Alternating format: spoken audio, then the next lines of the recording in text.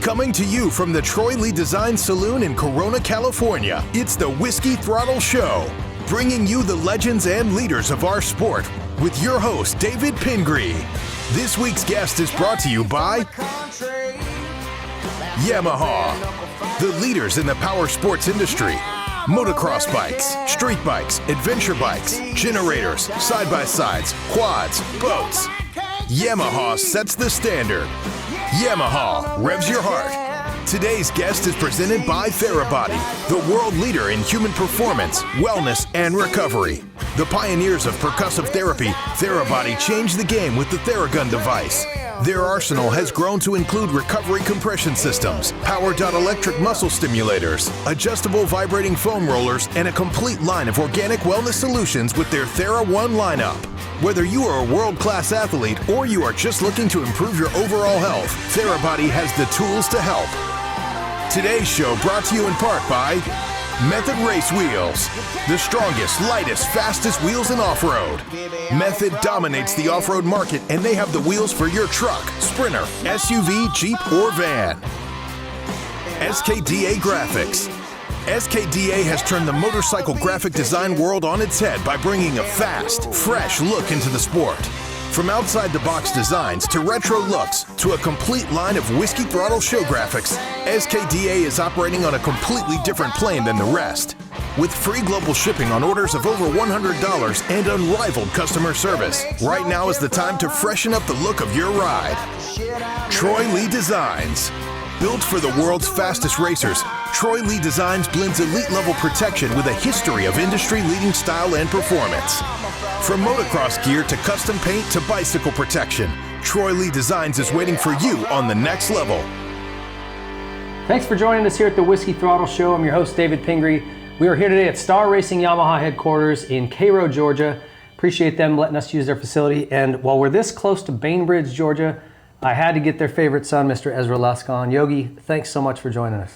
No problem. Thanks for having me. Yeah, this has been a show I've been looking forward to for a long time.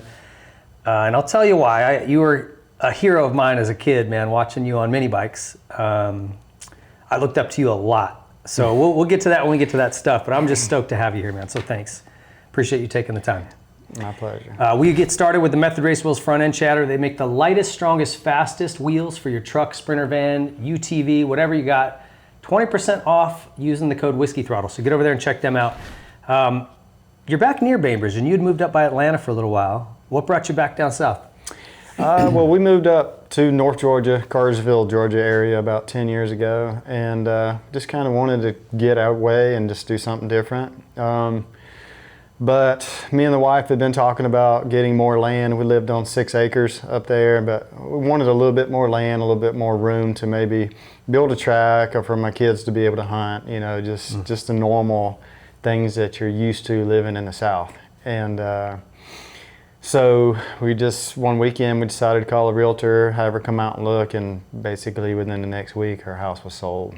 And so we sold the thing and we just started, but I guess I should back up just a little bit. Maybe beginning of the year, we started coming down and riding a little bit of MTF. Okay. And so that just kind of got us thinking, it's like if we sell our place, we get land, I don't want to really start over up there, move to a different place and you know, kind of start all over again. I'd rather come back down south and then, you know, we could be closer, different tracks and be closer to family. And so that's kind of how it all happened. Is her family down here as well? Yes. Yeah, okay. Yeah, we actually live just down the road from one of our aunt and uncles, and then everybody else is in the actual town of Bainbridge. It's nice having family around, man, you know, just... Yeah, it really is. And I, you know, I know a few of our friends were disappointed we left from Cartersville, but we, you know, my kids never got to have, you know, a grandparents' day or anything like that. You know, they never really had, we would always go to other families' activities and stuff, but we never really had ours. Yeah. And, you know, we had to get in vehicles and go visit, which we're really, really close to my wife's sister and her family, so we seen them all the time, but because he's in the military and they travel, so we would always make sure we would, you know, go see them, especially when he was really active and touring to the different places. So But yeah, we're happy to be back down here. I mean, just getting back used to the heat and the sweat. Oh, so it's more humid even here than there? Than North Georgia? Yeah, it's totally different. Wow. Yeah. You got another 10 degrees warmer and probably a good bit less humidity. Yeah, it's wild. If you see me sweating, I'm going to apologize now. It's not like I owe Ezra money or something. We rode a little bit this morning, and my body temperature, I don't think it's going to recover all day. It's tough. I'm with you. I got that built-in air conditioner. So you're racing a lot with your son now, and I just wanted to get your opinion. Like, did you ever think you'd be a moto dad, be back out at the track? No. How are you enjoying that? Or do you hate it? I hate parts of it, to be honest with you, but I love the fact that he loves it. He's kind of taken his own way. But it's been a roller coaster. Like, the first race I took my kids to, I put them both on TTR 110s and a 50. So I tried to sabotage them so they wouldn't really like it. And of course it rained, and I had the stock tires that come on it, which is, like a street tire. Like basically. A street tire with a couple little knobbies on it. And so they couldn't even make it up the jumps. Like, it was funny, but then they loved it. They wanted to go back. So both my kids rode for a little while. My older kid, he kind of grew up and he got into other things. Like, he loves wakeboarding. So he's really into the wakeboarding thing. And then my youngest, he rode for a little while, and then he just kind of didn't care about it at all. And then while we were in Atlanta, I started doing some motocross schools. Like, I had a place that I did them 2 or 3 days a week for a little while. And my youngest Hudson, he would go out and help, and I would pay him to help with, in the line, or help me water, or just things like that. And he still was really never into racing. He had a dirt bike, he rode, but could care less. Yeah.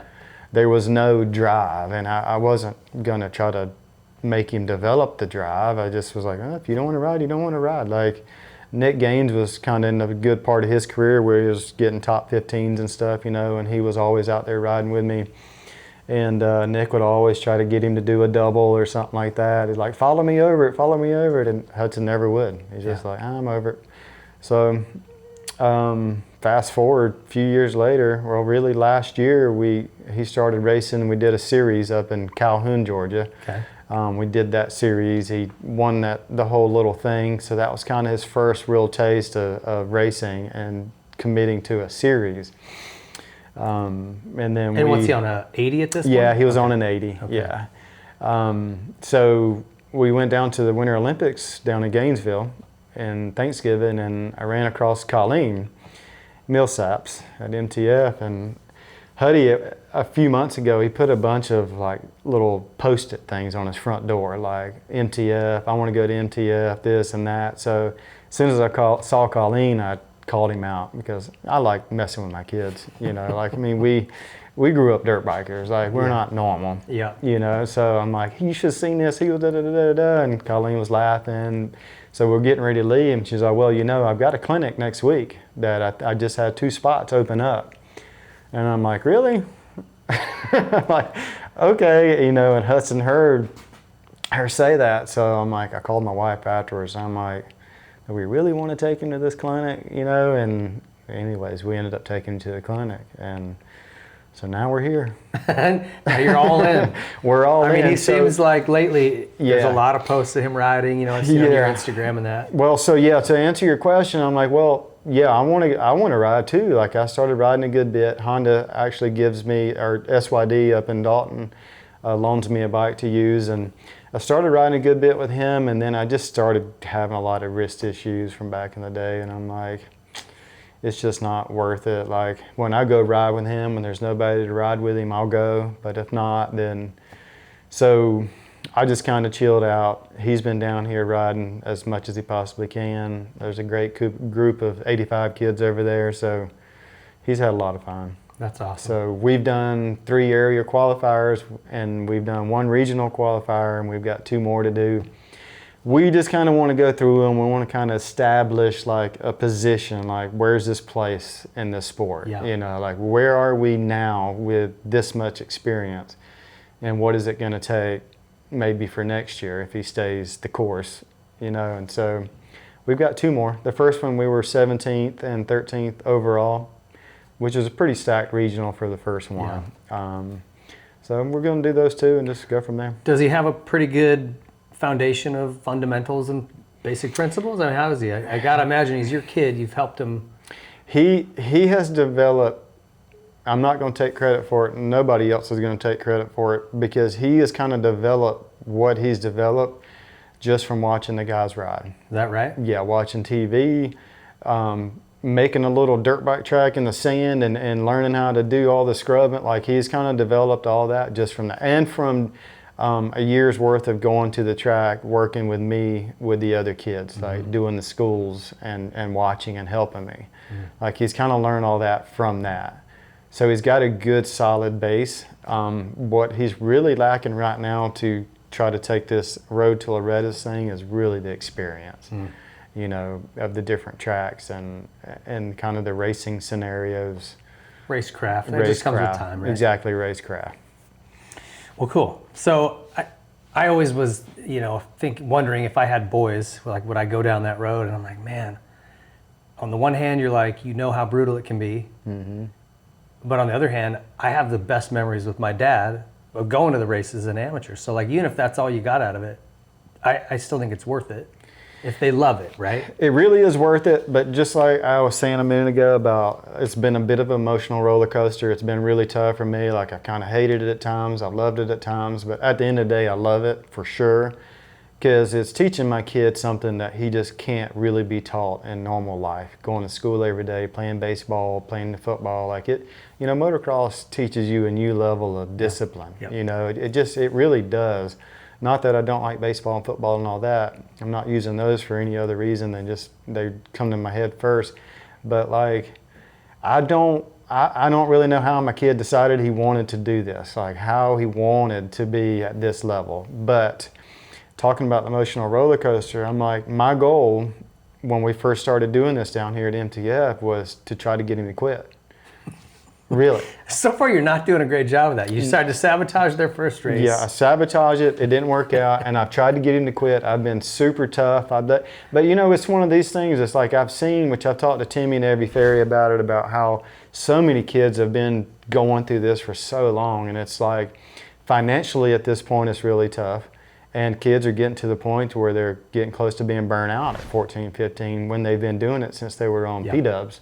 You know, so my kid's pretty fresh for that. But the biggest thing I wanted him to understand by us skipping all of that and being here is that while we are here at MTF, you're going to understand that these kids didn't get to this level by just showing up like you've shown up this year to do it. Like, I really want, if he can make it, I'd like for him to make it to Loretta's, but if he don't, like, that's completely cool with me, almost better to me, because I want him to understand like what it's really going to take, you know, because you take Tiger Woods over there at MTF. I mean, he's been there since he was young.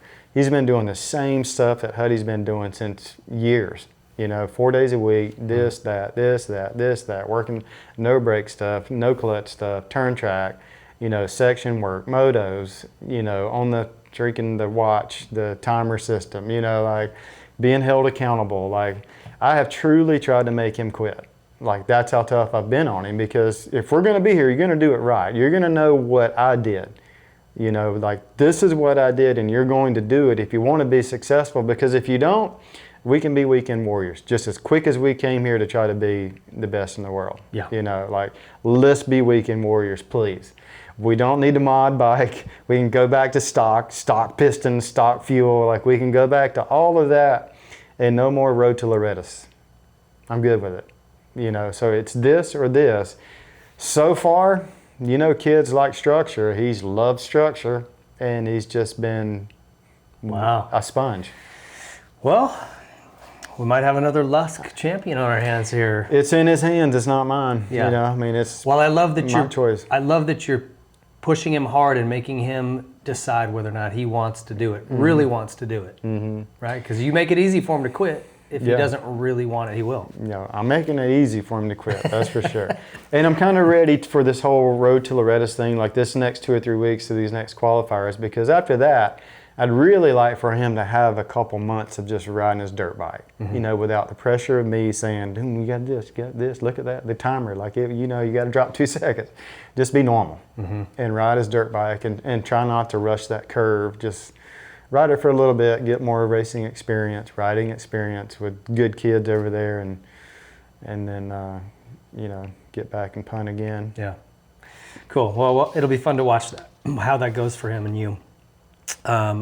Hey, get over to Whiskey Throttle Show, whiskeythrottlemedia.com. We've got a new website, new content over there, site lap, riders meeting, all kinds of shows, bike tests. So be sure and check that out. Also, you can buy merchandise and our Moto wash bug. It's a great Father's Day gift if you're looking for something. So check that out. Let's get to our guest story here.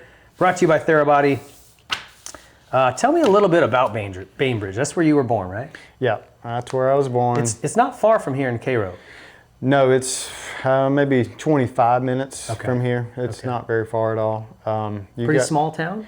Yeah, I mean, I don't know the numbers, but it's a pretty small town. But for the area, it's pretty big. You know, Tallahassee's probably the closest, biggest town, obviously. But it was a small town. You know, I went through all the years of school, all the way up until the 11th grade when I was racing pro, and it was too hard to make up work, so I ended up getting my GED. I had to send off and get special permission to do that because at that point you really couldn't take the GED test until your class had graduated. Oh, okay. So I would have had to wait one more year. And I knew if I waited one more year, I doubt I would go back to take it because I was fresh. You know, I kind of knew school. So anyway, so I went ahead and did it and got that out of the way. So did you play any other sports before you got into dirt bikes? Were you any stick and ball stuff or anything else? Yeah, a little bit of baseball. Okay. And I did some running races. I really like running. And I did a little bit of swimming when I was real young. But really nothing else. Not while I was riding. Like, you know, and I had this conversation with my kid too. It was like in those early days of him riding when I knew he didn't really want to race. I was like, Honey, I always knew that riding my dirt bike was the funnest thing I could ever do. Like it was always the funnest thing. Like I don't really remember a day that I didn't enjoy riding my dirt bike. And I always enjoyed going fast. Like I wanted to go as fast as I could. I didn't really enjoy the running because I ran 5 miles every single day. That wasn't a part I enjoyed by no means. I mean, who enjoys that?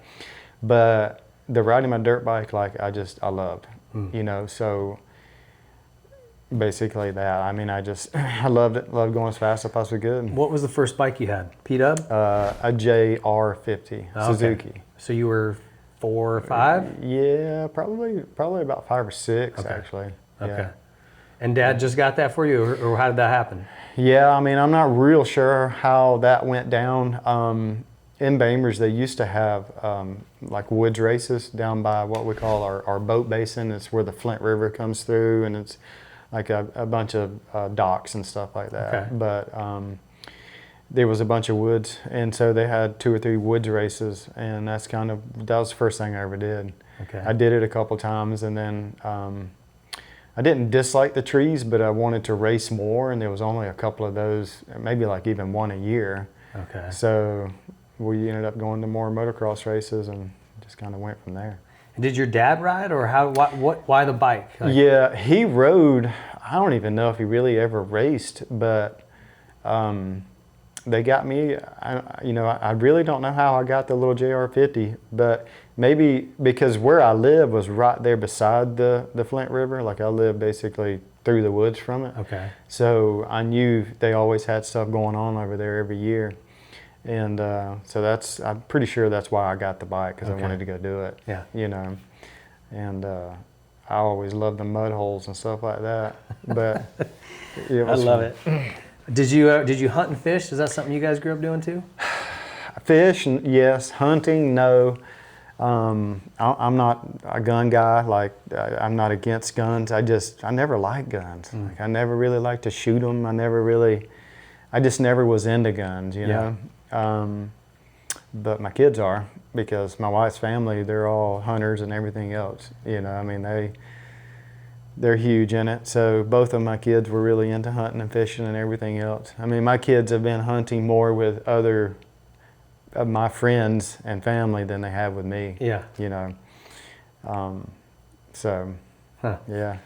Do you remember then? So your first race was that woods race. Yeah. Do you remember your first moto race? No, I don't remember my first moto race. Okay. But it was local. But really one of my biggest memories though, like I raced so I think I got the JR50 around the 6-year-old range. And then I think I raced my first big race when I was 8 on a KX60. Okay. We decided, there was the Kawasaki World Mini Grand Prix out in, where was it that year? It was Henderson. Well, was it maybe, it was early 80s. It was at Indian Dunes before Vegas, before Nevada. Did you ever go to that, or No, it was Vegas. Yes, it was Vegas because that track kind of outside of town? yeah, and I remember staying in a motel where there was slot machines and all that because I just remember the ding ding ding ding ding. Yeah.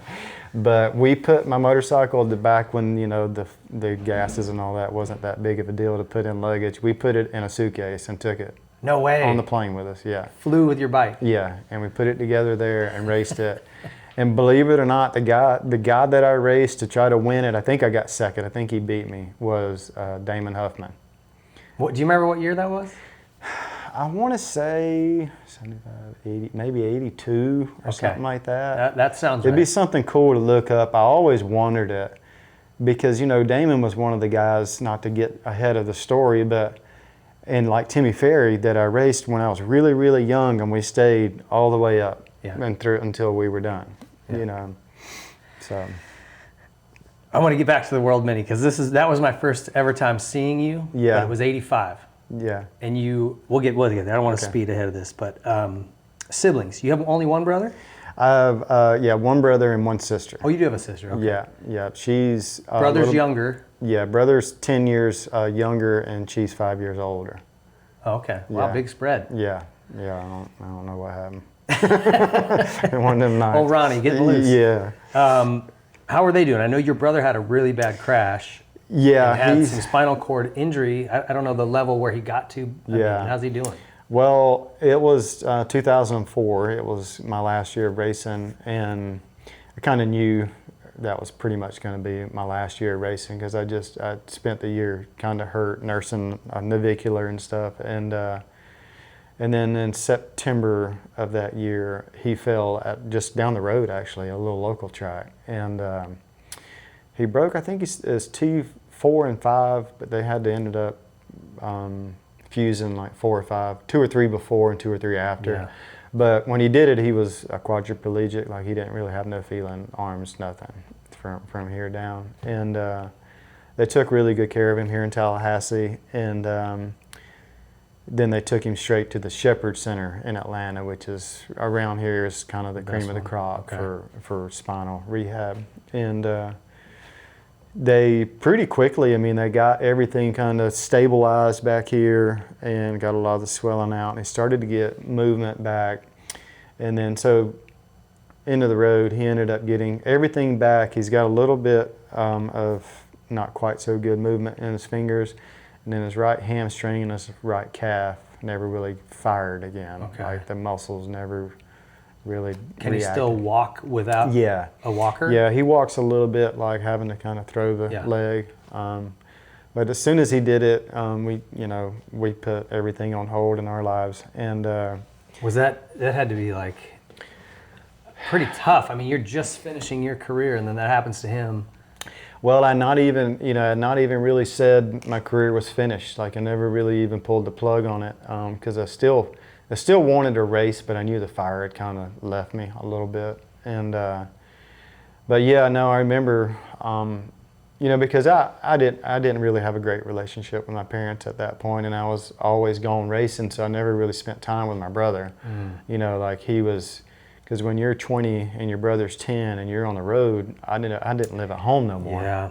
So yeah, that's tough. if you kind of imagine that picture, like I was never around, so I was not a big brother. I was always gone.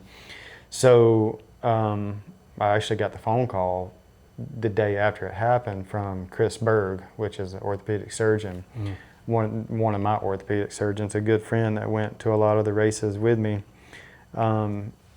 And he said, "Hey, did you hear about your brother yesterday?" And I'm like, "No." And he told me, so I went straight to the hospital, and Like it was tough. It was tough. Like I remember, going in there and seeing him because he was on one of those like motion beds that just kind of keep blood going from, from like cooling. that. And I remember calling Brock Sellers and just bawling my eyes out, like, dude, I saw Button right when he did his, and it's, you walk into that scene and it's just, it's pretty heavy. And that's your brother. Jimmy was just a friend of mine, but like, close or not, that's a pretty hard thing to see. Well, it obviously every time you hear of anyone in the sport or any other sport or anybody it happened, like it happens to them, it's hard because things change forever. If you totally get the feeling back, you get everything back, there's always a lingering effect. Like I've met a few people throughout my life that had the injury, that got everything back but didn't get like the bowel movements back, just weird things. And So, I mean, on the grand scheme of things, he's pretty lucky. He got a lot back. Well, right? I think if it were me, yes, he feels super, super lucky. But I think if it was someone, you would just be lucky that you're alive. Right. Because when you break your neck up that high and in that many places, because his was pretty much shattered. Pretty badly broken. Yeah, it was bad. Like it wasn't. That's what Chris told me from the beginning, that it's not good at all. Wow, so. Man.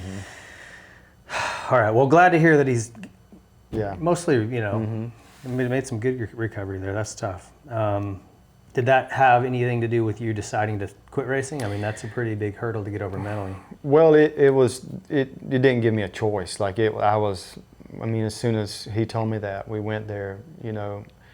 My wife is, unbelievably supportive. She's like, do whatever you want to do. We're here, And so we went down there. We were there for a little while, and obviously it was uncomfortable with my parents because we didn't really speak. And but then we found out through all the doctors they were going to take him up there. So we went up there, and for the first little bit, you really can't be in there. They don't let you in there doing all the stuff with them. But as soon as he got back home, I kept telling him, as soon as you get back home, we'll work out, we'll do whatever we got to do to get you back strong to live this life, whatever this life is going to be. And so got back, and in Bainbridge, there's a YMCA. That's kind of like most people do their gym stuff and swim. They have an Olympic pool. So we started working out a lot, and racing dirt bikes or riding dirt bikes didn't really cross my mind no more.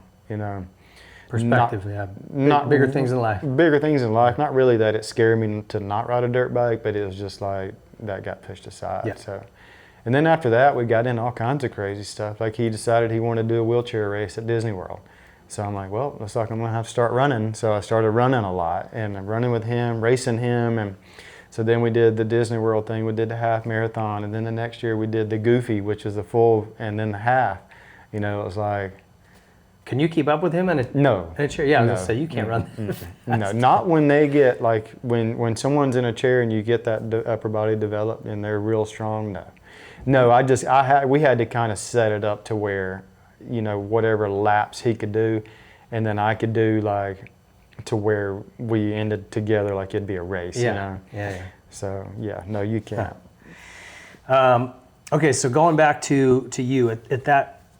You get the KX60, you're obviously getting serious about racing then if you're throwing crap into a suitcase and flying to Vegas. Yeah. Were you doing pretty well in this region, and that's why you guys decided to go to the World Mini? Yeah, I was doing really well. I have this conversation with so many people about racing back here. Like, back then there were so many good kids to race against. I'm sure like it was in California, But California, you think Southern California and then all of California, but like for us, it's the whole South, like South Carolina, North Carolina, South Carolina, Tennessee, Georgia, Florida. We all raced each other like at all these races. Like Timmy, we always would go down to Florida and race Timmy. Timmy didn't really venture up like north so much. Was he Orlando or Tampa? Well, Timmy was all the way down. Where did Timmy grow up? I don't think Ricky was Tarpon Springs, Florida, I think. Yep. Red was West Palm Beach, maybe. Like he was maybe on the east side, I think. But then later on, as he turned pro and got later on, he was in Dade City, and then Ricky came to Tallahassee or Havana. But Florida was so gnarly. Like there was always so many good kids between me and him, and then. Who else was in that window? Was like Hank Marie? Or was that earlier than you? Well, Hank was a little bit older, and I raced him maybe later on in the mini bike days. But it was me, Timmy, a kid named Brock Bullard that didn't really make it into the pros very far. Okay. I don't think. I think he may have started racing before the mini bike days. But Colin Edwards, you remember Colin Edwards he was in that picture. Really? So he was pretty good at that age. Oh, he was really good. Yeah, he could. I mean, he was just as good as us. Like he could win also. But we never really saw Colin unless it was a big race because he was. I think Colin was in Texas. Yeah. And that's where he stayed. And then if you come up into North Georgia and the Carolinas, like there was always a bunch of kids to race that. Like was John Kitch? Was he older too, or? Yeah, he was more of Hank Marie and Swink. Okay. He was more their age. Okay. But he was super. Those are just names I remember from that area. Like all it's the bars, an competition unreal guys. amount. Yeah. Rodney Barr, he was a good bit older, but it was an unreal amount of people that raced that would always go to these local races. Like you have so many people now, that train at these training places that don't really do a lot of local races that much. That's a weird phenomenon in our sport where, we didn't have good tracks to practice on during the week, really, whatever local spot you had. Yeah. So we went to the tracks on the weekends to race, to get on a good track and compete. Mm-hmm. Now they go to these places all week long. California is the same way. You can ride a different track. It's prepped and perfect every day of the week, but no one races on the weekends. They only pick 5 or 6 big amateur races, and that's what they do. Yeah. It's weird. Yeah. Well, see, that's where I'm not going to make that mistake because that's what my kid needs. Mm-hmm. When I was growing up, we raced somewhere on a Saturday or Saturday night, raced somewhere on a Sunday, and then we rode during the week. Mm-hmm. I want to try to take it in different little phases to where, like I'm saying, if we don't do this whole Loretta's thing, then after that, we're going to take a little bit of a break, like just a little bit of a break, and then we're going to start back riding and then kind of build back into racing. See if you can get him to quit for good. See if I can get him to quit for good. No, at that point, I think at this point, after all these qualifiers, like he's already kind of proven to me that he wants to be here and he's going to do the work. So I've kind of let go of the harness a little bit. So I'm going to let him just kind of ride for a little bit. Yeah. And without me being this all the time. Right. So. Okay, so when was the first big amateur race where you won and started getting sponsors and started like really kind of hitting that next level? Pretty much that year when we went to Las Vegas and did that. Second, I guess. Yeah, I mean, I got. Who won? Damon, you said? Damon won it. I don't remember like results, but I want to say it was pretty close. I think it may have came down to the last moto or something, but I would like to know because I might even be off on the year, but I know I raced Damon because we raced at Las Vegas some of that World Mini stuff a few times, even throughout. Remember when they would have that the Team Green thing? The Race of Champions. Race of Champions. Like we even did that together, and it was just cool. I remember it's like Jesse James. Do you remember that name? Yeah. Steve Olson. I think he was out of Texas. Do you remember that name? Yeah. He had I think Pink Panther. He always wore pink gear. Do you remember that? Yeah. I'm pulling out some old shit out of my rear end right now. Well, I remember Buddy Antonez. Buddy was always a little bit older, but I remember on the back of his pants or the back of his helmet, it said, "This Bud's for you." And I remember seeing all that, like when I would see you guys out west, and I always thought you guys were cool. Like I was just like, oh man, that's so cool. Like That's funny, man. It's hard for people nowadays to get that, but there was a really big divide because there was no social media. Mm-hmm. You had to read about things in a magazine. Mm-hmm. They were all based on the West, so we didn't get a lot of info about the guys on the East unless we went to an amateur race. And you just hear about these guys. And literally you would see it in a magazine or Cycle News or something like that. And that's when you would see, he did good at the World Mini Grand Prix. Yeah. But it definitely was. I mean, it was definitely a great divide between the two sides. And it was just a very different time. And And that's why Dave Coombs Sr. created that East-West Supercross thing. Like that was the reason for that, because the East Coast guys weren't getting any exposure, because at the time back then, if you didn't live in California, you just, it was like you didn't exist in the sport. You had to come over there and win. Yeah. Which was, sucked for you guys. Yeah. Who were you looking up to as a young kid? Like, who was the pro guys you really looked up to? Well, we were fortunate enough to have Gatorback at Gainesville, Florida, to be the closest national, which was really close from Bainbridge, 2.5 hours. And even the Winter Am races, the Florida Winter Am races, because they did some of those Winter Ams before the first Supercross would happen, because I think they used to start on the East Coast, but Bob Hanna and guys like that would come do some of the Winter Amps just to get ready for the Supercrosses. Yeah. And but probably Ricky Johnson and David Bailey, and like those early years, And then believe it or not, like later on was like Jeff Stanton and guys like that, because as I started to learn more about the sport and kind of learn the different styles, like I knew David was probably the most technical guy.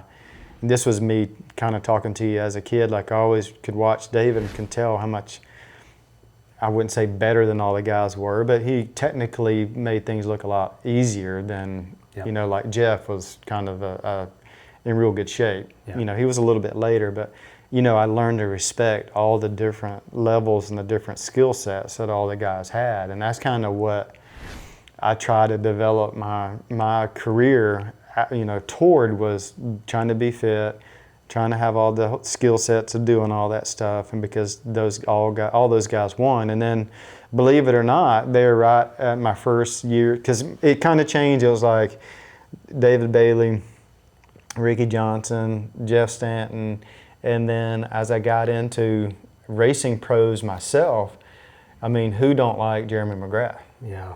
Because Jeremy had it all. To me, he had everything. Like I had to study him and try to figure out, how to try to beat somebody like that. Not for a few years, obviously, because I turned pro in 92 and he was already pro, and then he started winning in 93 and, like the big bike class. And because then, to me, he kind of brought the BMX side to it and brought another level of a skill set to riding Supercross, which it was jumping things in a way that people just didn't jump, blitz and whoops, believe it or not, that's kind of something everybody really didn't do back in the day, which was actually like blitz whoops, like da. They would just get back and just hammer ass. Yeah, because they didn't set their bikes up for it, Yeah.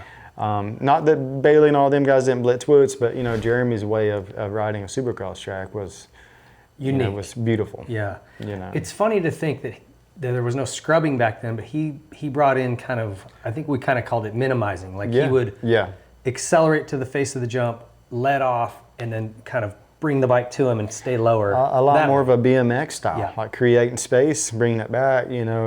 That's kind of one of the things I work with my kid a little bit about when he jumps and when he goes through bumps. Is like, how do you've got to try to create that space. But I'm not telling you to sit here and be a robot. You can't be over the crossbar pad, but you got to create the space when needed. Then you got to just on and on and on. Yeah. But he was. So when were you a DMC guy from way before that? I don't really know how the DMC thing happened, because I wasn't a DMC guy before this or after this, but I raced Dave Miller's bike at a World Mini Grand Prix. In 85? In 85. Okay. Yeah. Fast forward to 85. So you weren't before that? That was just kind of like a one race thing? Yeah, I just remember showing up there. I don't know, I guess my dad and Dave had a conversation about building me a bike for the race. And I couldn't hardly even ride it, but I rode it. And I don't remember, do you know my result from 85? I'm pretty sure you won. I would think if I got the start, if I held onto it out of the gate, I probably won, because it was I was riding 60s at the time. I don't think I was in your class, though. I was, maybe whatever the class down was. Mm-hmm. And there was, if you remember that, I don't know how well you're going to remember this. Remember the scoring tower was? Yeah. and there was a big sweeper turn, left-hander, and then like a jump that dropped, and then a jump kind of right in front of the scoring tower, and the pros were doubling it, doubling down it. Do you remember that? Yeah, it's kind of, sort of. And Dave Miller's out there cheering you on to double it. Yeah. And your dad is. Okay. Your dad's like, go. Sure. And Dave's like, no. Yeah, I think I'm you sure. had a huge lead. Yeah. And you were doubling it on a 60 and like blowing minds, dude. That was my first. Yeah. My dad called me over to the fence. So you're not gonna believe this shit. Watch this kid. Yeah. And that bike was gnarly. Yeah. Dave Miller was a Yeah. genius, right? And I just remember the sound of that bike and the way you came through that turn, like it's burned into my brain. Yeah. And that was the first time I ever saw you, and I'm like, that guy's insane. Yeah. You were, that was really fun to watch.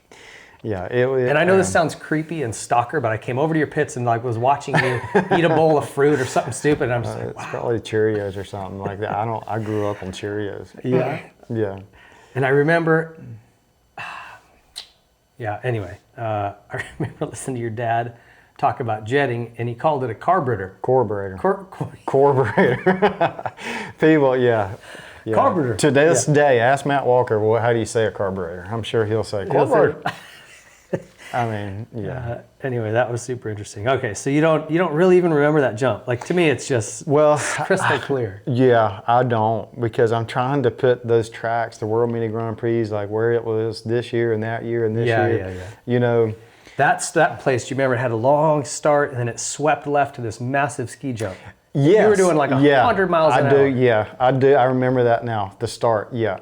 I'm sure you had a whole shot, because that bike, if it was as fast as it looked. Yeah, I could have probably started backwards. Yeah. All right. Anyway, that was like my first memory of you, and it just, like I said, I'll never forget it. So, who was your biggest competition? Well, because isn't that where they had the Race of Champions there for years? Yeah. That place. Yep. Yeah. Probably 1990, they moved it to that crappy place up in North Las Vegas. Yeah. For 83 to 89, it was there. And I might be a year off a little bit, but. Yeah. So who else were you racing against on mini bikes then? Those same guys? Jeff DeMint was probably one of my biggest mini bike rivals, I would say. Was Swink same age or a little older? No, Swink was a little older. Okay. I hardly ever crossed paths with Swink on mini bikes. Okay. Hardly ever. He would have smoked me anyways, because those guys up in that next age group were really, really fast. That was Budman and Swink. Yeah, Buddy and Swink and Gaddis and Button. And was it Joel Albrecht? Was he in that age group? It was Joel. Yeah. Well, because they didn't really come, like you're saying, back like to the mini Olympics and stuff back then. Hardly ever.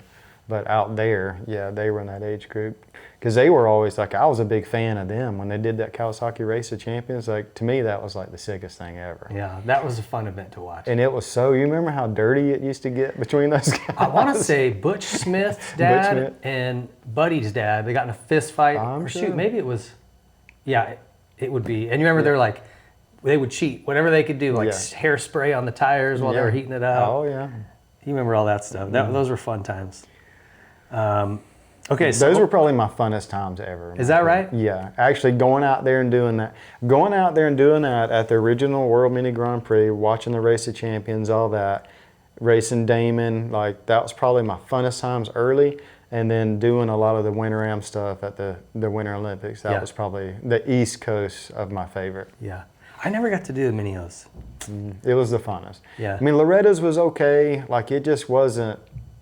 I mean, it was okay, but the Winter Olympics that whole week down there was pretty fun. cool. Yeah. Well, you got 4 titles at Loretta's, 3 runner-ups. I mean, you really did well there. And I never raced a big bike there.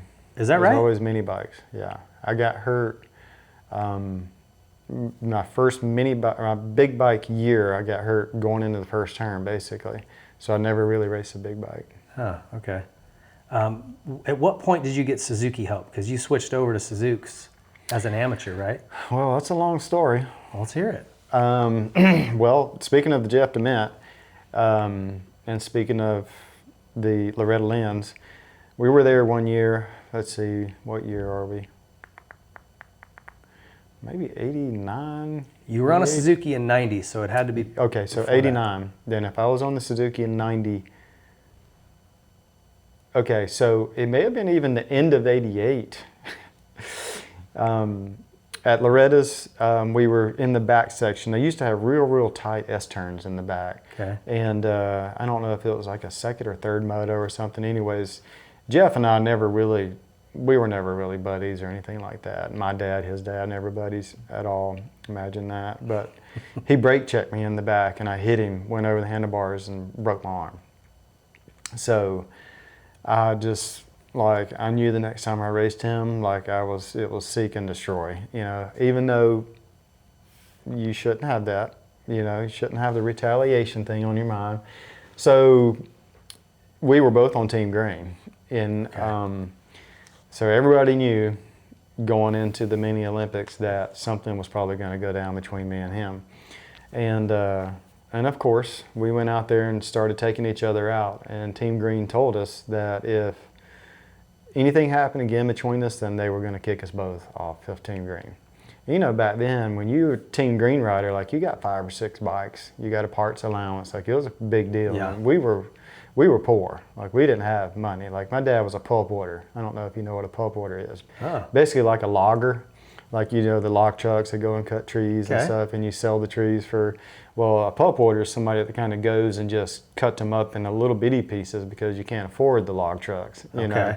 We had the log trucks for a little while, and then racing kind of took that away from us, so we ended up doing the whole pulpwood thing. And so the bikes was, I mean, we couldn't keep going if it wasn't for that. So basically, my dad and we talked about it, and it's like, we got to stop this nonsense. Well, next moto would go out, Jeff does it to me again. Like, and of course I couldn't refrain from doing the same thing to him. So anyways, Kawasaki said, next week we're going to be at your house. We're going to pick up all your bikes. We're firing both of y'all. Really? So they y'all followed through? Yes. Yeah. Jeff Chambers, which is somebody I've known my whole life, you know, since then and still till now, he was the guy that came to my house and the old Team Green box fan with a thumb on the side and picked up all of my stuff. I'm like, see ya. How was that? Were you guys... I was devastated, but, you know, I mean, actions have consequences, and I had to live with it. And maybe a good life lesson. It's a great life lesson. You hated it at the time, but... Yeah, I just, I had this conversation with a kid down at WW, the first regional that Hudson just did. Somebody in practice flipped him off, and then somebody else cut him off, and the dad asked me, like, what should he do? And I'm like, you know, that kid will have his day. Like, it'll come full circle. You just carry on about your business and let them be what they're going to be, you know. And so anyway, so they came and got the bikes, and that was it. Jim Brannon, he has a motorcycle shop up in Atlanta, and it's called Freewheelin' Honda. He said, I will give you a bike to use during the Florida Winter Ams, because that's kind of what we did next. Okay. We did the Olympics and then all the Winter Ams because they were really big, like I said, back then. That was like the answer to the Golden State races out west. You guys had the Winter Ams. Yeah, and they were huge. Yeah. And anyway, so I got that Honda CR85, and it may have been a CR80 back then, I don't know. And then I bought one from some friends that raced with us. It was like 2 years old, just for a practice bike. And anyway, so I got through that race, and I got through that little series so I could keep racing. We just kind of managed with what we could afford. And then Suzuki said, so what was next for us, so the Mini-Os and then the Winter Ams, and then early, kind of like what they do now, was like our Spring National was, I think, what's the race in Texas back then? Was it GNC? Yeah, that one. Good Times National or whatever they call it. Yeah, and anyway. Jerry Needs Cash is what we always called it. So that was the next one. Suzuki said, we have our budget. You know, they always tell you that our budget's already been promised out for the year, but they said our budget's been capped. Like, we can't do anything, but we'll give you one bike. You're going to have to practice on it, race on it, to go to the GNC, whatever it was called. and if you do well, then we'll try to support you more for the next one, which was some of the Las Vegas stuff, the West Coast stuff. So I went there and I won both of my classes, I believe. So they gave me another bike. And well, anyway, so basically I did well. I got more support from Suzuki. I got another bike. Then they gave me another bike for Ponca City and Loretta. So I ended up getting 3 bikes and got parts. So that kind of got my foot in the door with Suzuki. And those 80s were actually quite good from 90, 91, 92. They were I was good. really surprised because, I mean, I kind of liked it even a little bit better than the Kawasaki back then because it just seemed, I just liked the way it felt and the way it handled. Yeah. You know? So, you know how it kind of went through a phase there where the Hondas, like the ergonomics of a Honda just was better than everything else, you know? Whether the bike was good that year or not, like it just felt like good. Right. You know, foot peg to seat, bars, just the fender looking at it, holding on to it. That's kind of the way that bike felt to me, you know? So I was good. I was obviously bummed I lost that and I made a bad decision. I had to pay for it. And believe it or not, Jeff went to Suzuki also. Yeah. The R&D deal, which is kind of the West Coast thing. Rudy and Dean, he started modding Jeff's bike, so we were both riding Suzuki's again. Back on the same, On the same team. Did you guys ever bury the hatchet or no? No, we never. I mean, you know, we never really. It's kind of like things just have a way of working themselves out. So we just kind of, you know, because we were getting kind of old at that point for mini bikes. Like, so I finished that year. I think I may have been around 14 years old. You were either it was 14 to 15. I've looked at, as I was prepping for the show, I looked up the Loretta's results from 90. And you won. Damon was in there. Steve Olson was in there, that guy. Jesse James was in there. Deegan was in there. I think I ended up 5th that year. It's stacked. There's a lot of dudes in that class. But you had to be either 14 or 15. I was 14. And that was your last year. I was 14 years old that year on that Suzuki 85 because then Suzuki, you know, then now is starting over fresh, so they were able to put me into the budget. And so they gave me 125s and 250s because I was going to go straight from that 85 to riding the 125s and the 250s. Because then I raced the Mini-O's in the 125B class and the 250B class. Just because I didn't want to go straight to the A class. Like I didn't feel like I was ready for that, you know. But I did the Olympics in the B class. Right after that, I did all the Florida Winter Ams in the A class. Were you winning? And did you win in the B? And then I won in the B that week for sure. I mean, it was definitely something I needed to do. I wasn't ready to go straight A class, mentally or technically. But I really wasn't ready to go to the A class for the Florida Winter Ams. Like, okay. I mean, I did well. I raced against a lot of guys that I'd kind of been looking up to, like local legends, you know. But as the year developed, who would some of those guys in? Do you remember? Gosh, who were they all? I just remember kind of being a deer in headlights. But I think, I think maybe Swink and guys like that Tishner, were doing. he was probably a little older. He was a little older than me and Swink, but like that whole group with Swink, because they were all kind of doing their Winter Ams and stuff still, because their East Coast didn't start, you know, until a month or two into the next year. You know, when I had nothing for them. Buell, Brownie. Yeah, Buell, Brownie, and just a lot of the Florida guys. Yeah. Yeah, I can't remember all their names, but yeah, I mean, So you did okay though? You were competitive right away? I was competitive, but obviously I didn't really have anything for the highest level of those guys down there. So in 91 then you ran B for a minute, went to A, and you raced kind of amateur stuff at A class all year that year? Yeah, I did all the A class for all of 91, and then the plan was to do, you know, at the end of the year there, Ponca City and Loretta's. I went to Ponca City. I won, I think, every moto in the 125 and the 250A. And then I went to Loretta's in the second turn off the start. I like planted my foot in a rut, you know how deep and muddy it is there sometimes, and broke my leg. So I was done. But I had already did a deal with Suzuki to turn pro for 92 because I turned 16 August 31st. So I did the Redders and then I turned 16 August 31st. Okay. And so I was going to go to Orlando in January and race my first pro race. Yep. And So you were you already had a factory deal? Yeah, I already kind of had a deal for 92 and 93 to race pro. Okay. And so then I had to sit from August, September. I think I didn't get to ride until the end of October because I had a broke leg. And of course, back then they didn't really put rods and stuff in you. They just put a cast in you and told you to heal up.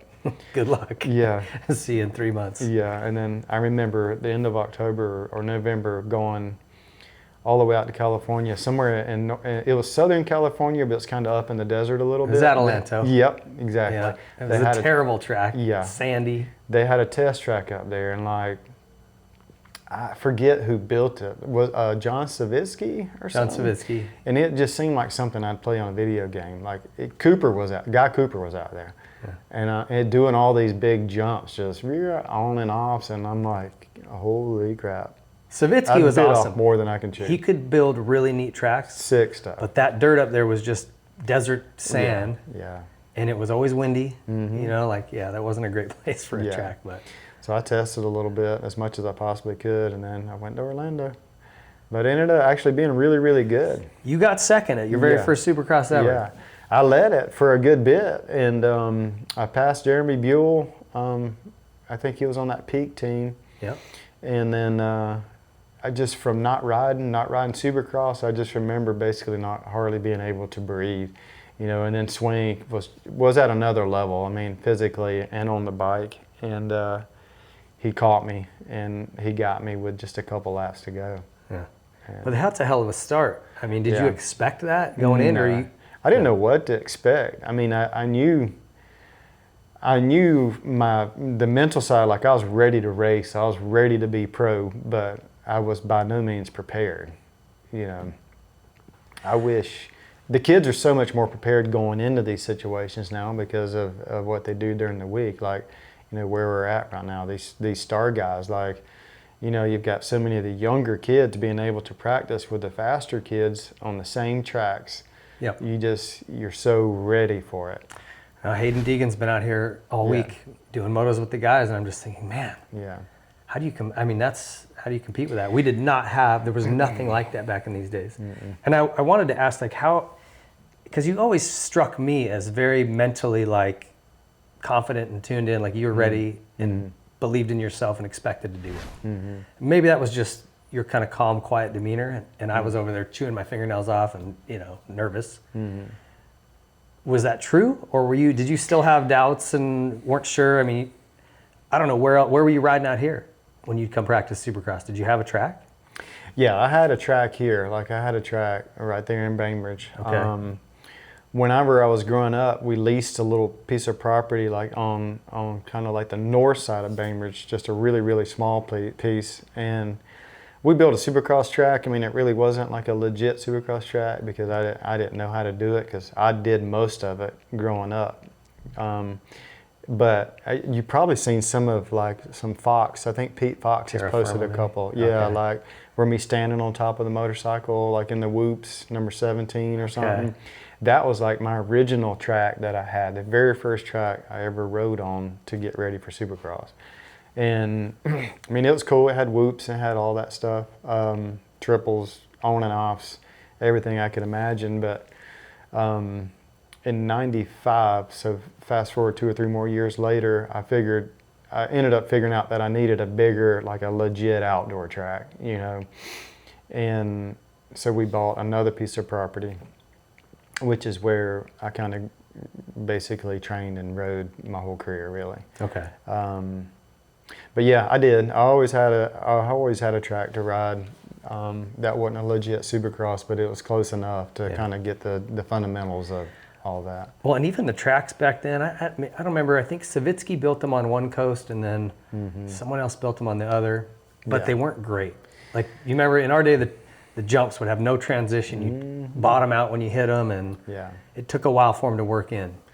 Yeah, it really did. But, you know, they ended up being so technical because they got so beat up. Yeah. You know, you would have some jumps cut all the way through the faces, you know, and you would have to change what you're doing, different rhythms and the whoops. Like, it just got definitely not manicured like they are now. Right. And the tracks ended up being, you know, you watch some of that stuff back then, and I look at myself and I feel like I was a beginner, but I was like, I remember that track. Like, that track was brutal. You know, I remember, I think somebody posted it and tagged me and Huffman, maybe Seattle or somewhere. He caught me like on the last lap of a qualifier, and it showed the last 2 laps of it. Like, I was all over the place on that Honda, just so herky-jerky, and he ended up squirting by me, and I'm like, oh God, I wouldn't have wanted to follow me those last 2 laps.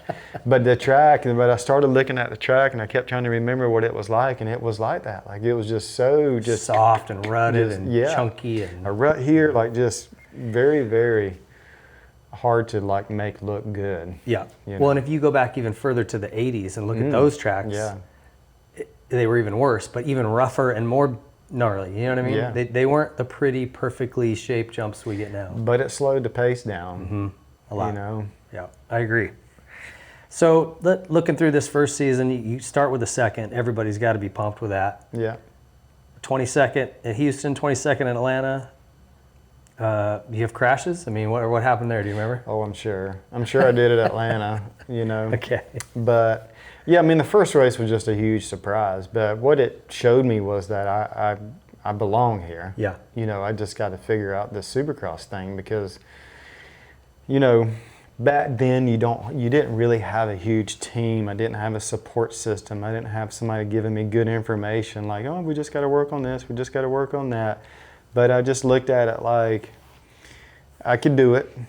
I raced with Swank. I practiced with Swank a little bit. I knew, you know, I could go somewhat close to his speed. I couldn't go his speed at that point.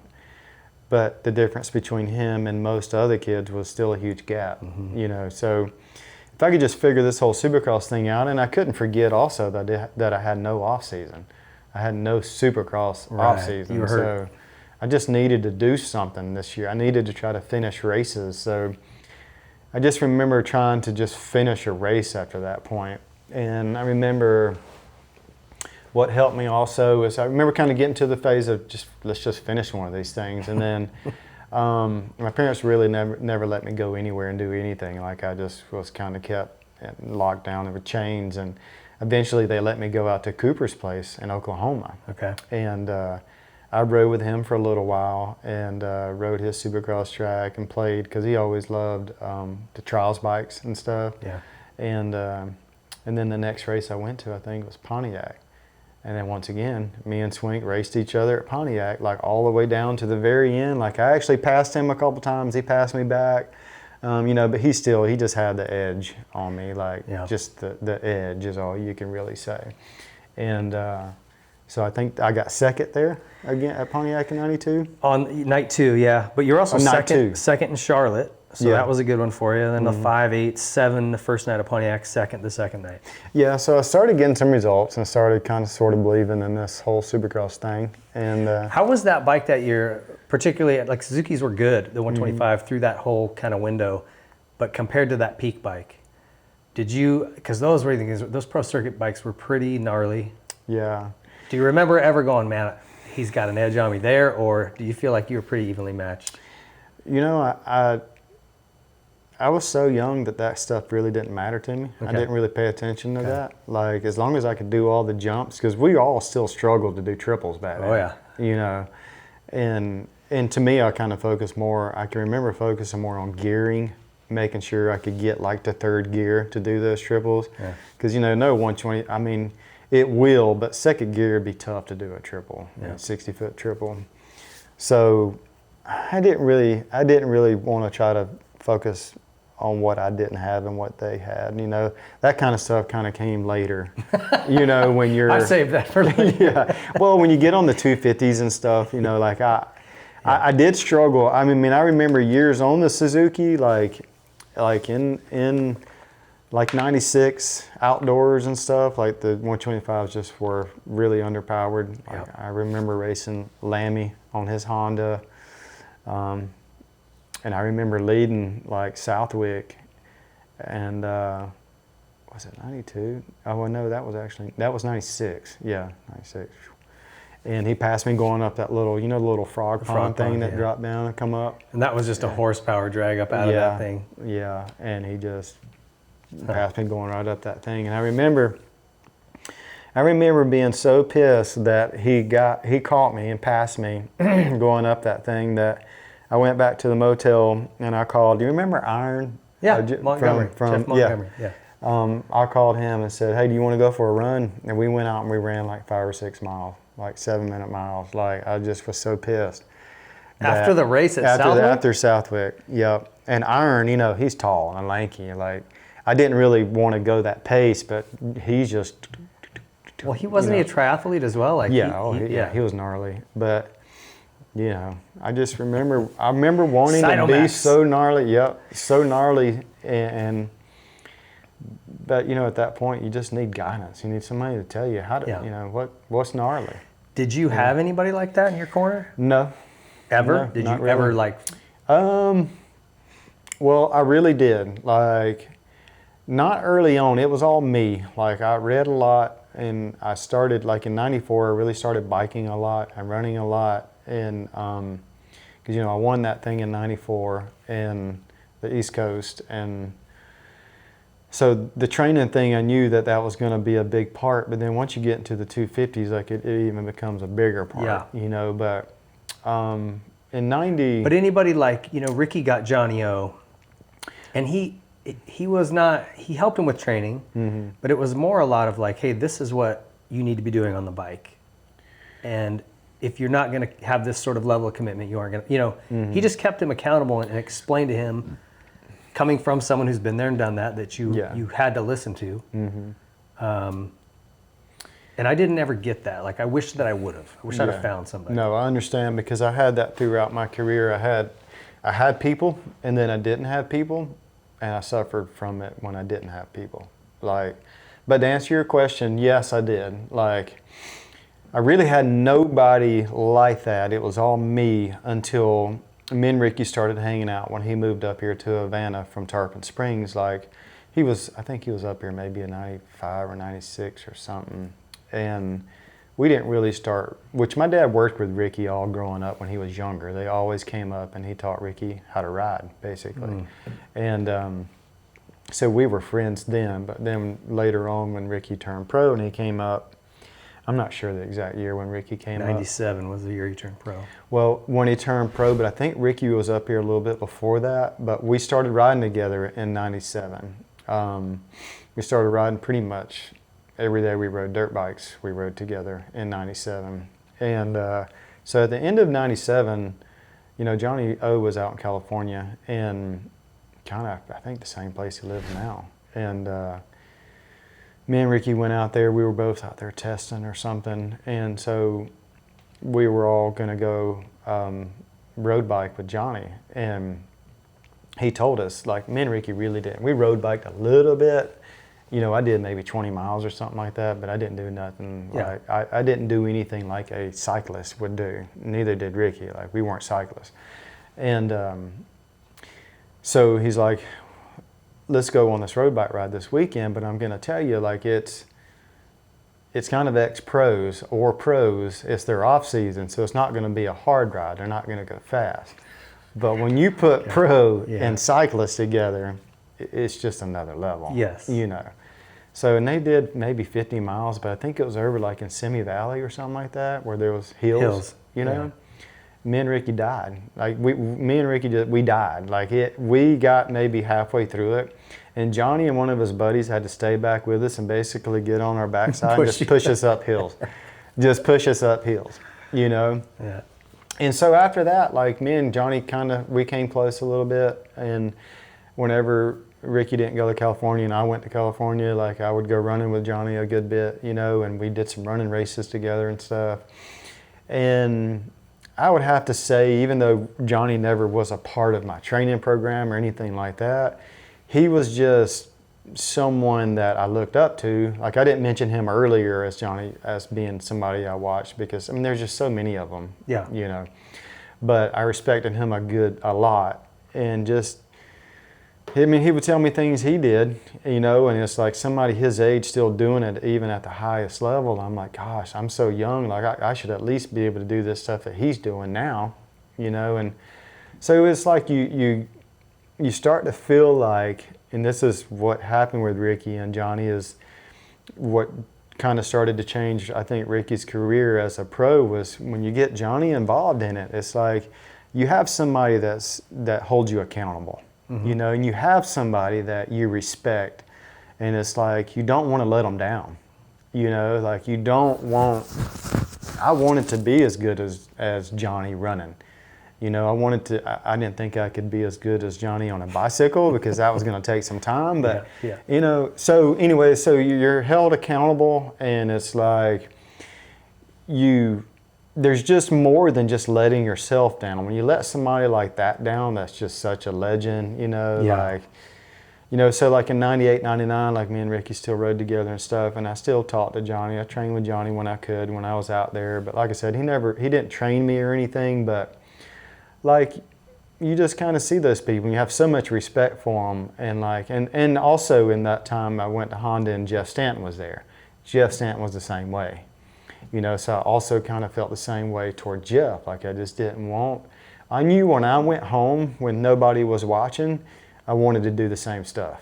Because when I went back to run again or back to the race, the last thing I was going to do was get tired. You know, because there's no excuse for getting tired. Like you can wake up in the morning, put your running shoes on and go run. You don't need money. You don't need a star racing dirt bike.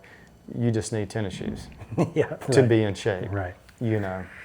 And I think the other value that they bring, aside from that accountability and you wanting to meet their expectation, I just wish I had someone, if I had a question about racecraft or about, hey, you know, what do you think about this gate? Where should I line up? Why here or there? You know, a guy like that's got, you know, a career full of experience and so much to offer, right? And I wish I would have connected with Wardy or somebody, and I think they might have even done it if I'd have asked. Well, no, you're exactly right, because you see that outside gate, you see that inside gate, and you think that looks really, really good, and that looks really, really good, but somebody's got to kind of remind you, well, Ping, you know, your tendencies are, if you don't get a good jump, you won't stay on it on that outside. You'll just kind of funnel in, or your tendencies are, you know, when you go to the inside, like you always like to like somebody just kind of reminding you of your tendencies, you know, and like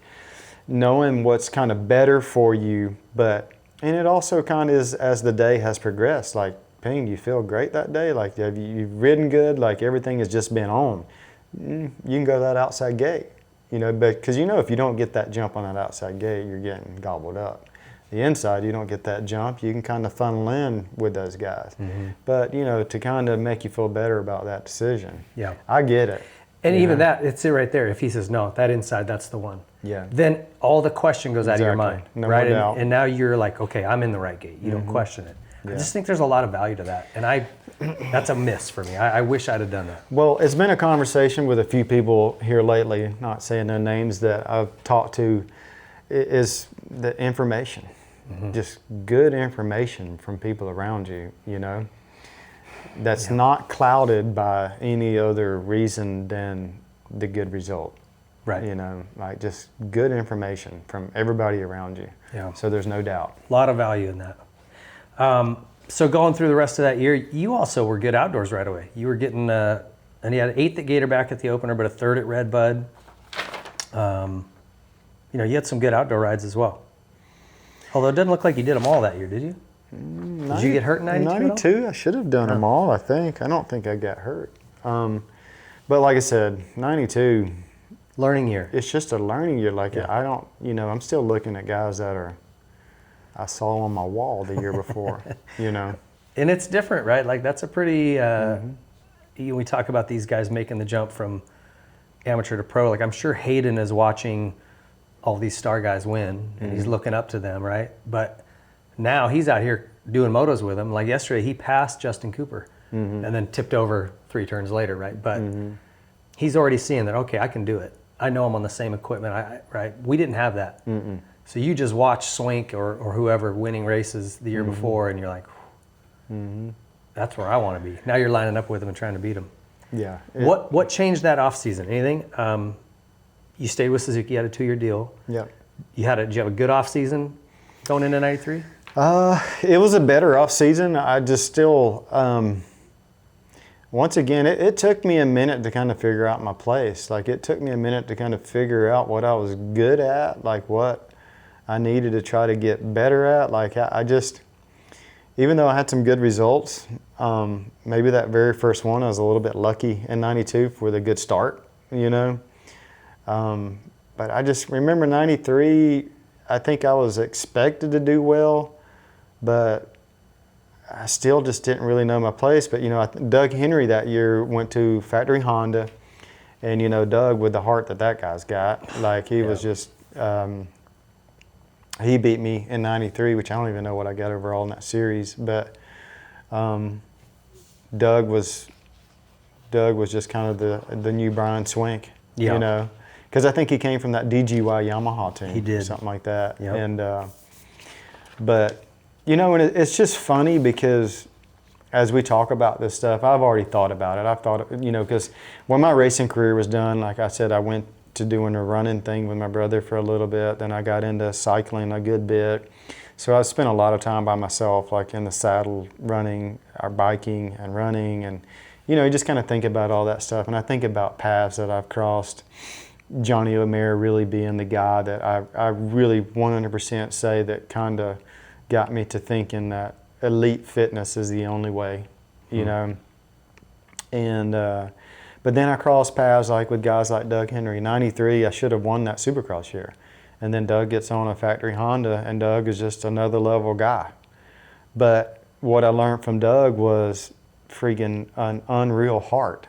You know, like, you know, Doug, if you watch this, like, you know, like John Dowd, like, they technically didn't have a lot of Supercross skills because they don't grow up there doing Supercross their whole life. So, but Doug beat me all day long with just so much heart. Yeah.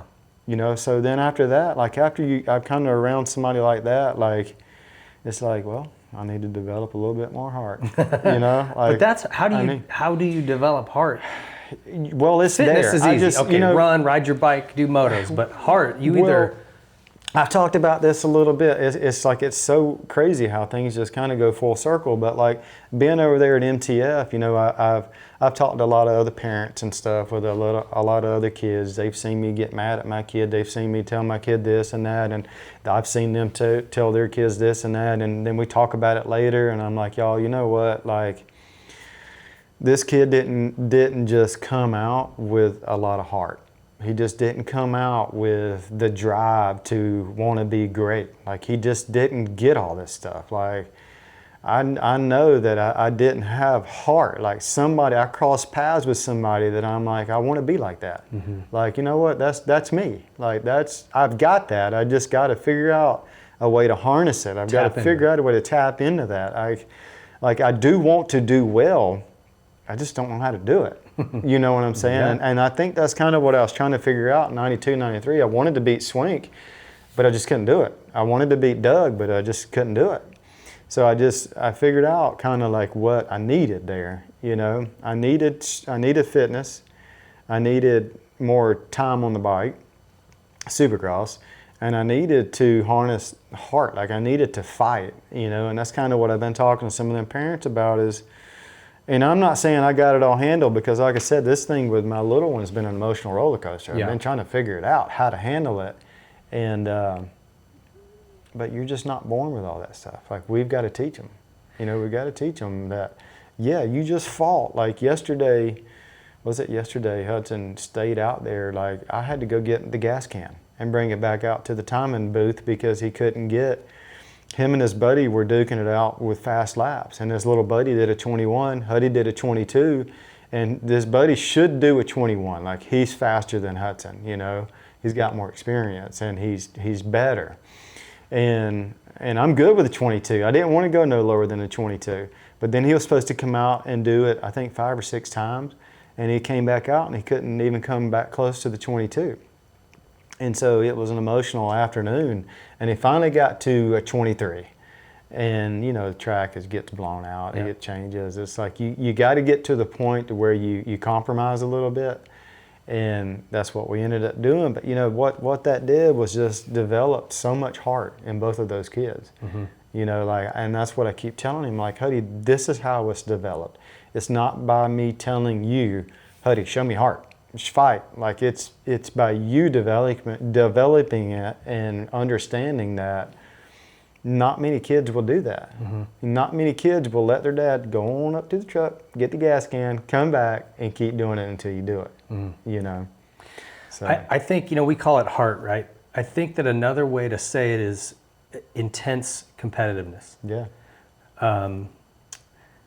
If you talk about Ricky Carmichael or like Rhino, two guys I would say, Doug, another guy, all heart, right? Like, yes, talented, yes, hard workers, but those guys they wanted to win so badly or didn't want to lose. What, you know, Ricky said he was more afraid of losing. That was what drove him. But you have to just want to win so badly that you're willing to do whatever it takes. And I don't know how, you know, other than training and committing to something, but I still wonder, is that innate? Are you just born competitive like that, and maybe some people aren't as much?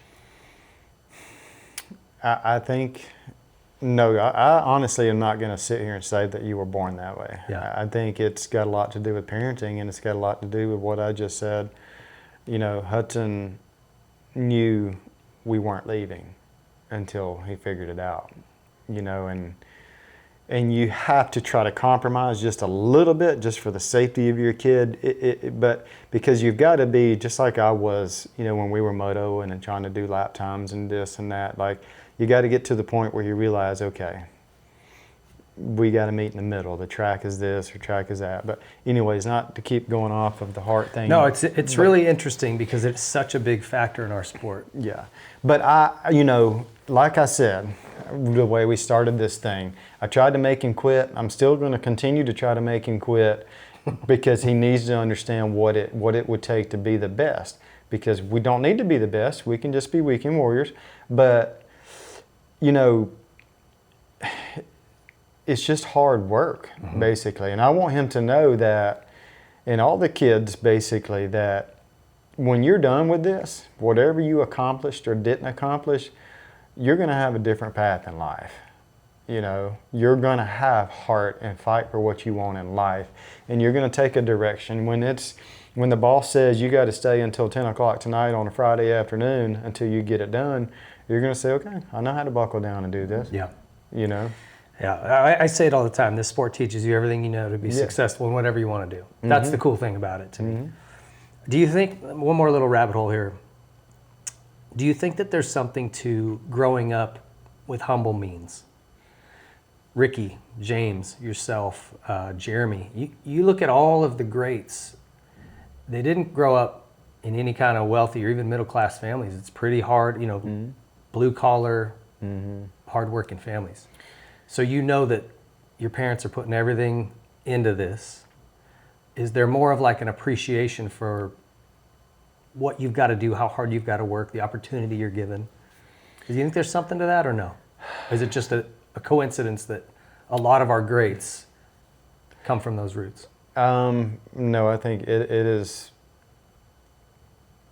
is a pretty big deal. Like, you can add, you know, Timmy Ferry to that list too. Like, his parents were just like us. Like, we none of us really had money. We never showed up at the Olympics or the Winter Ams and anything great. You know, like it was a struggle the whole time. And I feel like we learn it the hard way because of what we didn't have. I learned it different ways. Like I said, losing the Team Green deal, having to start over, because it was very, very easy for it just to be done, for me to be done. Very, very easy. So I learned it in those kinds of ways, and then I learned it even as an adult, as later on in life, how to handle things. So, but nowadays, with kids having so much so quick, having so, you know, just mod bikes before they even know how to ride a stock bike, a big, 100-foot setup with a mobile home and motorhome and trailer and all that. Like, I'm okay with it as long as the kid is humble and the kid is good parenting. But it's a lot easier for someone to be taught all that stuff to grow up the way we were growing up. Like we grew up. Like I know that's why I was humble, because I knew just as easy as it was given to me, it could be taken away. Yeah. That's interesting stuff. Okay, moving on. Let's go into 93 here. So 92, you were 5th in that Supercross title. 93 I was? 92, you were 5th. 93, you were 3rd. Okay. So who else jumped in there? If Doug won, else were you racing with? 93. Who would it been? Maybe one of the Pro Circuit guys? Yeah, probably. I don't remember. No, because that would have been Cowie's then. I don't know who they'd have had. Anyway. Yeah. I just remember Doug. He was number 16. He was fast. Just getting beat up. What else do you remember from that 93 season? That's about it. I don't remember a whole lot. I mean, that outdoor season. You won the opener. Did you? Supercross? Yeah. Did I? Did I? Yes, you did. I started out strong. Yeah, I mean, that's pretty much all I remember.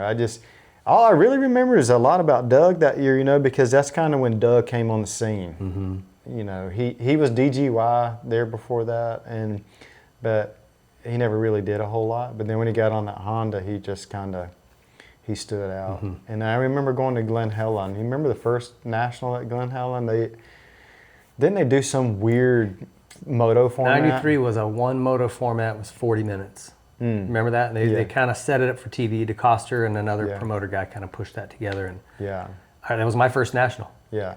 And it was hotter than... Yeah, because Doug come off and fell to the ground and was laying up against that little concrete scoring tower thing, and he kept passing out, like fainting. And they had to, I think they had to take him off and give him IVs and all that stuff.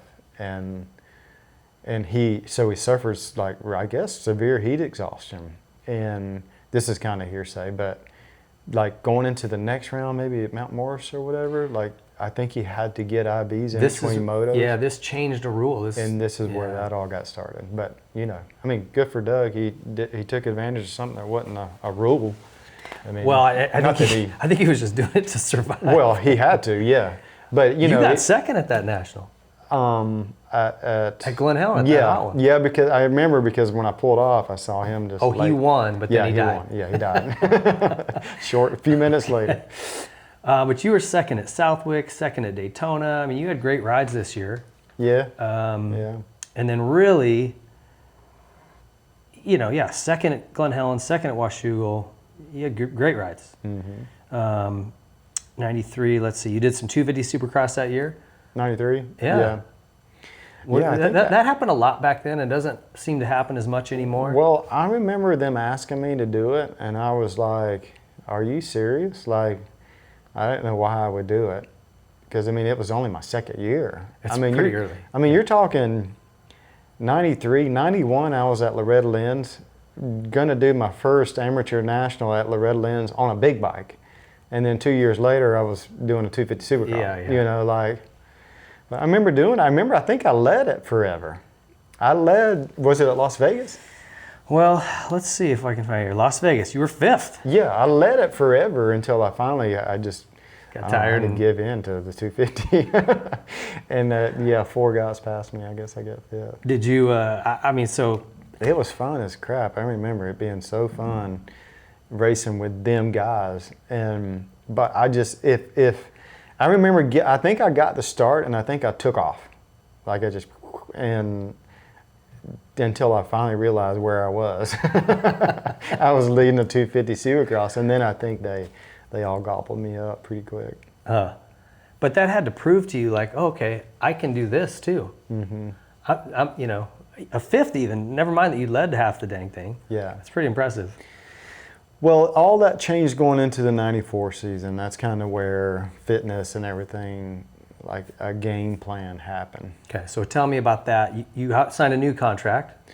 Yeah, so then I did a contract for 92, 93, 94, 95. Yeah, so 94 and 95. So 95 was going to take me into the 250 class, Okay. the big bike class, and even the big bike outdoors also. And so I knew I needed to be in better shape, and I knew I wanted to, at this point, being with Cooper, being with Doug, like I knew everything across the board just needed to try to be better. I mainly remembered wanting to be better on the motorcycle, like just more skilled, like learn more, like, well, let's see, what? So 94, so actually this all came about with McGrath, because McGrath started racing in 93 in the big bike class. Yeah. So I remember watching him so much. So going into the end of that 93, going into 94, I wanted to learn a lot of things like he was doing, like with that moving the bike so much and like jumping and being more like this, you know, just the normal supercrossy technical wheel tapping through whoops, you know, actually trying to blitz whoops, like the legit blitz whoops way with your body more back and the butt back and just, you know, being more balanced over the bike, you know, not just back here trying to go through whoops like this, Yeah, until you skipped one and then jumping through. And so going into that 94, like I was ready to go. And basically Button was the only one that was really that stayed close throughout that series. yeah, you were East, right? Yeah. Yeah. I remember because the first round for both series, which this was your first round was Orlando in 94 and you won. But then the second round was an East-West shootout in Houston. And so that was my first race of 94. And I actually had a pretty decent year that year, but I remember going to the line and watching you go out first lap and blitz the whoops. And those 94 Suzukis were good. The 125 was really good. And your bike was so crispy. Like, you know, right away I was, well, Ezra's got me. I just, to see you go out and just rip across the top of the whoops like that, you were on that year. Yeah. Well, you got to think, like I said, I had 2 years to try to kind of figure it all out. Yeah. You know, and that's a lot of time to hone in all that, especially then when you spend a whole year, you know, watching Jeremy every lap that he made. Right. You know. Well, you were on a tear. You won Orlando, Houston, Tampa, Atlanta right in a row. Then we went to Gatorback. This was back when the Nationals used to split the series, which was so weird. And you were third, podium there. Back to Daytona, and I think Jimmy won that, right? Yeah, I got, it wasn't Jimmy, but I got pushed out in the first turn. I remember this like it was yesterday. And Jimmy, I think, maybe got the start or top three, and I got pushed out and was basically last. So I came from about last, and I really had no chance of catching Jimmy because he was kind of gone, but then he tipped over somewhere like with 4 or 5 laps to go. So that was just kind of enough for me to bridge that huge gap. And I got close on the very last lap, and I went to square him up in this corner because the whoops, talking about the wheel tapping thing, like there was 6 whoops, and coming out of the corner, it was really hard to triple the first 3. So I kind of like wheel tapped, got a drive, and went to go around him and went to square him back up, and Jimmy hit the old brakes, and I hit his rear tire and fell over. Okay. And so I got up and still got second. Were you a little heated after that, or no?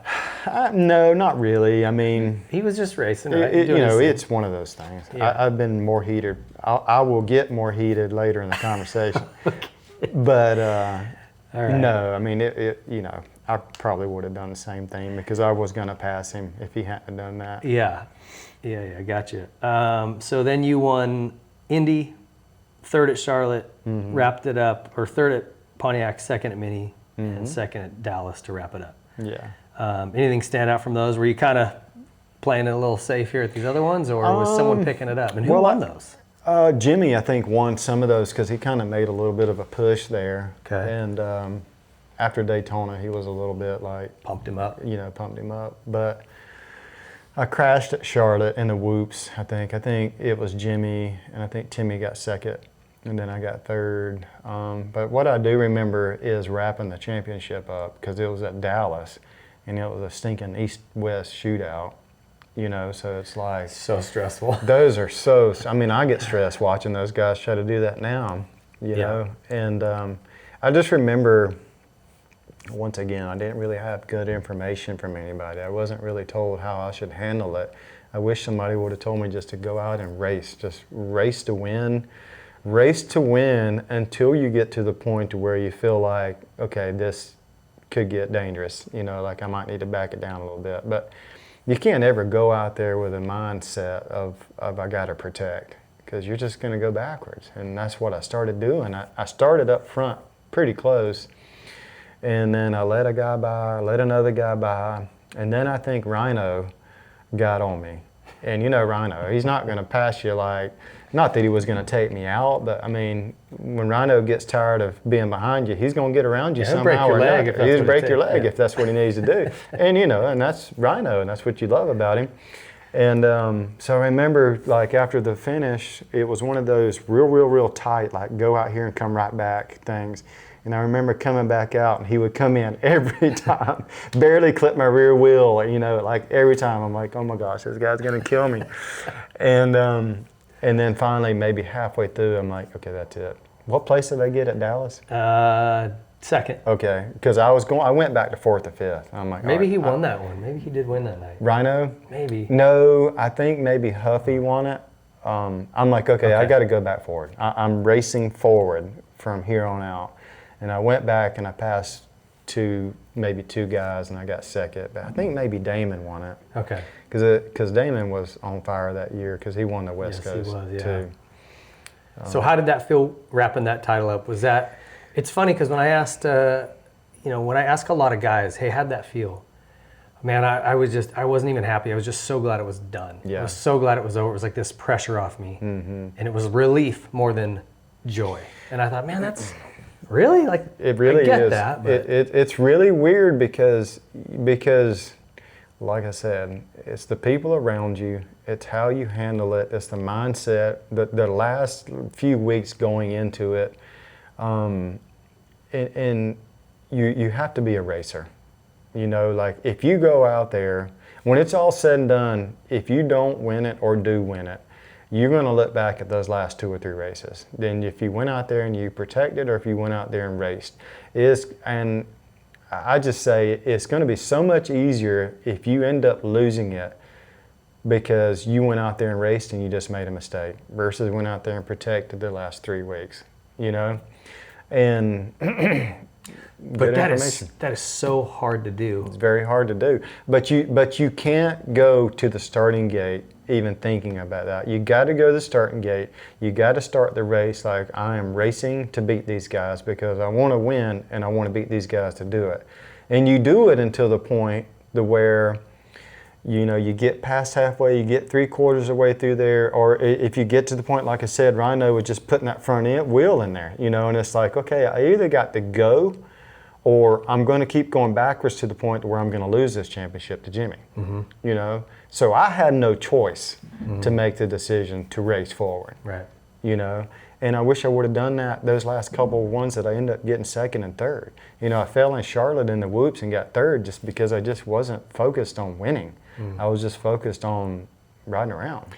God, I'm glad to hear it happens to guys like yourself because it was so tough But to answer for me. that though, Ping, like when I decided to race in that very last one and I went forward and I went back to second, like I ended up the race like being pissed. I remember just being pissed that I let that happen just then. Like I almost lost it because I was being stupid, But it's super common. Look at Sabachi, the year Osborne beat him. I mean, but he decided not to race the last half of the race.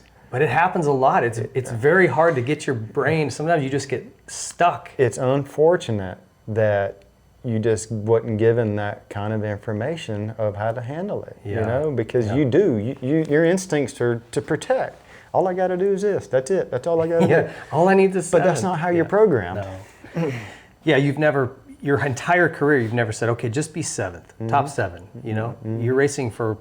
Obviously, if you're contending for a title, you're racing to win. Keep that mentality, right? Yeah. You did some more activities, Supercross, top 10, you got an 8th and 9th, 16th in Seattle, but I mean, you jumped into more of those. 94. 94, yeah, good finishes, outdoors. looks like you didn't finish the end of that series. Something happened? Of 94? Yeah, August 7th at Spring Creek was your last race. 94. Oh. Did you have a crash at Bud's? Is Well, that from that terra firma Well, I video? did, but I was okay with that. All right. It rung my bell, even though I looked like a rag doll. I wasn't like out for just more than a couple seconds. Okay. If anybody remembers the terra firma video, but yeah, that right there is from '93. In the end of '93 at Broome Tioga, there was like a downhill double off the start. Like you did the start, you went up this little hill and you came back down. I remember and it was kind of hard. Sketchy. Because it was always so soft on the landing. And at the end of '93, I'm like, I'm doing this stupid double, I'm doing it. And I did it, and when I landed, my thumb, this one, it pulled all the way back to there. And this was the end of '93 when I had so many plans for the '93 season to go into that '94. And Chris said, Dr. Berg, he's like, you tore that ligament right there. You're going to have surgery. If you don't have surgery, I'm sure something like what probably Ferrandis just did, you know? And he's like, if you don't, like it could die, it could da-da-da-da-da, and it could be done forever. And I'm like, so I decided not to do anything. I decided to just kind of rehab it, take care of it, and it bothered me a little bit on and off that whole year, but I just tried to not let it affect me. But it got worse and worse and worse all through that outdoor season. And then I got to the point there where I said, I need to get it fixed. Like, I remember making that call just to get it fixed. And to basically, give you enough time. Yeah, to get enough time. And sure enough, when he went in there, it was basically it was in such bad shape that it had to get something from my wrist and basically make a new ligament. And that's why it's so thick and looks like that now, because it had to be rebuilt. Yeah. And but luckily, like that whole year, I struggled with strength, and I struggled. It always hurt, but I never had those days where it rolled off the bar and crashed because of it, And I did that whole '94 and part of that season, that outdoor season, until I decided to get it fixed. Okay. Yep. So that gets fixed, and you are 95 into the big class? Yeah, 95 I was into the big class. On the Suzuki. Yeah. And that bike, if I remember, was not super great. No, it was a tank. As good as their 125s were, that 250 was just... Well, they did the right side up forks. That was 95, that's right. And it killed a lot of people. The career ender? Yeah, it was a career ender, but yeah, like... Was it decent outdoors at least, or no? Yeah, just no. Well, that year, so the end of '94 also, was it 94? Do you remember the team, not the team manager, but he was kind of like the head of the motocross side of Suzuki, Tosh, the Japanese dude? Yep. Well, we had a conversation about who he wanted to get another team manager, because Ray Tetherton was kind of doing it, but I don't think Ray really wanted to be in the team manager position. I'm not sure, and Tosh was asking me who I thought, and he brought up a lot of names, and one of them was DeCoster, and I'm like, that'd be sick. He's got a lot of experience. He's kind of, he was kind of like the guy, the man in Europe, with American Honda. He had done something with them too, I think, and I was just like, yeah, I think that'd be awesome. And so I think, did he come over for 95? Because when he came over, he brought Albie, and he brought Albie's mechanic. I think it was 96, but... Was it 96? So this conversation may have happened in 95. Okay. Then yeah. But he would have probably come on later in the season in 95 to prep for 96. Yeah. I guess. And even Albie just struggled on that bike, and Albie was a really good outdoor rider. And you only did a handful of nationals that year too, it's looking like. So. Yeah, well 95 I did just a handful of Supercrosses, I think, if I did any. You did maybe 10, but I only see Gatorback and Broome. Yeah, because that's when I dislocated my wrist.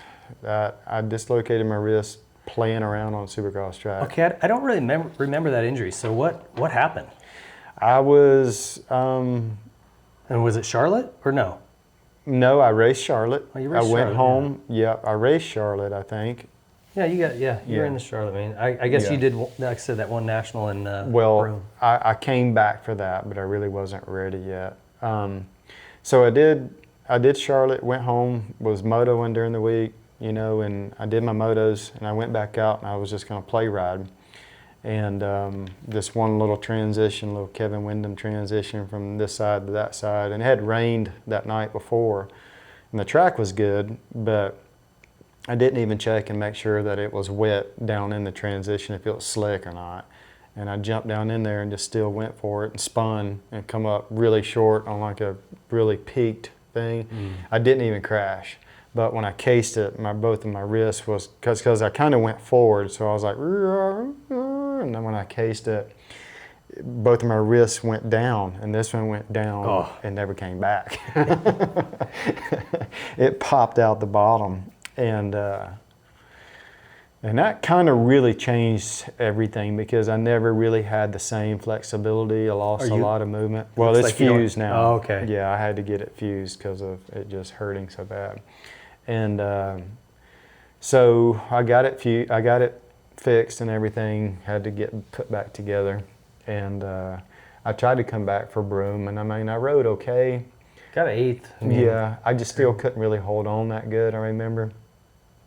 And so we just kind of decided to just try to get ready, try to get the bike ready for the 96 season. And I remember going into that year, the 250 career, trying to have the same kind of approach as I did like in 94, going into that 125 Supercross, where I wanted to try to be strong. I wanted to try to have everything together, and I wanted to try to end like with a good overall series result. I wanted to try to do all the races and, try to be complete, try to be a complete rider.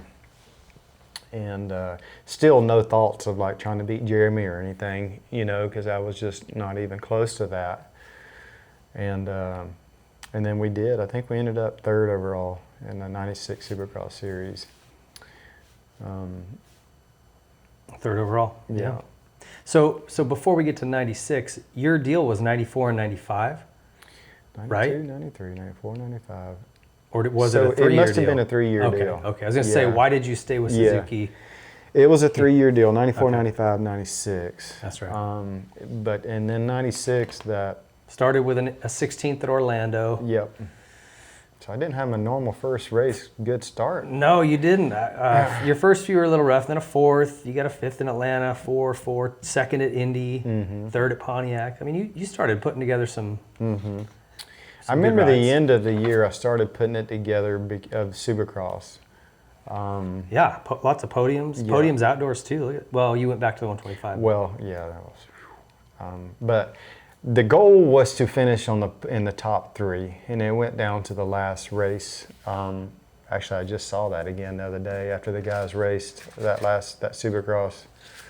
Was it Colorado? In 96? Yeah. Which one are you looking for here? Like maybe the 15th or 16th round of Colorado, or of the Supercross series. So it had to have been. Started at Orlando. I don't know. St. Louis, the last one we got here. Denver, Colorado. That was the very last round for our series, because Jeremy. Oh yeah, right here. You got 2nd. Yeah, I got 2nd, because I remember I needed 2nd or 3rd to get 3rd overall in the points, and I got 2nd behind Jeremy. Did you, at this point here in 96, were you like, man, this bike's holding me back, like for sure? I mean, those Hondas were really good at that time. Mm-hmm. Jeremy was really good. Were you like, man, I'm missing something here with the bike? Did that go through your head, or were you not letting yourself? Not on that, because the bike was actually pretty good that year. We got it decent. The 125 was a train wreck, but the 250 was not that bad. I didn't really feel like Jeremy was beating me because of the bike so much. Okay. I just still felt like Jeremy was just better. Jeff was better. Like there was still a lot of guys better in that super. Even though I got third, it was Jeremy and Jeff and me. There were still guys behind me that I still felt was better. But yeah, I mean the Honda obviously was the best. Even the Cowie was really good.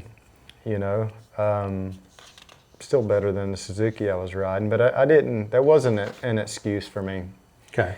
I didn't look at. Now when I tried to do the 125s that year in the outdoors, that was a struggle. That was bad. Okay. Yeah, that was real bad, and that's where I said I just got so frustrated. And then when Lammy passed me going up that hill at Southwick, like I had been doing so much physically to try to get better, and then to lead that whole thing, and then him pass me, you know, not that Lammy was really really good, but in that situation, it was just like I had no. What could I do? It's pretty frustrating. Mm-hmm. So did your contract was up at the end of '96? Yep. You signed with Yamaha for '97. How did that come about? '97, Yamaha wanted another rider. They were already going to have Kevin, Doug, and who else did they have? Who did they have? Kevin, Doug, and John Dowd. Yeah, Kevin, Doug, John Dowd, and then they wanted to hire one more person for basically for the 250 because Kevin was 125, Dowd was 125. Yeah, exactly. There it is. So me and Doug were going to be 250, and Doug actually was riding really good at that point, like on the big bike, and he had a chance going into the 250 class to maybe do something with it. And then, you know, that's the year that Jeremy did the Suzuki thing. Yeah. But I kind of feel like maybe out of all the years that I had, if I would have kind of went into '96 with a little bit higher expectations and tried to maybe put myself in a position to maybe 96 compete, or 97? Well, like 96 to try to compete to win. I didn't have the mentality to win in '96. Like I had a mentality of trying to finish top 3. Like I wasn't really concerned about Jeremy and Jeff, like to do well, but if I would have had a little better information and like tried to push me to because that was already another level that I bumped up to be in that top 3, then going into '97, then maybe I could have been more ready to compete, because what I was getting at was '97. I feel like was kind of the year that. Probably '98, '99, I felt like I was good and fast and strong, but '97 was kind of the year that it was up in shambles. You know, like Jeff ended up winning it, you know, and Jeremy was on that Suzuki. The Yamaha was good. And the Yamaha was the best. It was the best. I mean, it was the best bike for a long time after that, I feel like. And I felt like I could have won that year if I just would have maybe started with a little better mentality, you know. In '96 or '97? '97, Yeah. you know, because being on that bike, being on that team, I had the most fun ever. You've already had podiums, so like the next logical step is let's get some wins. But I just didn't prepare myself in '96 doing all that. I just kind of had lower expectations. So when I went into '97, I won 2 races in '97, you know, so now I'm starting to develop into a good 250 Supercross rider. But I just still had way too many downs, and yeah, this is something I see even through '98 and '99, where you were competing for the championship. You rack off wins and seconds, and then there'd be like a 18th, you know. Yeah. Well, there's a story behind every story, you know. But so then that's why I'm saying that '97 year was the year that I had my best chance, because the bike was great. I was in great shape. I could win. I never got tired, and indoor or outdoor, I didn't feel like. And, you know, Jeremy was, if there was a kink in the armor, it was that year, because he kind of did that whole Suzuki deal kind of late and didn't really have a chance to make it better. Jeff, you know, just was, I never really felt like Jeff was that great of a threat in Supercross. You know, he won it. He did great that year. He did what he needed to do. He was a great starter, and he was consistent, right? Jeff was just, got the good information. You know, Yeah, Jeff yeah. did all the right things. He always did in his career, I felt like, as far as racing goes. He always put himself in a good position, starts. Like, he did great. He did a great job. Yeah. Managing his abilities and his strengths, you know. So he won that. Like, that was great for him, but I just feel like, You feel like you left something on the I table. felt like I that year. left something on the table that year. I felt like that was probably my year out of all of them, because I should have been more prepared to win, and I wasn't. But And you ended up third in that championship again. yeah, So, yeah, behind Jeff and Jeremy. and sixth outdoors. But I got which two. is, you know, I got 2 wins. Yeah. You know, which was you won great. Buds, so now you won an outdoor too. Yep, That's I good. won one or two, did I just win one? Yeah. It's like just the one outdoor. Yeah. But, you know, that's, you know, you see like the natural progression, right? Yeah. Yes, you ended up third in the championship, but you hadn't won a race the year before, so now you've won a couple. So then at least 98, you should be going in feeling like you can win, right? Well, 97, like I said, was the year that I developed a relationship with Ricky a little bit more, like on an adult level, not as kids. And I developed the relationship with Johnny O, and just kind of started taking the training thing to another level and feeling a little bit more like obligated to be a certain person, you know, obligated to do these things when nobody was looking, you know, like just put a lot more pressure on myself to do those things. And so that's why that 97 year, I kind of felt like I wish I could have did more, you know.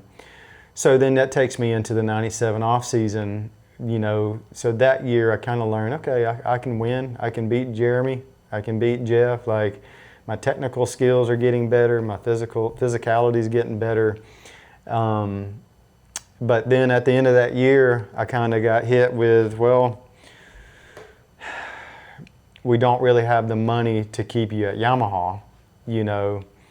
But then Honda came talking to me, wanting me to ride that bike. And I knew that Jeremy had issues with the production version of that bike. After he had tested one version of it, when it came in, I was told that it was a little bit different than what he tested. You know, the Japanese, I love the Japanese. I've loved every one of them I've ever worked with, but when they come back and say basically the same, it's never basically the same. Same. Same, but not the same. Yeah.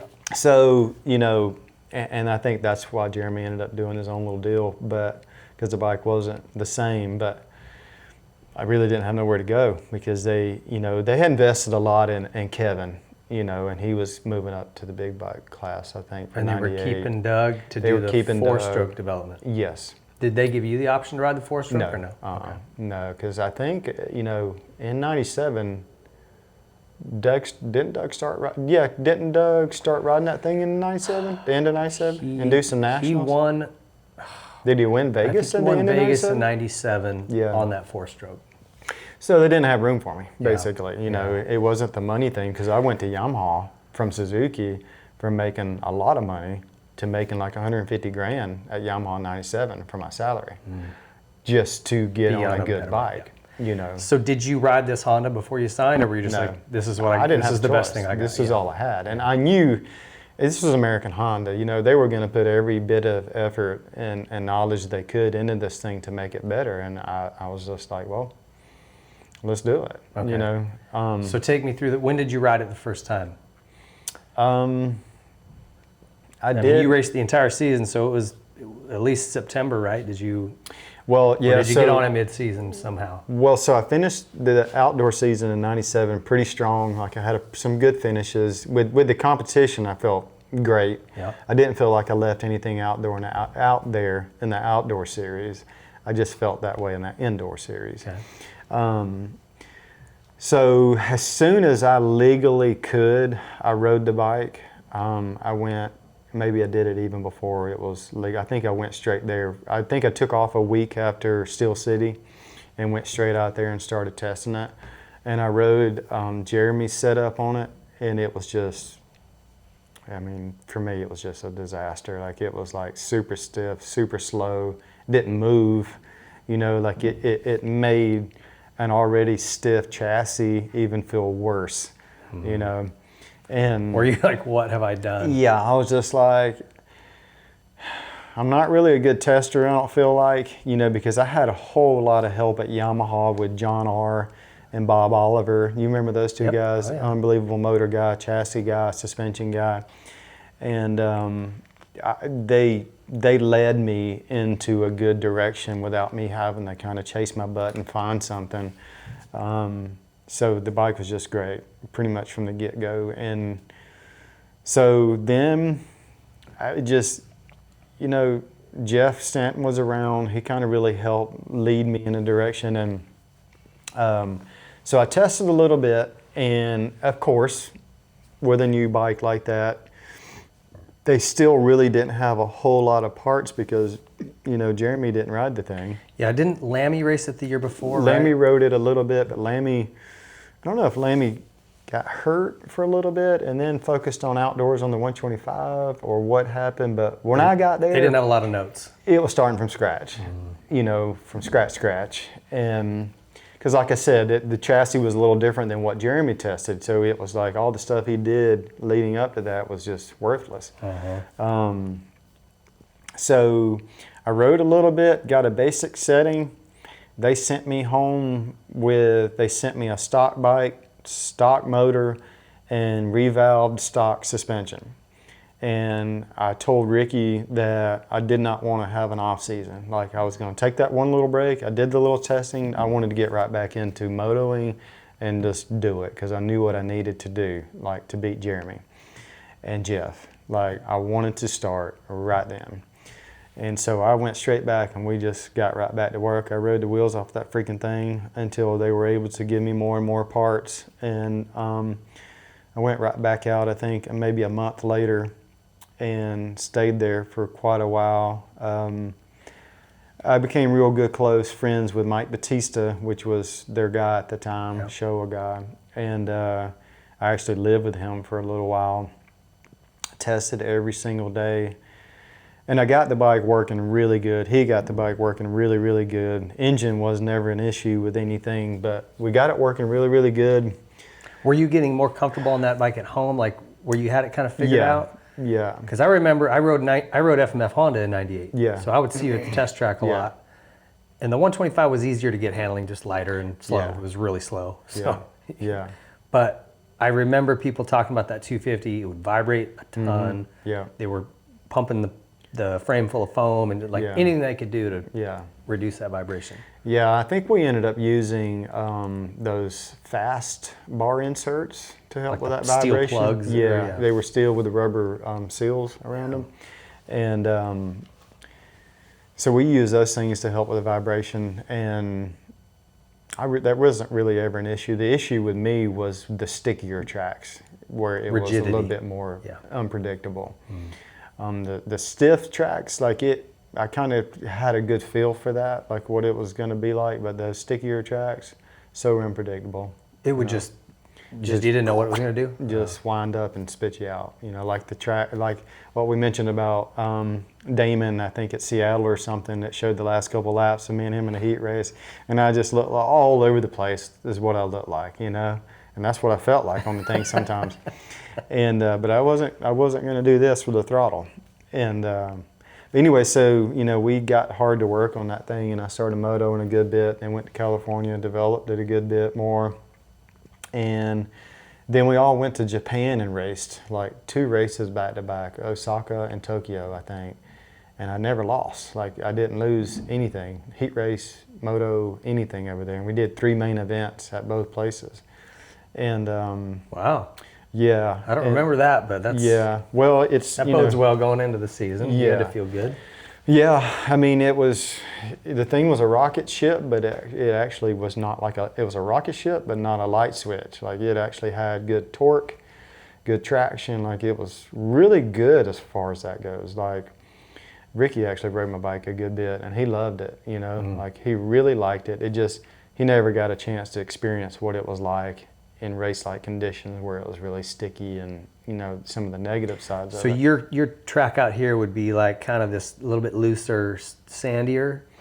Yeah, it'd be, like this out here, it's more forgiving. Yeah. Like y'all stuff out there when you develop ruts, just in a matter of time, when it gets a little harder, it gets more rigid, the ruts and stuff. Like this out here, I mean, as long as you keep just a little bit of moisture, it stays forgiving. Gotcha. And that never really was an issue back home. I felt it. I knew it was rigid, but it was so positive. Like in all the transitions, I just felt like I had so much more drive.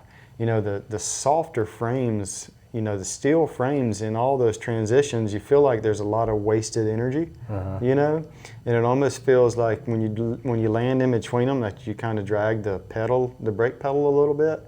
With that bike, it was just like, you just felt like you was up a little bit higher and just floated through it. But the negative to that is the gnarly G-outs with a little bit of square edge ruts, it would just kind of get down there and just go wow, wow.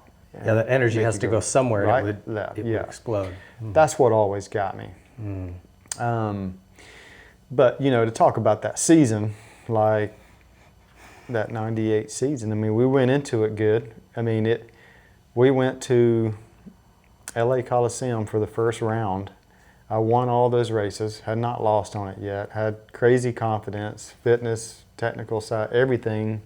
Felt like I was really ready to go. Me and Jeremy were kind of on equal playing fields because he switched teams too. He went to the Yamaha with Chaparral with his own little deal. Now was you a little salty about that Yamaha's telling you we don't have budget, but then they make budget for him? No, because I mean,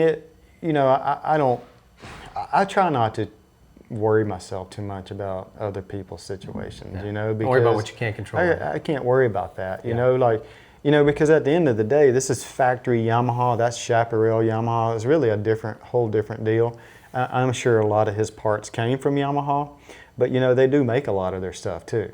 They don't, like Honda bought most of all their stuff from Japan, so that's a budget that it's got to be a huge budget. Yamaha, they made most all of their stuff right here, So, I wasn't too worried about that. But that, if I remember, that opener in '98 was a little muddy, right?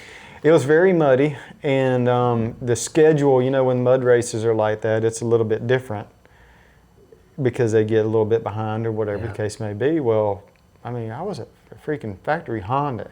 We were just sitting in the semi at 8, did everything, and did an early warm-up. Like, I remember the night like it was yesterday, sitting there ready to go. And all of a sudden, somebody came and ran up to our truck and said, hey, they're lining up at the gate. And I'm like, well, AMA said they was going to let every single team know, like, how much we're behind, like, give us a window. And went down there, they were already lining up at the gate. Like, everybody was in the gate when I got down there. And I don't remember what place I got in the heat race. I don't know if I won. I mean, I had a good gate pick. But it was one of those 180s where it's like, this is the only good gate. Everything out here is slop. It gets worse every time you go out, I'm last gate. Wow. I'm like, is this seriously how this is going to start? Like, I mean, we ended up blaming it on our team manager. Not that it was really the team manager's fault that year. I guess he could have been the one to go up there and say, hey, y'all, when are we lining up? If that's what it took. But AMA, just being AMA, just dropped the ball on that. And, and I guess I need to take responsibility for it. I mean, I should have just been down there ready, but it's a rainy, sloppy day. Like, you're not going to go down there and sit in that crap and wait,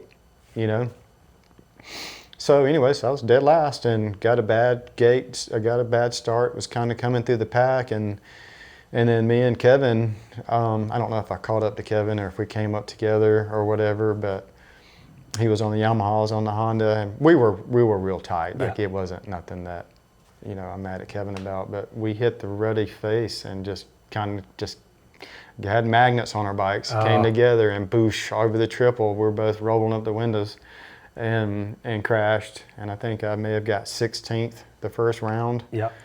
I mean, that's all I could manage at that point. Wow, you're And lucky you didn't get hurt, you guys. We're both lucky we didn't get hurt. I don't remember seeing that. I'll have to look that back up. Yeah, like we came way away from each other up the face of the triple, but the way it was with the ruts and stuff, it just kind of brought us right together and boom, fell. That's a horrible feeling, huh? Yeah. Well, when you take off and you know you're drifting and you're both drifting and you see it coming, you know, like you're like, maybe we hit and maybe we come back off and maybe we land.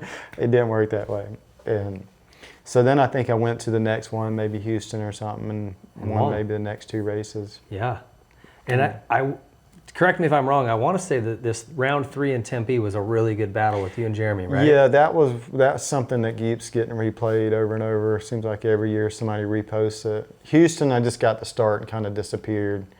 I think Jeremy got second, but Tempe was a struggle. Like Tempe was the track that bike didn't like.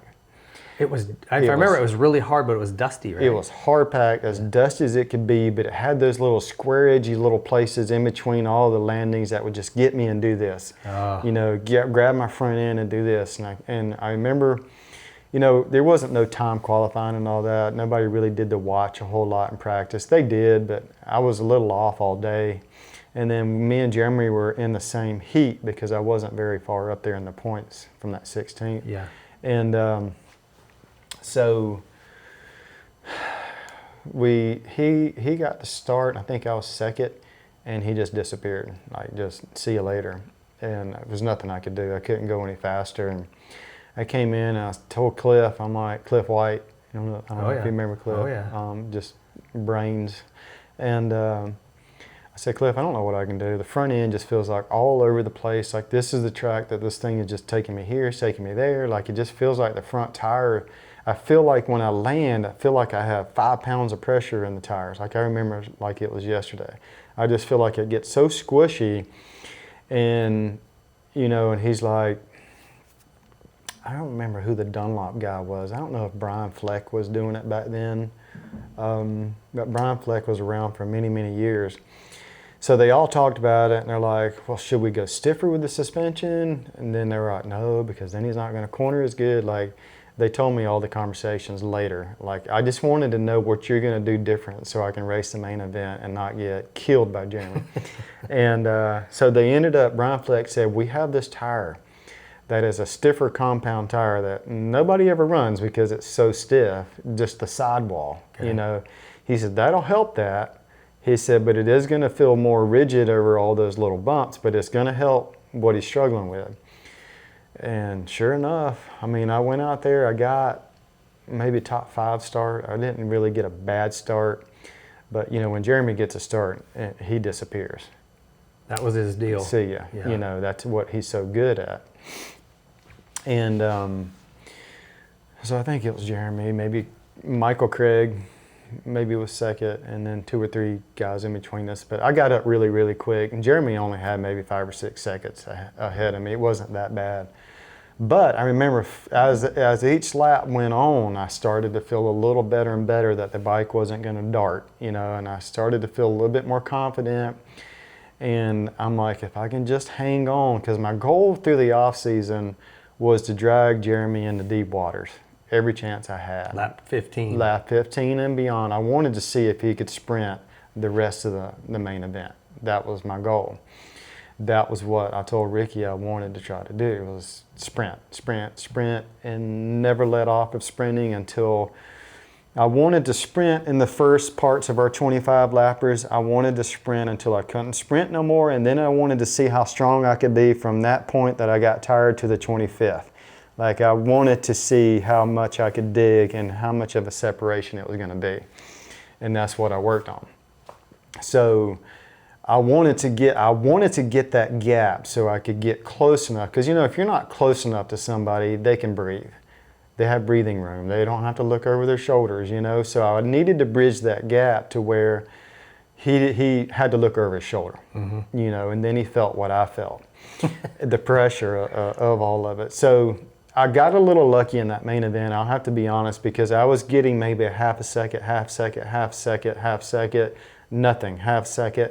And then we got into about the 16th lap or so, and we started to, which we got into lappers really, really quick because, I mean, I don't ever brag about myself or nothing. I'm super, super humble. But that night, Jeremy and I was riding that track like another level of riding a crappy track, yeah. you know.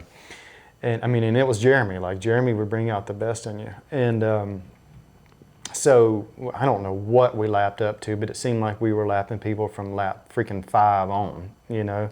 But we got into lap 15 and 16 where I knew I wanted to be, and we really got into like the really good guys lapping them and getting through those whoops and stuff. Like we were having to jump like the first 4, from the 4th to the 5th, it was kind of built up. So if you could jump all the way to the downside of the 4th one, then you could blitz.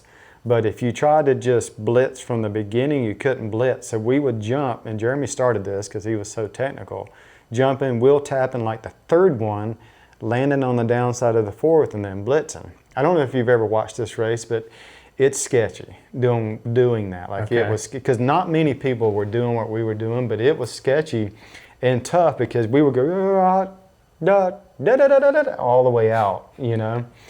And so then we got in the lappers, I remember seeing him, and I remember seeing him not be able to do that. And I'm like, there it is. There's my window. So I would do it, even though, you know, you would have somebody like Larry, I'm not clowning on you, but I was lapping. I remember Larry Ward being there, you know, and like, and doing that right beside him and getting through. And then I could Big Bird, get out of the way. no, Larry was super fast, but it was just one of those nights, you know, that. So anyways, I got up on his rear wheel, and I knew when I got on his rear wheel that I wasn't going to not make the pass. I wanted to close the gap and make the pass, and then I wanted to disappear because I was ready for the last 3 or 4 laps. And I did. Like I got up on him on the finish line jump, and I kind of came in, and I didn't want to like totally T-bone him. And it was so hard and like gravelly. I don't know if you remember that. It's terrible dirt. The berm on the outside was like that far. But you had to go out there to slingshot back across that ice, you know. So I came in, and I just barely slid. But I remember that it was yesterday, that I didn't want to stuff him back here because he was still going to be able to go out and come back around me. I wanted to hit him together so we would be together going down the start straightaway. And it didn't show this on like ESPN or anything else because I remember I watch all of it when somebody reposts it. But we were locking bars all the way down that straightaway. Is that right? Just lock all the way down, and it was awesome because Jeremy was a fighter, you know. Yeah. And all the way into that corner, and we passed each other a couple more times, got into lappers a couple more times, and then I finally made it stick. I think in the corner before those whoops, and then I held him off, you know, coming around to the finish line. But it was one of those like where I knew that I had done enough work to beat him. Now I just had to do it the whole season. And then I got another kind of thing thrown in my whole little picture there that I wasn't expecting either, you know, which was my whole parent situation. So it was kind of like the best of all worlds. Everything was kind of coming together, and then, you know, I kind of had a bad home thing. So, and you know, I heard little bits about this, and I don't know how much you want to tell, but this is something that's happened with several riders where, you know, you grow up and become a man and move out and go on your own. Yeah. And your parents that have kind of gotten you to this point feel a little bit abandoned, like, you know, and things go really sideways. Yeah, well, it is a tough, sticky situation, and I won't really say a whole lot about it just because of the respect for parents and everything that's doing it now. But I just will say this, like you're completely right. Like, parents spend their whole lives doing what they're doing. I'm spending a whole heck of a lot of money on my kid right now for 4 months of racing. Yeah. You know, we're probably $15,000 into these last few months of stuff, parts and everything else. But it's what my kid wants to do. Like, if my kid, he's 14 years old, if for some reason in 2 years he could get to the level of turning pro, he don't owe me a dime. Right. You know, like he doesn't, because I'm not financially like great by no means. but I can help my kid do this right now. If my oldest kid wanted to do something with wakeboarding and go to a professional level, I would spend everything I could on him, even at 19 years old, even though he's raised and an adult. I would still do it with him. But once again, he owes me nothing. My youngest kid, if he does it, he owes me nothing. And that's kind of the problem. I think a lot of the parents kind of put all their eggs in that basket. Like, if I get him there, he's going to make enough money for everybody. Well, and that was kind of my situation. My parents, they didn't work. When I turned pro, they didn't work a day in their lives. They helped me with my bikes a little bit, with my tracks a little bit. They didn't have to pay for anything. I didn't want them to pay for anything. But when I started getting into these years right here, 92, 93, 94, 95, 96, 97, 98, the years are ticking by. I'm like, you kind of start asking questions like, how much money do I have? Mama, Daddy, are we doing the right thing with my money? And, and then because I felt like I owed them for forever, I did. I felt like they deserved to not have to work and do those kind of things. But then you kind of realize, I start thinking about my future with a wife, because I had a girlfriend there for a couple years that's now my wife, and since 95. And you start thinking about what I'm going to do later on. Because, you got to think, this could be my last year. 98, that could be it. If I get hurt, whatever, this wrist, that dislocation I had in 95, if it got any worse where I lost any bit more movement, I'd be done. Yeah. So those are the kind of things I started thinking, and I'm like, and then you have this conversation with family, because this kind of happened going into that season, and then then you find out that things aren't where they need to be, and there is no backup plan with all that. And so now it becomes a battle, and it ended up being a what's the word I'm looking for? A very toxic type relationship through some of my most important years. So, it's there by no means no excuse. I'm a grown man. I can handle it. Like, it happened. But it was just another distraction that didn't need to be there. Yeah, absolutely. So it's not that I don't like to tell the story, because I don't really like to talk about the story very much, because it disappoints me mainly because my kids don't have their grandparents because of it. That's the biggest reason. So you've never really mended the relationship? No, I tried. When my oldest son, 19 years ago, was born, I tried, and they didn't want nothing to do with it. Is that right? Yes. So I do tell the story. I do tell these things about my personal life, even though I don't really want to, but I do say them, hoping that maybe it'll help another family. This is the way I look at this. Like I said, you're not the only one this has happened to. I know you know that. Well, and I see them in the future happening as we speak. See the writing on the wall. I see the writing on the wall with some of the high-level kids coming into the high level of racing now, that it could possibly happen. This is the way I look at it. If you go and pay for a kid's college, right? He wants to be a nurse. That's exactly what my wife said. This story you're about to say. You would never say, hey, you owe me all that money back for your college. I mean, a responsible adult says, well, okay, we need to set some money aside. Maybe our kid goes to college. Maybe they go to a trade school, whatever it is. But it's our responsibility as parents to help them find their skills and talents and successfully get them launched, right? Like, that's the role of a parent. Now, I understand that these families, they pour every dollar they've got and every bit of energy into their kids to get them successful sometimes. But I'm sure, like you said, they went years where you were probably paying for everything. They didn't have to work. So at a point, that tie has to be cut. They can't expect you to take care of them forever. That's not the deal. Not that you know what I mean? So it's just very difficult when it's your parents and you love them and you respect them, and it's like, man. It's a very sticky situation, and if I could have made enough money for everybody to live happily ever after, I would have. The perfect situation is Ricky and his deal with his family. Carmichael, his parents were such a big part of it, and they brought in so many people to, like Alden and stuff, to be a part of it, to help him that to achieve what he wanted to achieve. And they found a way to separate it, you know, like that's what everybody should be able to do, is find a way to separate all of this out here and family, you know, I mean, because it's, when it's all said and done, that's all you got, you know? And now all I have is my wife's side of the family. I have some of my side of the family, but it's, you know, with her side of the family, it's not about motocross and all that stuff. It's about hunting and fishing and normal stuff, you know? But yeah, I mean, I see the writing on the walls with some of the families already, even at that WW race. It's just like, I have a little bad feeling in my stomach when I see some of it, because I know that they're investing everything they got into that, you know, but you got to look at the investment you're making is an investment so that your kid is going to be successful in anything he does in his life. That's it. Yeah. You know.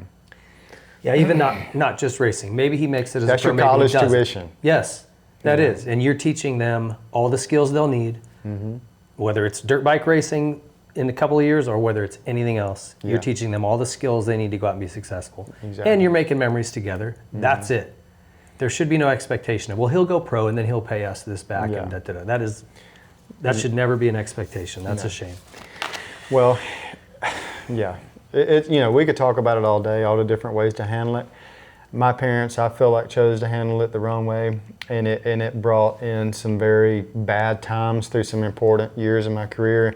And that's kind of why I started the 97 year before I kind of found out all of that stuff, that there was no money there left anymore. Where did it go? I don't know. Oh, really? I mean, I know where it went, but I don't know, because I ended up having to hire lawyers and all that stuff, and they traced every single check and everything else where it all went. It went straight to them personally, but I don't know where it went from there. If it went to bad investments or what it was, you know. But it just brought a really, really toxic, dark side, and it made me kind of be a different person in those years. Like, it made me kind of act out and kind of be a little bit different in a lot of situations. Not to jump. Well, that actually 98, like, I remember the weekend just like it was yesterday. It was the week going into this weekend. It was another bad situation during the week with all of that. And it was St. Louis Supercross. Like, I believe it was 98. Yeah, it was 98, because it went on for a couple of years. And before I left Bainbridge and went to Atlanta in the middle of the night with a tractor trailer with all my stuff and just said, see ya. But going into St. Louis Supercross, something had happened at home with them, and I was just angry all weekend. But I love St. Louis. And I rode good all day, it seemed like, you know, and it's one of those days where Wyndham was just on fire, you know. I just feel like when Kevin Wyndham's on fire, he can beat just about anybody he wants to beat, you know, including myself. And so he got the whole shot in the main event. He took off, and he disappeared. I was third behind LaRocco, and we weren't really like super close, but we were close. Like, we always motoed together out at California. I came to his place a couple times, and I was pretty rough back then, you know. If I couldn't pass you in a couple laps, I was going to get by you, like we talked about Hughes. Like, I'm creating space to get by you. Is that the term? I'm creating space. Okay, I like that. But LaRocco, I wasn't going to do it to him, you know. Like, I just wasn't. And so it took me like 17 or 18 laps. I finally got by Mike. Jeremy's in second, 4 or 5 seconds up there. So I'm seek and destroy. I'm pissed that I had to sit by Mike, and I was already mad all weekend long behind Mike. And Mike was going good. I felt like I had just a little bit more, you know, like a little bit more in the tank that night. And so I saw Jeremy, and I'm just freaking drooling out the mouth, pissed. And as soon as I caught him with 1 lap to go over that triple, I actually did think I was a little bit closer than I was, but when we hit the triple, he had already started to go into the corner. So I was going to kind of stay really, really low and do the same thing I said at Phoenix, trying to just kind of go in with him, not T-bone him. Yeah. But the freaking knucklehead, there was like 3 ruts or so. He ended up turning back down on the very first rut.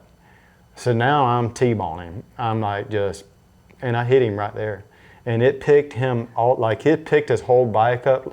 I was luckily kind of in a position of where I didn't just collapse and lay down. Like I physically kind of like hit him, and then he fell, dragging off my bike. He fell, and then I kept going, and then Mike ended up getting third, and Jeremy got fourth.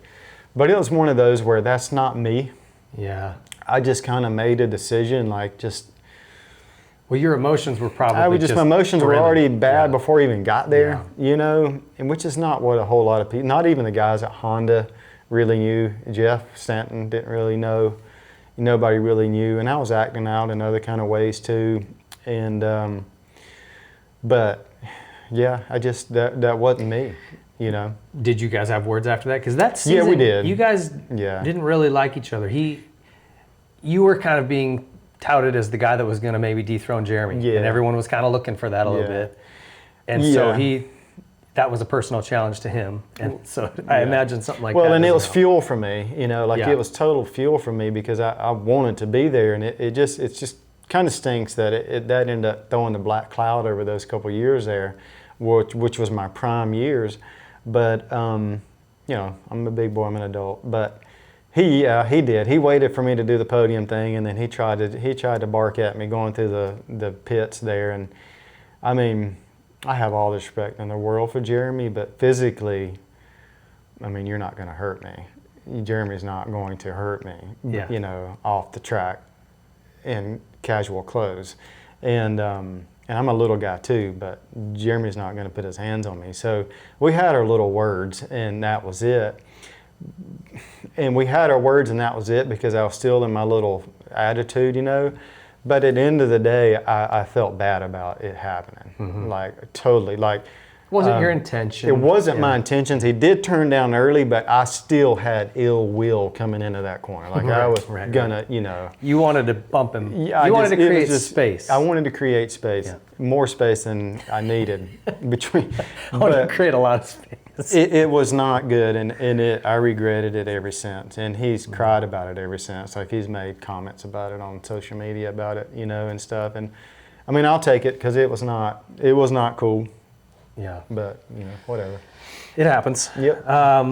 So kind of run through the rest of that year. You won again in Pontiac. You won in Dallas. You won High Point that year. A lot of seconds, a lot of thirds.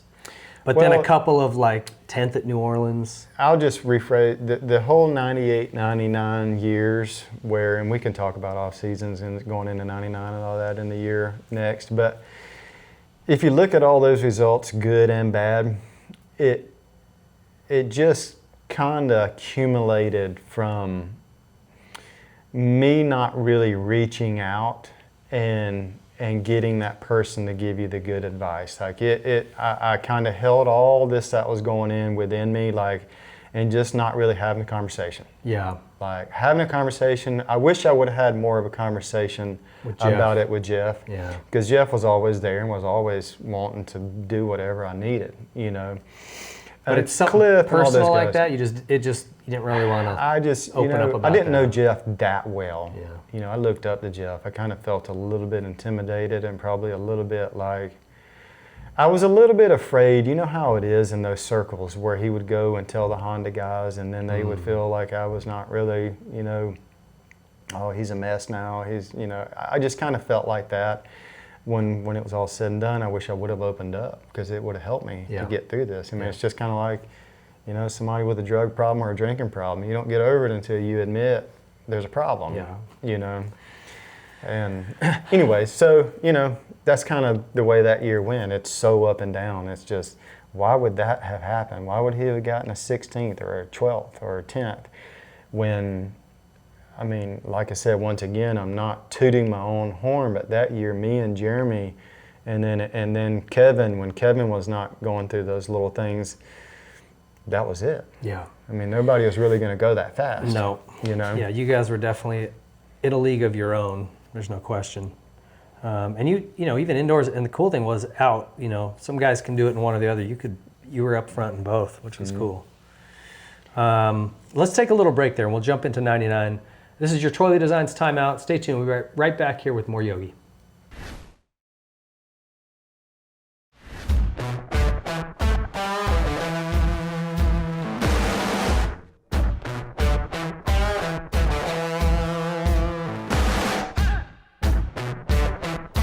Dunlop.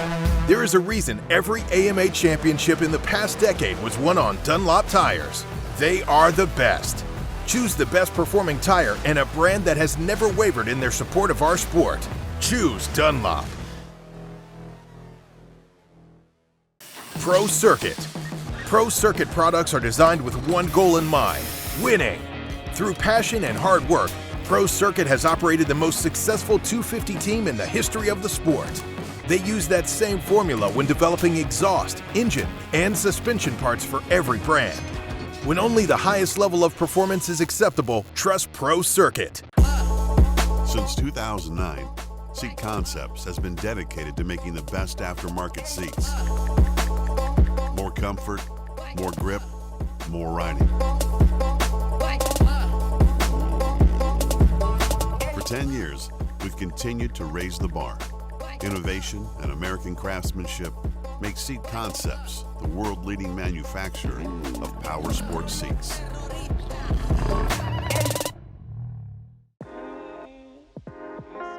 Something from nothing. That's what Nihilo Concepts is about. It starts with a spark, an idea, a concept, which leads to a design, and finishes with engineered excellence with the highest quality products created with durability in mind. All our products are made in the USA at our state-of-the-art facility in Stuart, Florida. Whether you are a weekend warrior, ride for fun, or at the highest level of competition, Nihilo Concepts offers innovative titanium, aluminum, and carbon fiber parts for your dirt bike. We offer a wide variety of products that you can customize to your liking. Browse our site for foot pegs, brake tips, engine components, specialty tools, frame grip tape, lever grips, carbon fiber components, motor stands, our secondary on-switch, plus much more. Head to NihiloConcepts.com and see for yourself why factory teams like Red Bull KTM, Rockstar Husqvarna, Troy Lee Designs Gas, Orange Brigade, Club MX, KLM Gas, and some of the fastest riders in the world choose Nihilo Concepts.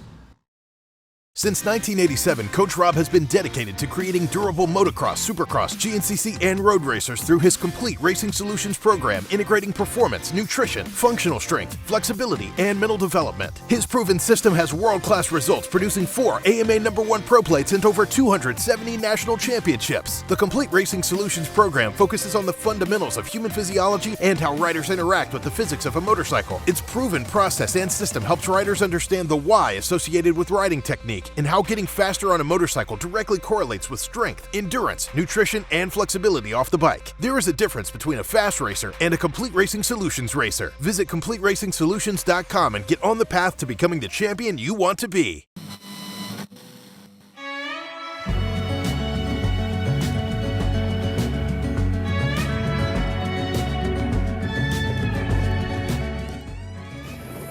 Specialized bicycles. Specialized leads the way in the world of bicycling. Whether it's cross-country racing, downhill, e-bikes, enduro, road, gravel, dual slalom, dirt jumping, or all mountain bikes that do it all, Specialized has the perfect ride for you. The brand is synonymous with engineering excellence and innovation that steers the industry. Visit your local Specialized dealer for a test ride and see just how good Specialized products are. I try to keep on keeping on.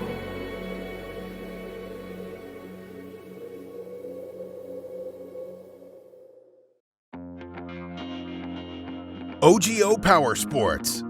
OGO has perfected the carrying case.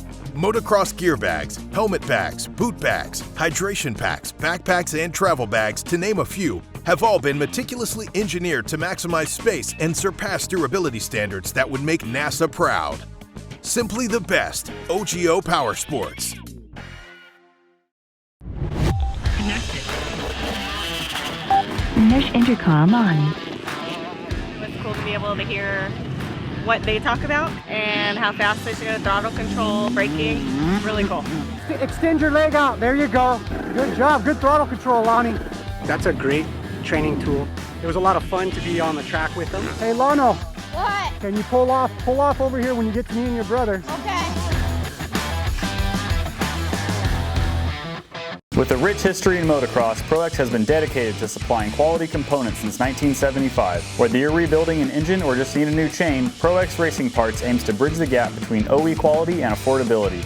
ProX has over 9,000 part numbers and over 60 different product types that are manufactured by highly reputable or even OEM suppliers and are offered at affordable prices to help keep riders on the bike instead of in the garage.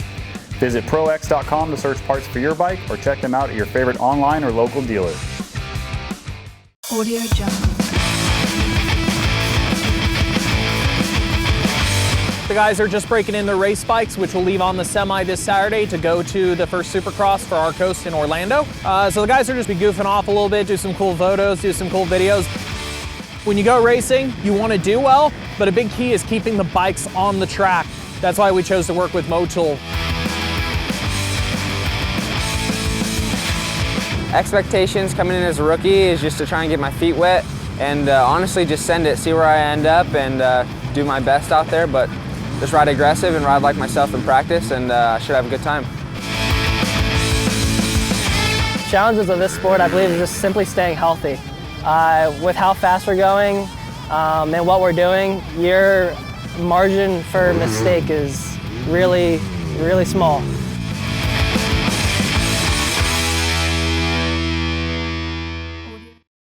Stay sick. If you have little rippers, then you have had to have seen Stay Sick bikes by now.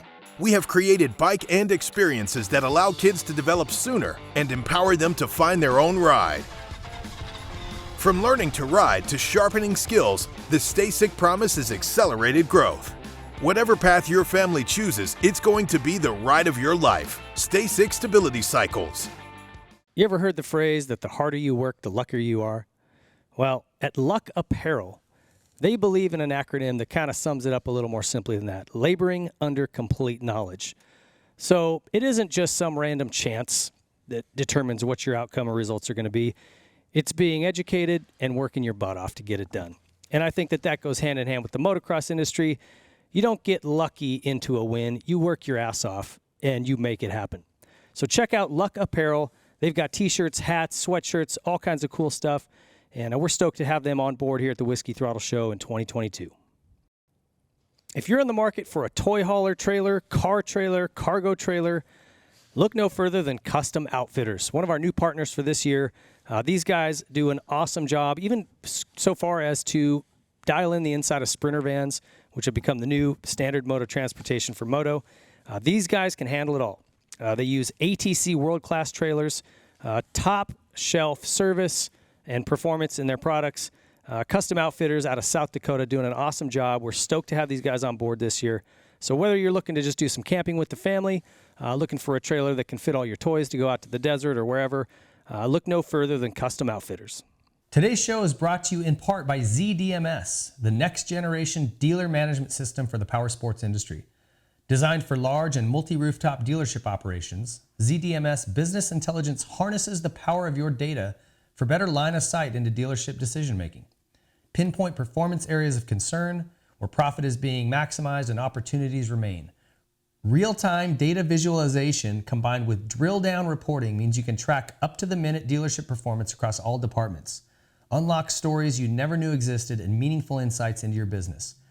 With ZDMS's intuitive, easy-to-use dealer management system, you'll streamline your opportunities and improve communication across your entire dealership with efficient workflows while spending less time behind the counter and more time with your customers. ZDMS understands technology is only as good as the team representing it. With ZDMS's unmatched top-tier support, rest assured your customer experience is part of the package. Every team member in your dealership will have access to a support team ready to assist in any way possible. Change is good. Say goodbye to your legacy DMS software and modernize your operations, minimize costs, improve efficiencies, and make data-driven decisions to increase profitability with ZDMS. Demo at ziidms.com today. Hey, I'm on vacation every single day because I love my occupation. Hey, I'm on vacation. If you don't like your life, then you should go and change it. I'm on vacation. All right, welcome back, folks. That was your Troy Lee Designs timeout. Get over to TLD. Their website, TroyLeeDesigns.com. They've got all their new line out, all kinds of paint department ideas. If you're looking for something, the new SE5, all that, check them out. We appreciate their support on the show here. All right, Ezra, let's jump back into 99. I felt like this was, at least from a statistics standpoint and kind of looking at the year 98, like to me, this felt like this was going to be your year. Did you, at the end of 98, obviously those personal things that were going on certainly had an impact. Was any of that winding down, or was it still kind of looming going into this year? It was really still looming from the 98 and 99 seasons both, because I really didn't decide to make a huge decision until really the end of 99, like what I was going to do. I tried to make it work there forever for those 2 years, but it just, when you're in the middle of the season, like you try to just kind of push things aside when you shouldn't, you know, because you're trying to focus on what I knew I needed to do. And so it never really did. But so that 98 year, I actually broke my arm at Bud's Creek, and I just broke the outside bone, the little bone here, not the big bone. The ulna. The ulna. And I was fairly close in the points. I think going into Bud's Creek, I was 10 points or so away. And was it 98 or 99? Yeah. So I tried to race. Well, I actually ended up getting a plate put in it so that I could race Bud's Creek 2 years later, or 2 weeks later. And it ended up getting infected. So it was kind of a bad deal, but I tried. And so I didn't really have much of an off season. Honestly, I didn't get back on the bike until the middle of November of that 98 season to go into 99. So I really didn't have any kind of an off season. I still tried to do as much cardio as I could, and you know, I had a really good base from 98 and the years previous to that. So I didn't feel like I lost a whole lot, but I wasn't physically prepared like I wanted to be. But which affects mental too, right? Yeah, I mean, it does. It all ties together. How was the bike? This is one thing I wanted to ask you about. By the end of 98, did you continue to run that tire when it was, or did you find another solution? No, well, from that weekend of Phoenix, we didn't have those conditions again the rest of the year. So we went back to a normal front tire, nothing like that. And because it was brutal in some places, but it was a Band-Aid fix for what needed to happen. But thank God Dunlop had options for me that weekend. So no big changes going into 99, because obviously I didn't get a chance to test or anything. But for that year, though, Honda decided to add some more people to the team, so it wouldn't just be me and Lammy. They ended up bringing Kevin over. Me and Kevin were on a couple teams together, so they brought Kevin, Mikhail Pichon, and who else did they bring that year? Was it Tortelli? Oh, Tortelli, yeah, Tortelli. So two French guys. That was a hell of a powerhouse team. Well, you know, Tortelli was just, you know, I think he won the world title that year before, 98. So he was a world beater, but he just didn't have a whole lot of Supercross experience. But then Mikhail, you know, he had won the East Coast with Mitch. Yep. So Mikhail was 95 and 6, I think, right? And then he went to Suzuki for a minute, didn't he? Yeah, he kind of did he was on that Suzuki when it wasn't really where it needed to be. Yeah. But so, you know, Mikhail was there. Mikhail kind of stuck to himself. He really wasn't that outgoing. You know, some of those guys when they come over aren't. But Sebastian kind of reminds you of somebody that is kind of raised down here. Like he had kind of like the Southern type manners, you know, very humble dude, especially for just winning the world title. I liked him a lot. But so there wasn't really much changes with me. I tried to soften my bike up just a little bit, I remember, just to try to make it a little bit more forgiving, you know, but that was really all we could do because, like I said, I didn't really start riding until about Thanksgiving. So, you know, the season's right around the corner at that point. I remember going out to the Honda Proving Ground up there in the desert. The desert. What is that? Not far from Atlanta. Like, anyway, it's out in Tehachapi. Yeah, something like that. And just going out there, trying to ride a little bit, trying to kind of get a little bit of alone time because all those guys were there and they were all gung-ho, just motoing and ready to go. And I was just trying to get back the feel of things, you know. And so I went up there and rode a little bit. And then I came back down and motoed a little bit right before the season started. And I think it was a little bit more of like I was so calm and not so fired up like I normally am going into a season that I won the first 2 races. Yeah. You know, the first race was fairly easy. I think I started out pretty close to the front, and then all the Honda guys were behind me. I think Mikkel was behind me, Mike, maybe even, I think we were top 4, whoever all it was. Okay. And Kevin. Yeah, maybe Kevin was right there somewhere. And then we went to San Diego and had a pretty good little, well, it really wasn't a battle. I think Jeremy maybe got a 3rd or 4th place start. I'd have got another start, and I pulled the MC thing where I just took off, you know, and just kind of protected my lead.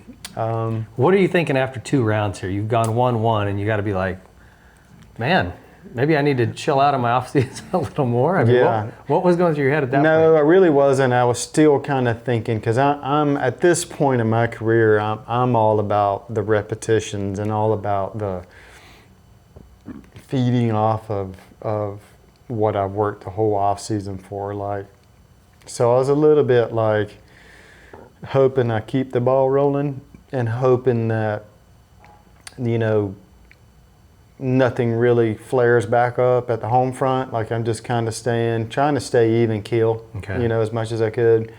I went to the next race. I think it was Phoenix. So now we moved over to the actual, like the dome or whatever it's called.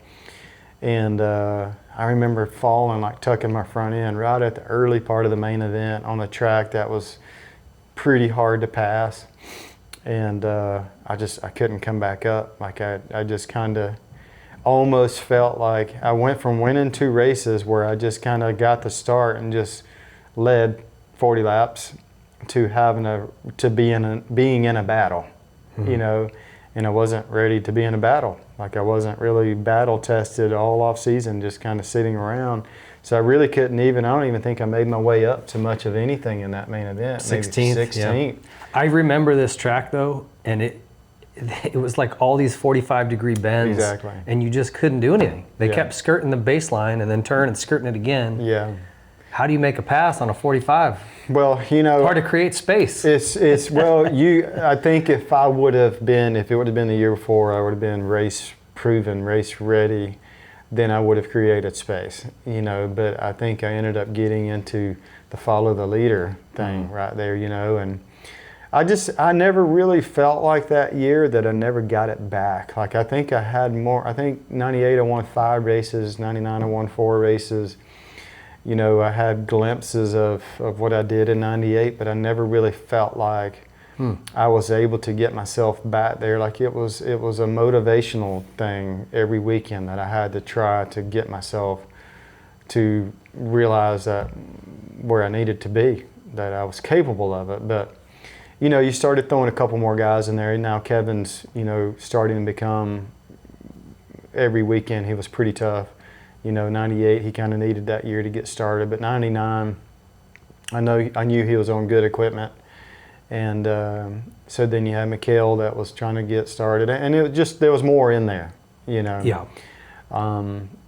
But like I said, I just, I never really felt like I got going that year. I never really felt like I was able to capitalize off my 98 year. You had a couple of like odd rounds too, like Daytona at 29th. Well, I actually... was that muddy? No, I actually fell on the very first lap. There was this little bitty on and off thing. You know, those years, Daytona's tracks was horrendous. Yep. They were... Still daytime? Career killers, yeah. Yeah. I call that track a career killer, basically, because it just was like... They dump piles of dirt. Oh, this is going to be a triple. Oh, this is going to be an on and off. No matter what takeoff, no matter what kind of, if it was a tabletop or an anthill, it was supposed to be, it just, you know, and it was brutal to race. Yeah. Mine, you know, set aside the physical side, it was like brutal to race, especially for somebody that I had started to kind of pride myself on trying to be technical and be clean and, you know, try to be forward momentum.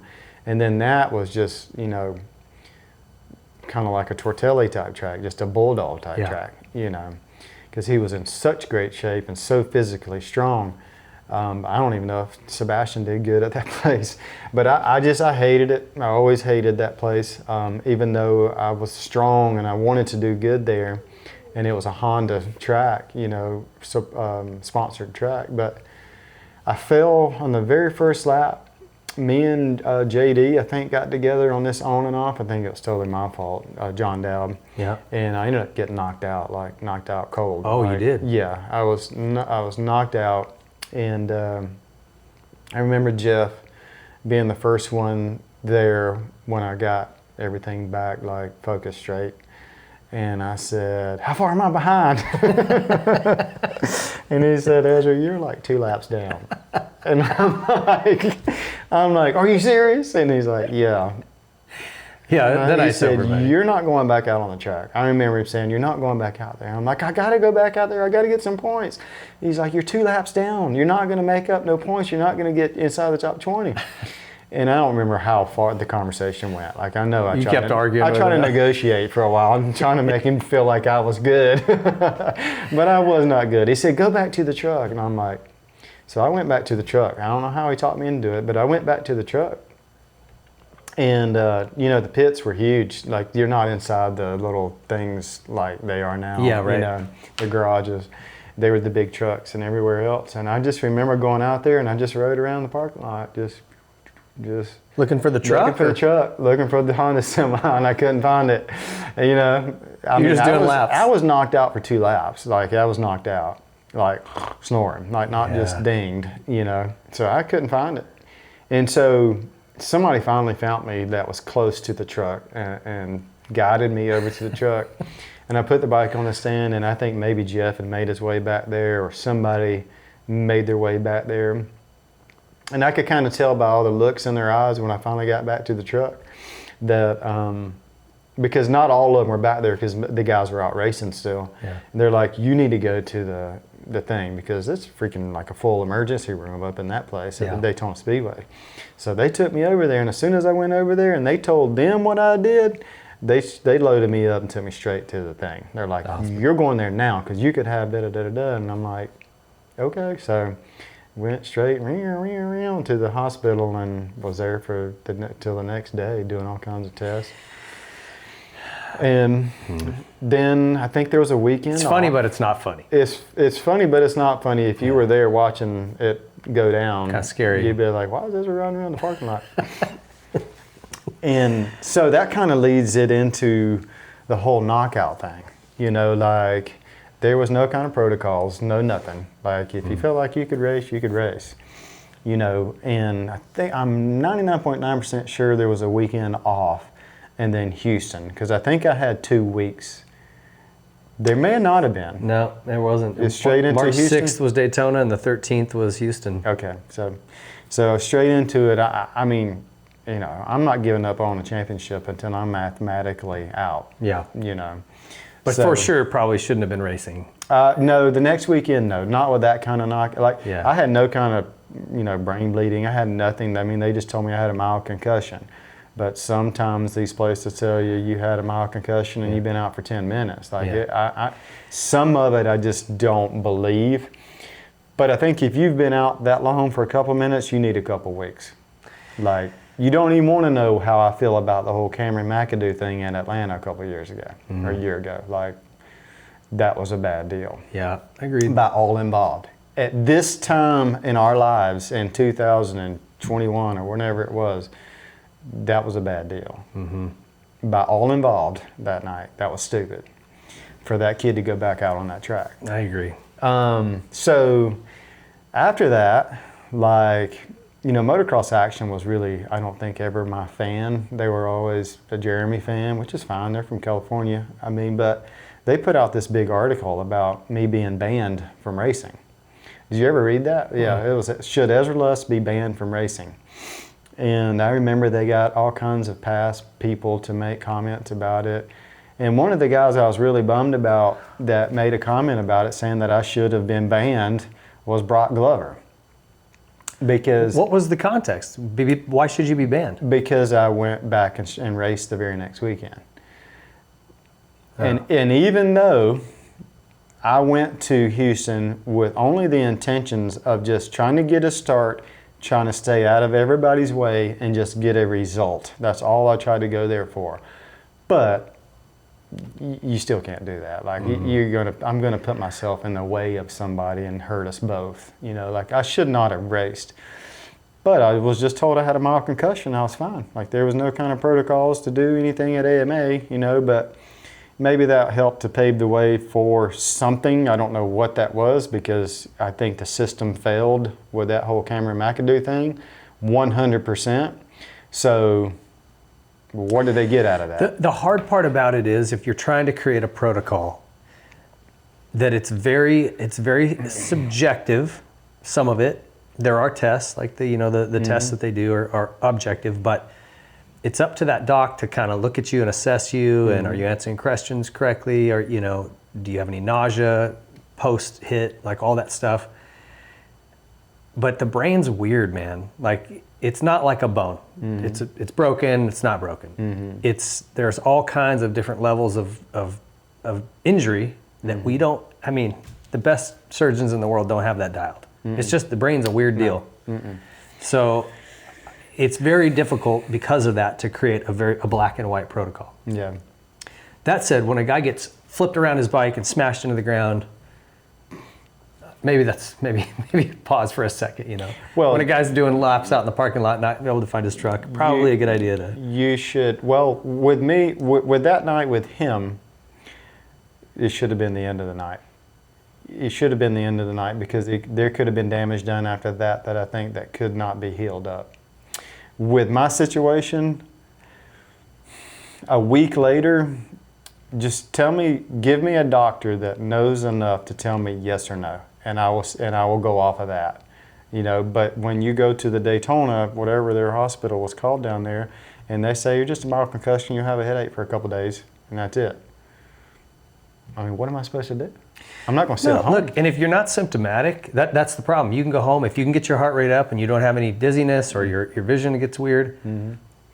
I felt like why shouldn't you race? I felt like that next weekend that the focus wasn't totally 100% there.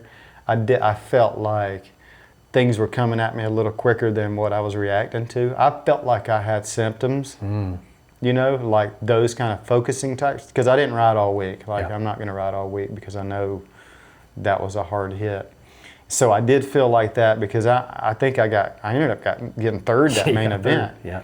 But I remember just riding around. I remember it kind of being one of those things where I got a decent start and I just kind of did the jumps and just kind of hit my lines. And do you remember the race now? Like, can you remember everything that I don't remember the track, and I don't remember any of the situations like the heat, nothing, but I remember the start, and I remember it being, I think Jeremy and Kevin being in front of me.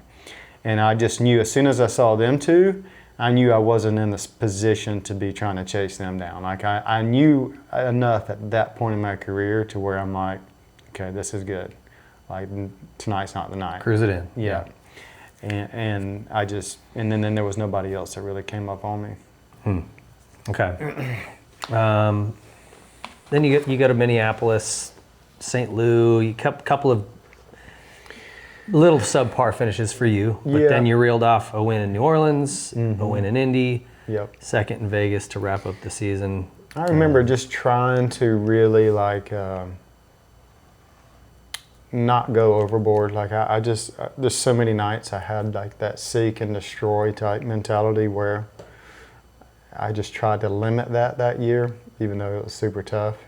I just tried to limit that. I remember like Tampa one year, it was Kevin and Jeremy. Like Kevin was doing some crazy jump at the first turn, and it's one of those hard packed tracks where you really needed to kind of finesse it, and which is where Kevin was really good at. And I just didn't really have nothing for him.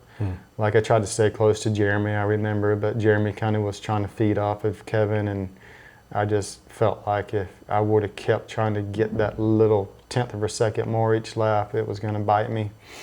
So, there was a few times that year where I just kind of rode it on in. And then we go out second in the championship. So, I mean, yeah. Was that disappointing to you? Well, I mean, It was 98 was disappointing, really, because as I was going through those years, 98 was disappointing because 98, I was prepared as I could be. You know, like I left a lot on the table that year. I felt like 99, I wasn't prepared by no means. I was just kind of riding off the year before, and it was just so hard to try to develop that consistency with just trying to build into strength and conditioning and race prep, you know, as the year went in 99. So it was just tough. Even though I won that many races, I mean, it was cool because 96, 97, 98, 99, I was in the top 3 all those years.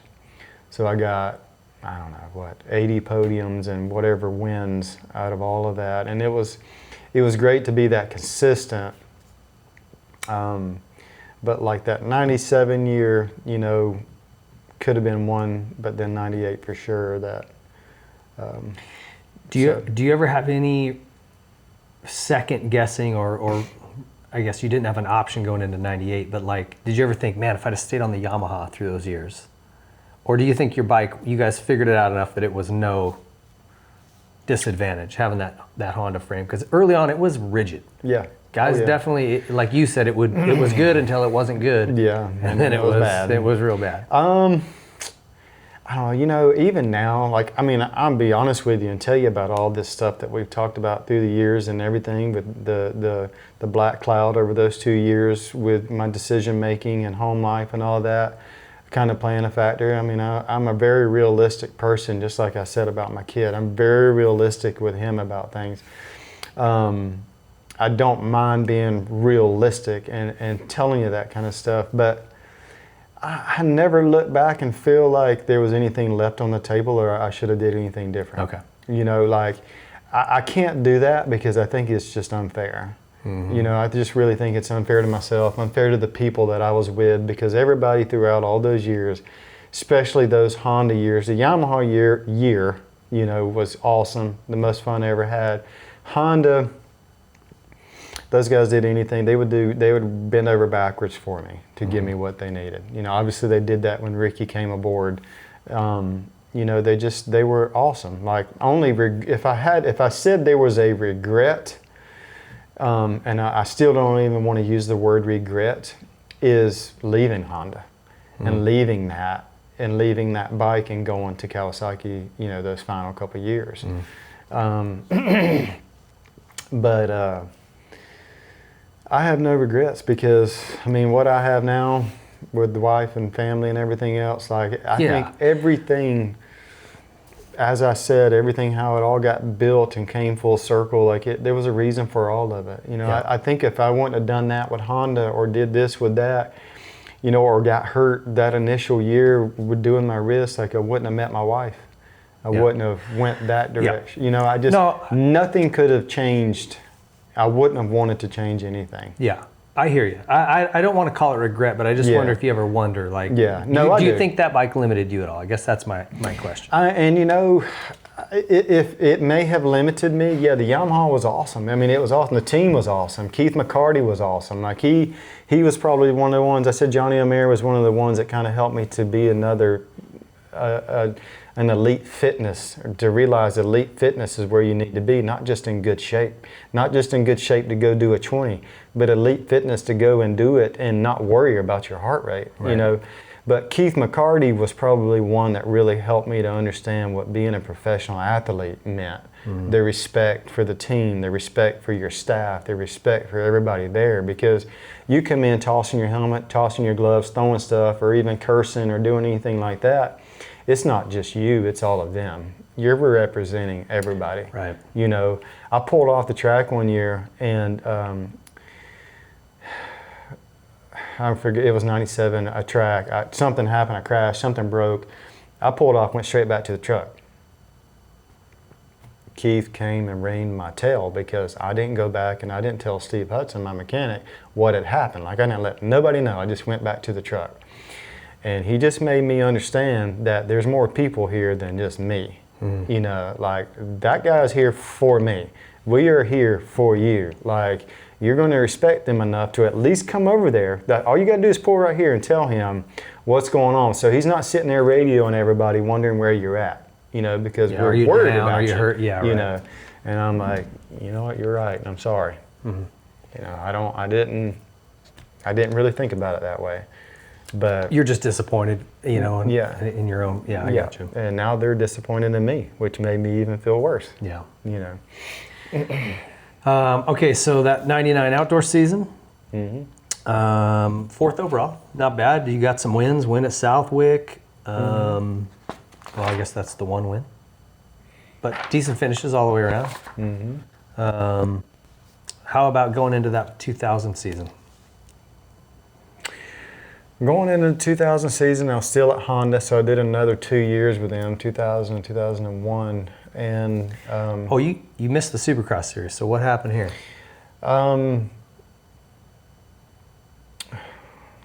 Well, I know what happened there, but I'm trying to think of the timeline here. 2000, 2001. You completed the 99 season, but then you didn't pick back up till Glen Helen in 2000. Mm-hmm. Yeah. Did I?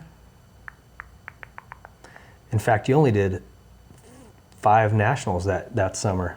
Well, so basically in 2000, or end of 99, I decided I wanted to change my body a little bit. Like I'd been an elite.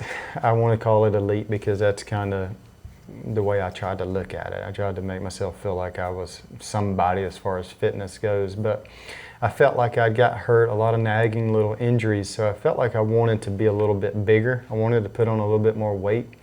So I wanted to see if I could be not so fragile, So I went from around 155 to a little bit closer to 170 because you can't really put on that much weight that quick, So it wasn't really that great a weight, but it was decent weight that I felt like as the year progressed, I could kind of come back down to like in that 8-10 pound mark as the racing kind of developed. Hard to keep weight on during the season. So I kind of put it on, not really truly by muscle, but a little bit of maybe, I didn't eat real bad, but I just tried to eat. I tried to consume a little bit more. And so I did. And I went into that season good, stronger, still in good shape. And then for some freaking reason, me and JD always got together somehow, but it was always my fault. But this was not his fault, but it wasn't my fault either. But so A1 kind of came into this real tight section. It was one of the first practices, and a blind little bitty double, and a guy fell. The flagger was sitting there picking burgers or whatever he was doing, and John hit him, fell. I came over, went right into John's rear wheel. When I came over the thing, you know how sometimes when you get ready to crash for whatever reason, like you close your eyes? Oh yeah. All I remember was John's bike was like this, and he had already started to pick it up. So that's how long the flagger freaking couldn't get that booger out. He had already started to pick it up. And I went right into it. And when I tumbled, because I closed my eyes, I went to get up, and I couldn't feel this arm. Like this arm, I couldn't feel it. And I remember like coming back up like this and looking back, and my arm, there's no way to turn your palm back up this way, back here. Like my palm was up like this. Oh no. Like, did I just cut my arm off? Did I just run in the back of John's sprocket and JD's sprocket and it cut my arm off? Because I couldn't feel my arm or nothing. So I like looked back, then I looked back real quick at my arm and I seen it. And by that time it was right at the back of the mechanics area behind the starting gate because the track went back like that. Okay. By that time Goose, my mechanic Mike Gosser, he jumped right up on me and he said, "You all right?" I'm like, "I don't know." And I went like this and my arm came back like this, and he seen it, and he seen that it was like out here. Dislocated? Mm-hmm. Oh, okay. He said it was like this. And he's like, "You dislocated your shoulder." And I'm like, "Well, what am I supposed to do?" And like, so he's like, "Hold on." And he felt it and he put it right back in, right there on the track. I never dislocated my shoulder before ever in my life, but it was like I seen there was a ball out here like that right there. He put it back huh? in, yeah. And luckily he did it and clean and didn't mess nothing up because they don't really want you to do that on the track. No. But he had done it a million times, Okay. He had done it to himself a million times. Okay. So he put it back in and I'm like, "I can't feel it, Goose. Like I can't feel nothing from here down." And it had done at that point some sort of little nerve damage or whatever, and it just pinched it all, and I couldn't feel nothing all the way down to my fingertips, you know? Oh, man. So I just got up like this, and I walked on off, and then he rode me up to the truck. By the time I got to the truck, this thing looked like that, like I had football pads on underneath my jersey, like, oh wow, bad. Swelling everywhere. Huge. And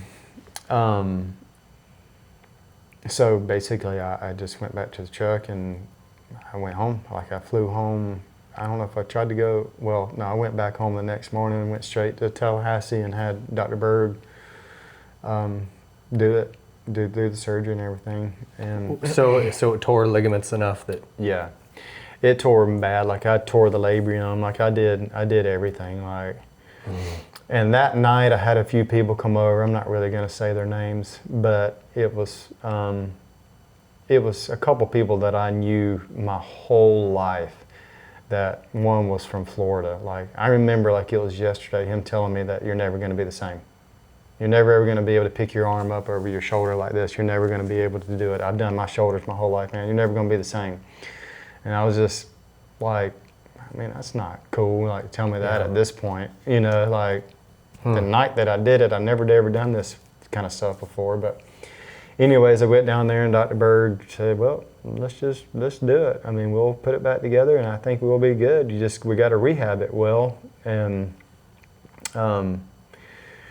so I rehabbed it for a little while, and then it wasn't like I didn't have a whole lot of movement yet. I really couldn't pick it up past that. And I went and rode with the guys down at Florida, at a little track in Florida. They were getting ready for the Daytona, and I rode a little bit. And the Honda guys really wasn't too pumped with me that I had not gotten any farther with the therapy. And I'm like, man, this, you know, because THC, Tallahassee Orthopedic, like, I mean, they're great, but they're not going to be, you know, places, little rehab places are not going to be very, like, super duper fast. They're not going to try to treat you like an elite athlete. Right, you know, they're going to try to do the normal protocol. Well, they wanted to see me get better quicker. So Jeff was like, just come to Michigan with me. You know, Sarah, my wife, she's a physical therapist. We'll just do it with her.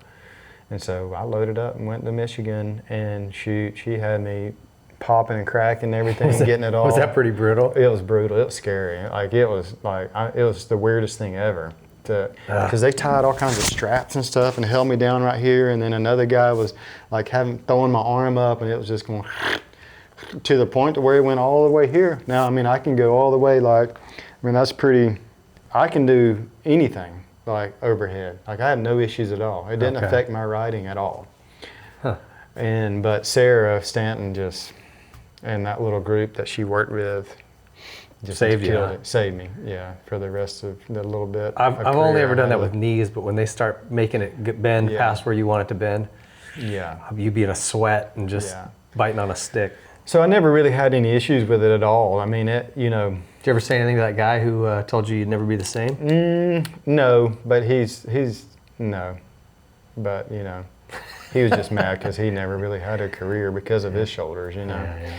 But anyways, Berg saved me. Berg saved me many a times. I mean, that 98, 99 season, he went with me 2 or 3 races trying to, because I won, like we didn't really talk about, I guess, everything, but like going into that 99 season, I had, well, not to go back to it, but like that, actually the 98 season when I did that to Jeremy at St. Louis, it kind of like really got him off his kilter there for a little bit, because then we went to Charlotte and it was a mudder and he got like almost last. So then I got more points off of him, and then he went to the next round and screwed up again, and then I got more points. Like I got it within 29 points. And then we were outdoor testing and I fell in a little corner and I got like a 2nd degree separation with my shoulder, but I couldn't ride Supercross. I couldn't hardly hold on. And this was going into that Dallas Supercross, and Jeremy, if he got second, it would have been 26 points and he would have won it, because Vegas was next, and I needed him to get third and me win, so I went. I'm like, I'm going to race. So Berg went with me and shot me up all day with more cane, and so I couldn't feel it all day. And I won, and Jeremy got second, and that was it. So he won it by 26 points at that point, but I didn't do the last round to let that heal up, you know, for outdoors. But so Berg went with me a whole lot. He shot me up a good bit, all my little injuries I had. It's good to have a guy like that in your corner in this Oh, my sport. goodness. You got to have somebody. Well, it is. If you don't know a good orthopedic, find one. Yeah, no, because you have that stuff all the time. People don't understand that how much a lot of those guys do ride hurt. You know, but they're quick to call out somebody for being a sissy when you don't know. Yeah. You know. So you missed that whole Supercross. Come back for Glen Helen. Your results were, I mean, pretty good here. 8, 8, 4, 6. Like kind of go in a good direction. But you didn't go anything past Spring Creek. Did it re-injure it, or what was the end of that year? Oh, what happened in 2000 for me to do that? Yeah, that was really weird. And you must have missed. You didn't race anything from Southwick to even then. So maybe Southwick. Something happened after Southwick. Yeah, I don't know. We'd have to look at that one because I'm not sure. It was a struggle to me to kind of get back to riding and feeling normal on a dirt bike with all that happened, because it was just really weird, but I eventually got back to normal. You know? It does take time even for strength to come back in all the ways you need to, right? Well, I mean, it's only 22 years ago. I don't know why you can't recall it with crystal clear clarity. For sure. All right, so moving past that, let's go into 2001. Tell me about that year. And this, I wonder if this was interesting, because you and Ricky were good buddies. It's easy to be good buddies with a guy when he's on a 125 and you're 250 guy. But at this point now, he's pouring it on pretty good in this class. Yeah. Was that weird for you guys, or you guys were good? It wasn't weird for me. It was weird for him and his family in Alden. It wasn't weird for me. Like I knew it was coming, but I was fine with it, you know, because I don't mind the battle. I don't mind because we did it. He was just as fast as me most of the time on the 125 as I was a 250 in Supercross. Right. You know, I mean, it's just, most of the time the lap times are basically about the same. Yeah. So it wasn't an issue for me. It was an issue for Alden and Ricky's family. Like when he came into the picture in 2000, he's the one that really didn't want us riding together no more. He wanted it just to be Ricky and to do their thing and whatever else they did. And so that's kind of where we split up. But yeah, 2000 Ricky wasn't that big of a threat. I think he won Daytona on the in the Supercross races, but that was about it. But then he won the outdoor that year, didn't he? I think so. And then, but going in 01, I mean, it was kind of back to the grind. I tried to get back in really good shape, back in Supercross racing shape, but I don't know if I really ever felt that fire. You know, I really ever felt like I was back to where I was, like especially that 98 year. I rode good, had some good races, actually had some battles with Ricky, but I never really felt, that I was looking for. Lots of seconds and thirds in Supercross. Yeah, I just never really found that extra little push to do it, to get those wins and to feel like I was back there again. And I just was searching and just, I don't know, something was missing, which is kind of what led into me leaving Honda and going to Kawasaki, for 02, 03, which was a huge mistake. Yeah. Because they just, they had some great people on the team, like a Rick Ash and stuff. Like there was some great people involved in that team, but they didn't have my back like Honda had my back. Like No. Honda and those guys had my back. And they still had my back, even after the shoulder and at the end, and even that, they wanted me to stay and do another 2 years. I mean, they still had my back, but I ended up feeling like I needed something different, needing a change, which I was. I was kind of in a rut. I just didn't feel like I was myself anymore. But that was something that I just kind of finally vanished all that with my parents, because in the middle of our conversation, in that 2000 range is when I ended up getting married and I left and moved to Atlanta. So I got away for a little while and, and then came back at the end of it, of my career. But I just never really felt like I got it back. Kawasaki wasn't the place to give anything back to me. Right. Well, and you know, like I hear from a lot of guys, even Dungy and Villapoto both told me they wish they would have made a change later in their career, a team change. Mm-hmm. Just so many years with any one team, and you just kind of start to, some of that gets stale, right? Mm-hmm. Look at Jason Anderson, his move to Kawasaki. Look at Eli's move here to Star Yamaha. It just sort of revitalizes you. Yeah. But it has to be the right team fit, right? And so maybe that just wasn't it for you. Well, you know, and nowadays all the guys are making really good bikes. You know, they're one little team. You know, like Star here. They're doing a lot more to separate themselves from some of the teams. They're getting resources outside of the factories. You know, like we've already talked about, and they're exploring more than just the standard procedure of what the factory has for you is the best, and that's it. So, you know, back then I wish I kind of would have thought more about my circle and the people that were giving me the good information and the people that was around me, because that seemed to matter.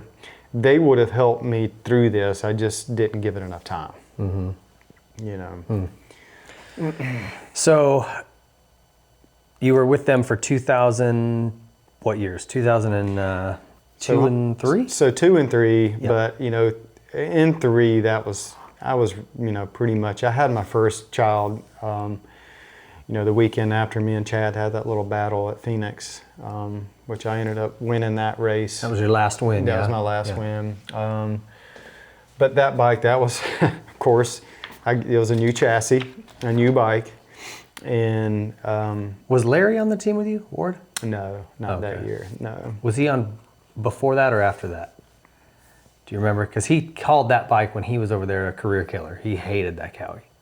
So I'm curious if I think it was before that. Okay. I think it was. It may have been after that. Shoot, I don't know. Yeah, I can't remember anyway. It was a new chassis, and it just, like, there was things happened to that thing right off the bat that was like, what?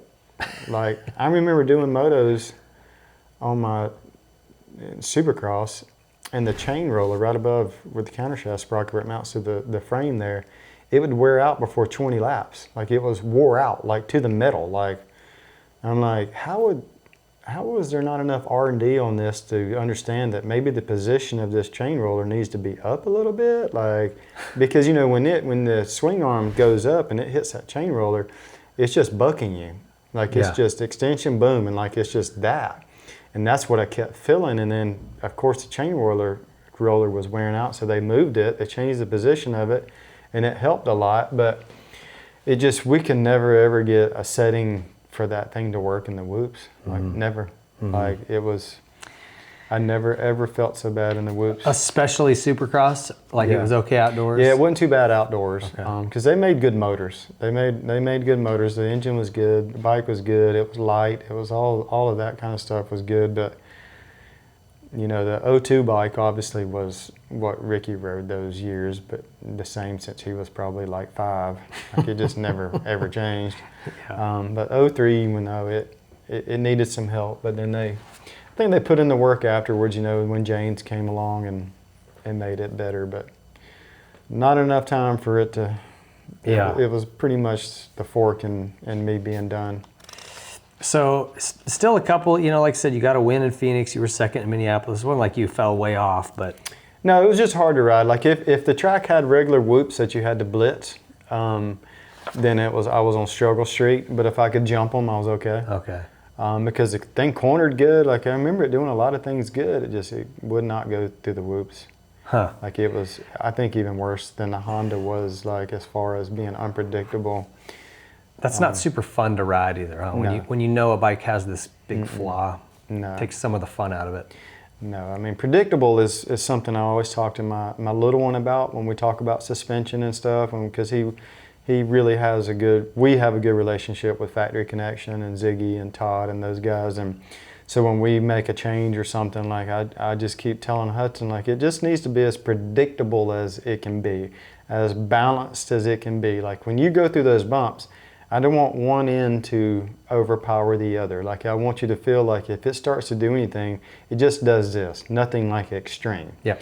unless you just hit obviously one big bump out in the middle, then nothing is going to work good. You're going to do that. Yeah. You know, so I'm trying to teach him those little things about predictable and balance, you know, and he seems to kind of be getting it.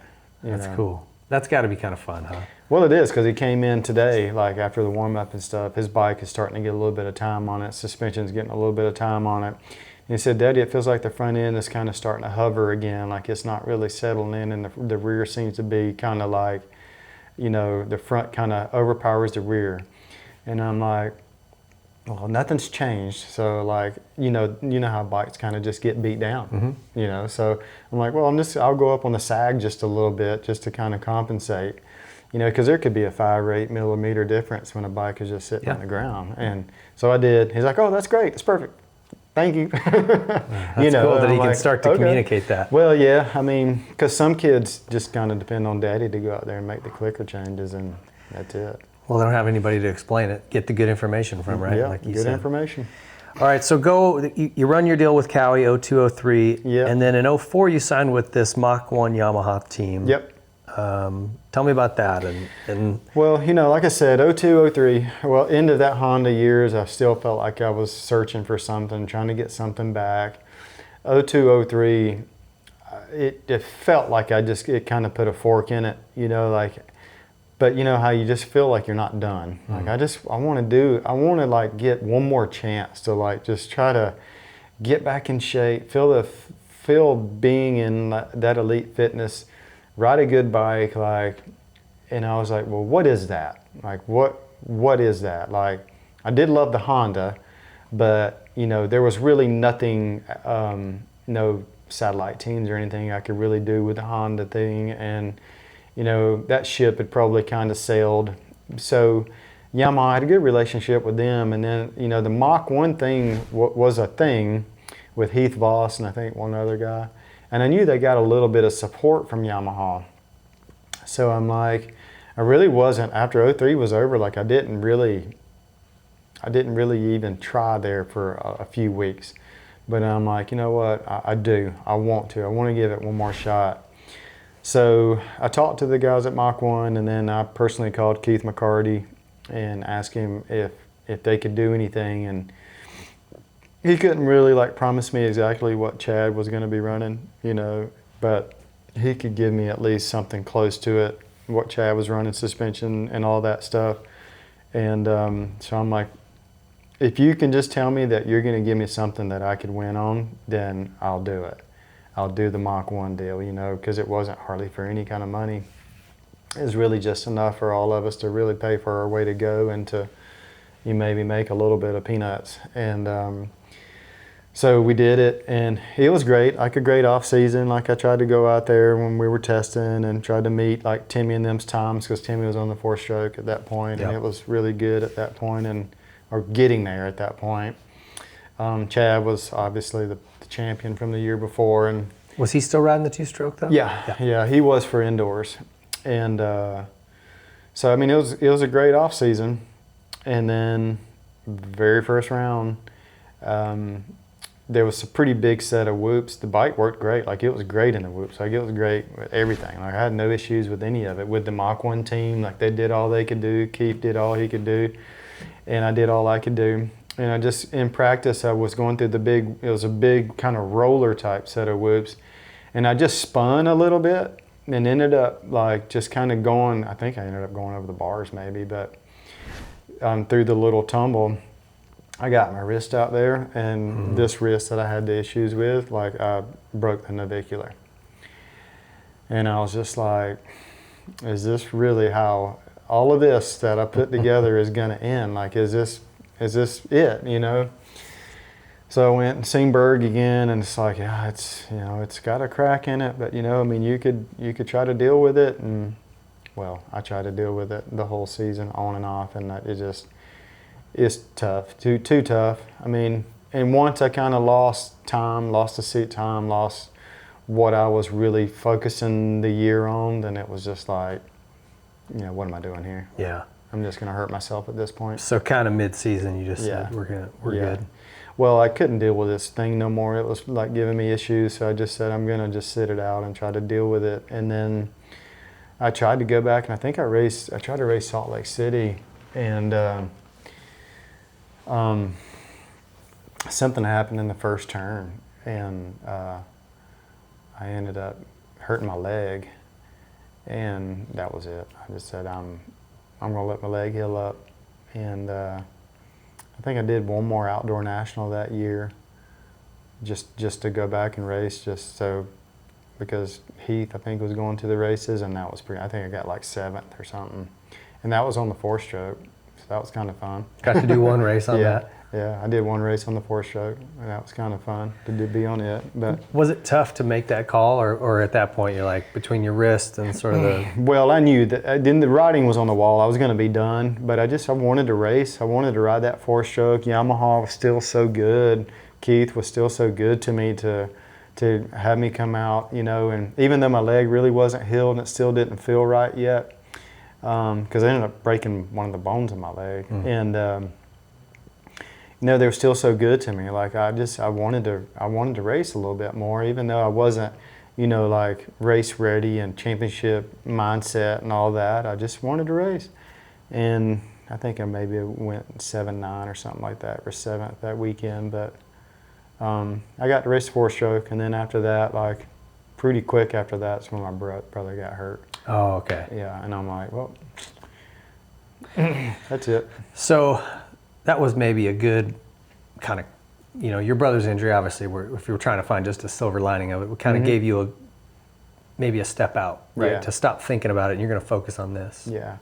I've always been the guy, though, like I said, that 2001, like I was trying to find that fire again, because I wasn't really enjoying it unless I was winning, or unless I was being able to compete. At that point, then it was Ricky and Jeremy.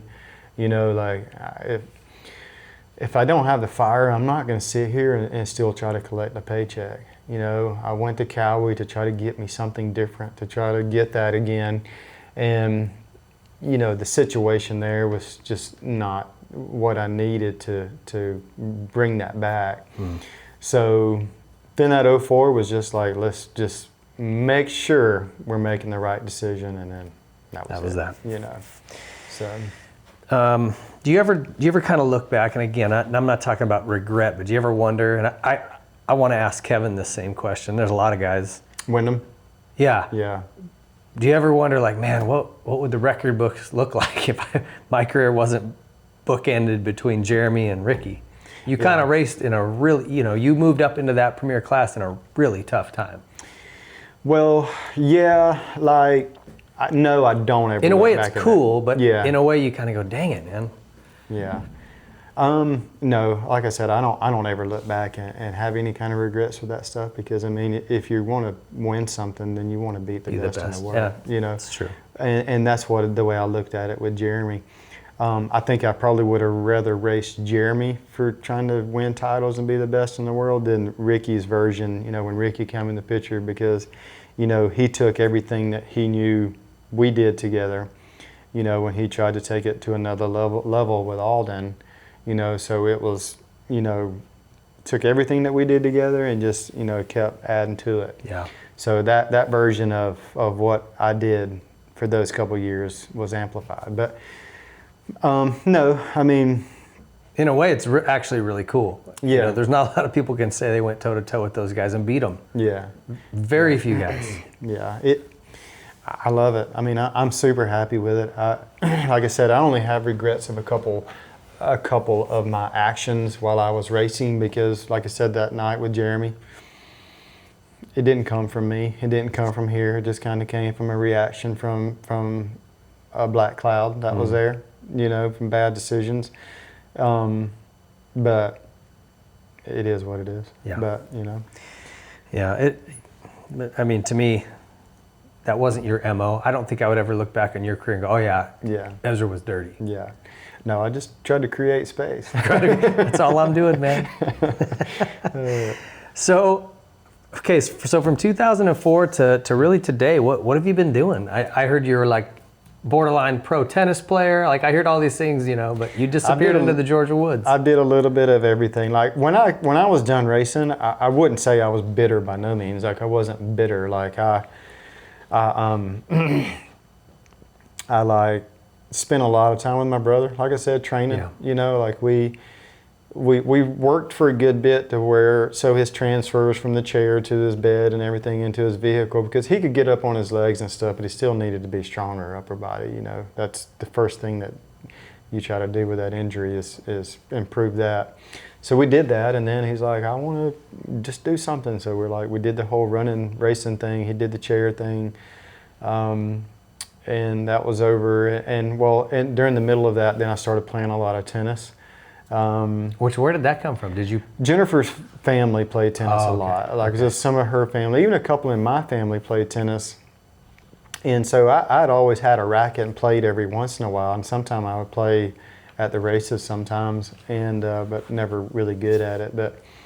But then I started playing like league stuff, where you play different teams and all that. And I got really into it, made a lot of good friends, and it's just like anything else. Anything you do, the higher the level, like the more fun it is. Racing professional motocross, funnest years of my life. You know, win or lose, it was the funnest years of my life. Like I'm happy, and I just smile when I think about it because it was awesome, and it's because of the stories I can tell now about this stuff. Yeah, you know.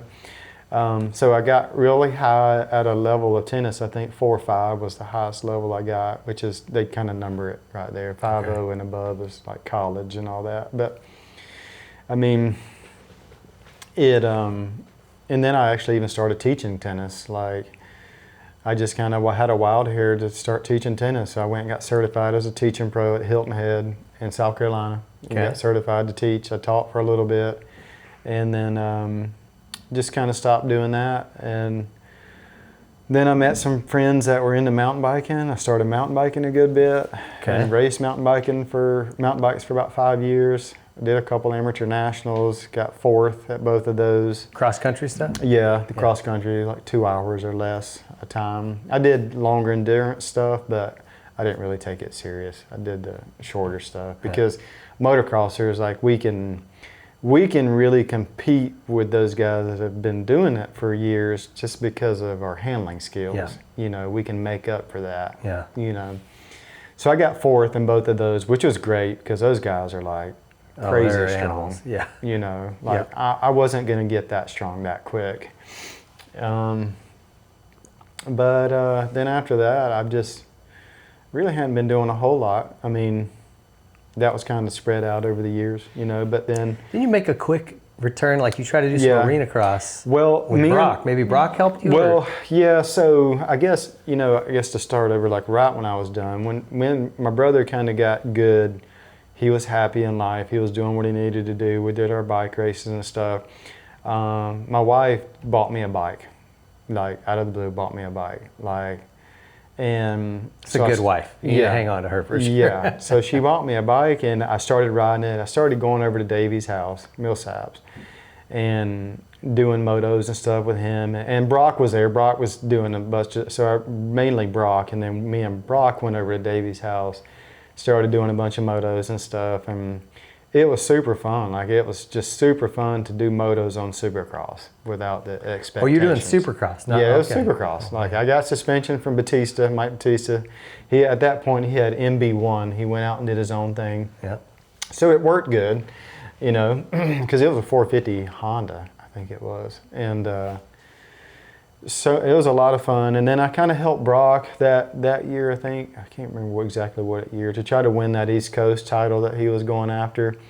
But unfortunately, he's going after Stefan Ricotta, Travis Pastrana, you know. Yeah. And he ended up, I think, it came down to the last race. He got 2nd overall in the series. And but so I kept riding, and I'm like, you know, it's pretty fun. But actually, fast forward that a little bit, it ended up being like the end of 2008.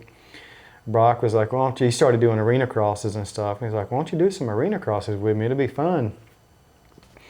So I started riding a good bit, and that's exactly what I was going to do. I was going to try to get on that little Babbitt's team, you know, in which it was kind of already planned out. That's what I was going to do.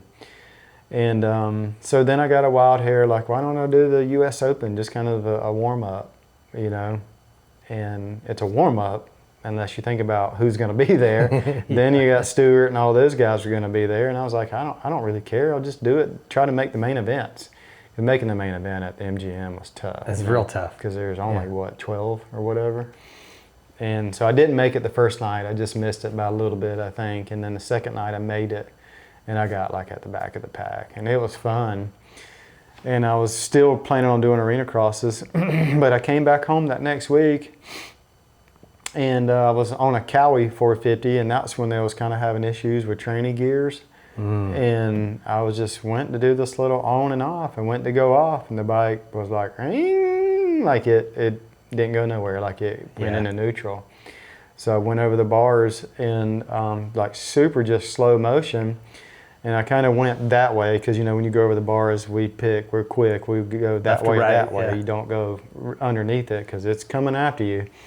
You know, that bike is going to follow you into the ground no matter what. Yeah. So I went that way and just kind of just fell right off of it, but I had my hand right here, and the freaking thing just flipped right over, landed right on my wrist again. And it broke the tip of that bone off and the tip of that bone off, and it went ahead and put the knife in that daggum navicular and split it in half. Just killed it. After that, so my wrist was really never the same after that. And then 2 years ago is when I got it not fully fused, but a 4-corner fusion. Is that where they pull the navicular out completely? Yeah. I think that's what Villapoto had done early on in his career. He had it just taken out.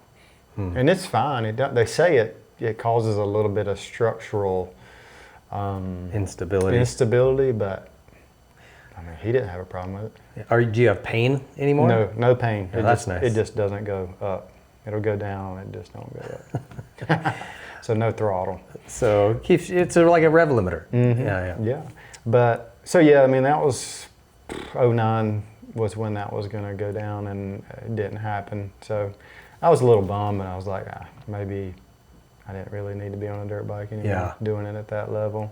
How much do you ride now, or does that bug you too bad to do? I got a bike, like I said, through Suzuki, Yamaha of Dalton, and Yamaha, a 450, and I had a 250 before that, 250F, and I rode it pretty good. But the 450, you know, you just can't ride it around the track and keep it pinned. Like, you got to really just float and just. I can't do that with this. There's no on and off. Like, I just kind of have to go, and. So I rode a little bit, and actually when Huddy's came down here to MTF and start riding, like I was trying to do laps, and I still kind of had the thought of maybe doing a little bit of local races, and I had a couple little discs where I couldn't really save it, and I actually fell over this little sand roller and like fell slow motion, and the bike kind of fell over on me and kind of pinned me where I couldn't even get up from underneath it. And like it wasn't no big fall or nothing, but I was like pinned under the bike. And I'm like, this is the last thing I'm gonna do. Like I have nothing other than this. Like I have nothing that I have to take throughout the rest of my life that didn't heal right. Like a bad knee, bad ankle, nothing, just one little wrist. But I'm gonna get out here and do this now and wreck my body.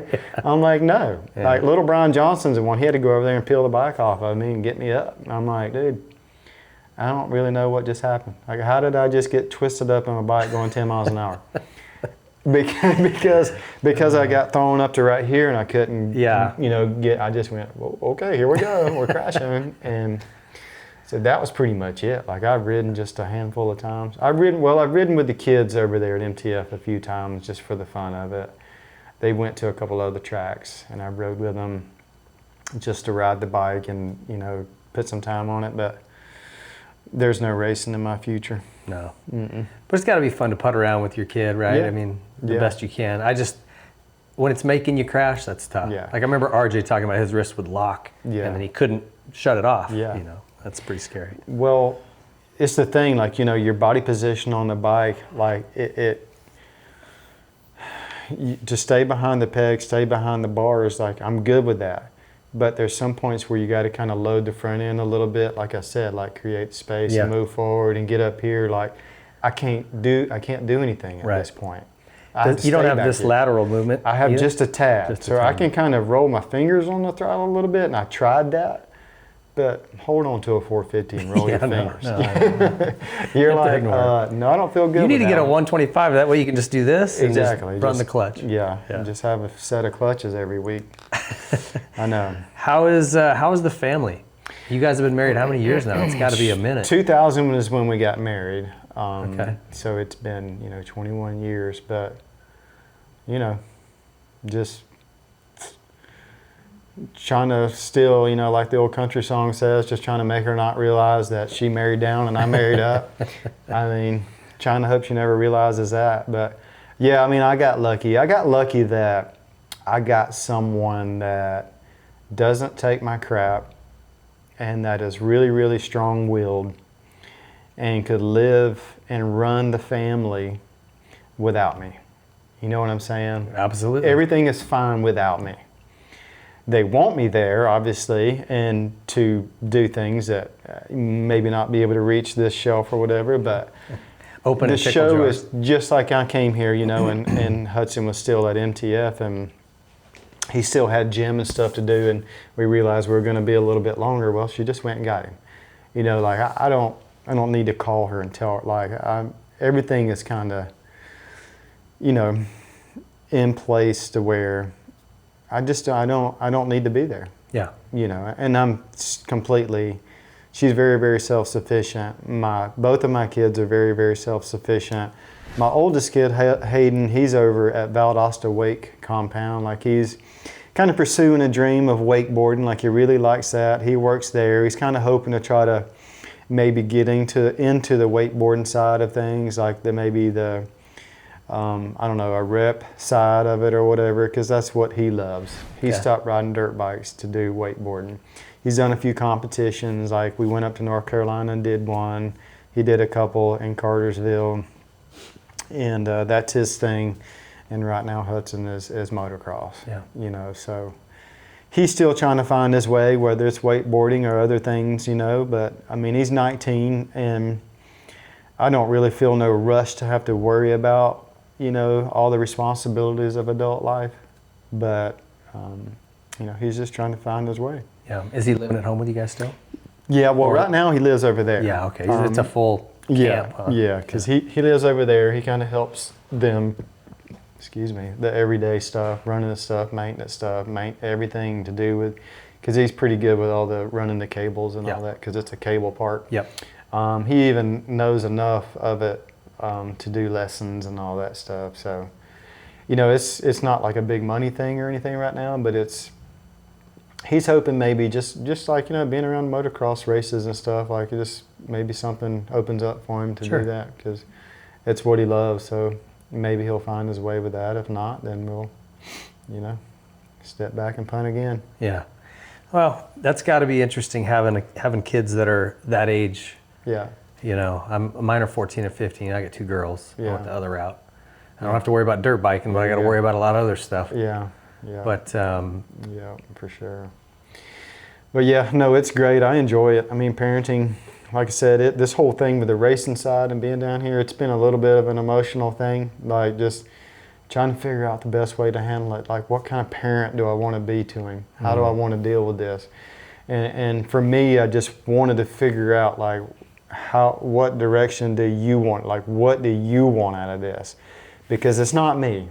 I don't have no dream of you going to Loretta Lynn's. It's not my dream. Yeah. I've been there, done that. I could care less to change another tire or filter or go to Loretta's again, because, and it's not just about Loretta's. Like I'm going to kind of pull the Chad Reed card here. Like everything is so focused around Loretta's and this amateur thing. Like it's very, I don't like it, honestly. Like I don't really like it. Like from the time we started riding there, it's been all about area qualifiers. What regional are you going to go to? Area qualifier here for this region, for that. Then these kids are going to be out. You need to go to that one. Like, golly, I just want to go race. Texas or this or that. And We really need a little bit of a break. If he doesn't make it into the Loretta's thing, I'm completely cool with that. I want a bit of a break and then start back riding again and kind of do some stuff at the end of the year. I definitely want him to go to the Winter Olympics at Gatorback. Have some fun. For sure do that. Yeah. Yeah. Even though it's not what it used to be, because when we used to go, you know, I don't know if you did you ever do the Olympics? I never got to do it. It was kind of a bummer. Well, but back then it was the first year I did it, it actually was at a legit flat track. Flat track. I didn't have slicks on my bike. I had knobbies, you know. Yeah. But it was at a legit flat track. Then you came back over to Gatorback. You did not a legit supercross, but pretty close. And then the outdoor track was a third discipline, and then the fourth was a full-blown cross-country. Woods race. Yeah. Woods race. I've heard about it. You did the Gatorback track backwards, you did part of the supercross track, and then you went out and all these, where the Diamondback racetrack is now, it was all pine trees. When you raced in the pine trees, it was like a 5-minute lap time. And you combined all those for the Olympiad champion. Yeah. That's what made the thing so fun. And now they've gone away from that. It's just Moto and Supercross? And Moto, that's it. Mm-hmm. But, I mean, they have a class for every one of my toes, there's a class. Right. So everybody's got to get a trophy for being, you know, the 51cc this, the 51cc that, the limited, the not limited, the not so limited, the C, the not so C class. Like, it goes on forever. Yeah. And when you got 50 classes, it takes a week to do. Right. So. Well, I think he's got a good coach, so you guys will be all right, however that works out. It'll be. He's going to learn some lessons other than a dirt bike lesson, so yeah. That's what we're looking forward to. So the last question we ask all our guests is how you want to be remembered in the sport. My heart. I want to know that when people watch my race, whether I was tossing it into the stands or doing whatever, like I had heart, like I fought for everything that I had. Whether it was the end of those years when I was struggling, like I still tried to fight, even though it was the cards I was dealt and what I was going through, I still tried to fight, you know.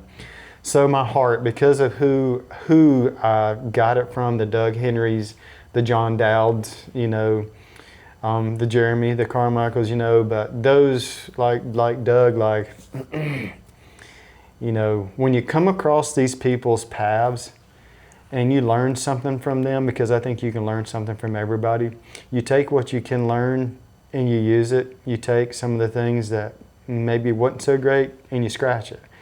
But if you can continue to put all those things together, like I said I tried to do, until those years where I finally felt like I had it together. But my heart, I mean, just fight. You definitely had it, man. I'm still going to remember you for jumping that huge double on a 60. Is that cool? Because that was the raddest thing I've ever seen. Yeah. I mean, well, obviously, you know, I got pushed to do things when I was younger that I probably wouldn't have done. And if I wouldn't have done them, then I may not have been the person I was. Yeah. So that's something else. This is something else. I just, one last quick question. Mm-hmm. You know, my girls play soccer, so that's our thing, and they play at a pretty high level. But I'm always wondering, like, how hard do I push them? Because every year I go, hey, you guys still want to play? We could go do other stuff. We could go snow skiing more and spend more time at the beach and this. But if you want to play soccer, I'll go, but I don't care. Like, I make sure, kind of to your same point, like, this isn't my dream. I'll support you whenever you want to do. But I see guys, again, and motocross is my reference point because I lived it, but I see how hard Ricky got pushed. I see how hard James got pushed, how hard you got pushed. That can lead to either great success or there's guys that got pushed hard that didn't make it. It blew them up. How hard will you push? I think it depends on the person and the person's, like, let's just say your daughter. Your daughter and your daughter's dreams, like, what does she want out of it? Like, I'll compare her to what I just said with my little one, Hudson. Like, he wanted to go to MTF. Okay, we went to MTF, great experience, let's go home. Well, no, I want to stay and do more. Well, why do we want to stay and do more? Well, I want to try to go to Loretta's. Okay, well, now you're talking a little bit different. Now I'm probably going to take a little bit of fun away because it's going to be a lot of work. But you have to understand that if that's what you want, then I'm going to show you what it's going to require. Gotcha. And if you're able to withstand what it's going to require, if you're not going to want to stop, if you're going to want to keep doing it, I'm going to show you what it's going to take to accomplish that. So to be pushing like your daughter into soccer, I just think people need to establish goals. Like if she just wants to be better, to be better than that girl or whatever, like you're doing it for the wrong reasons.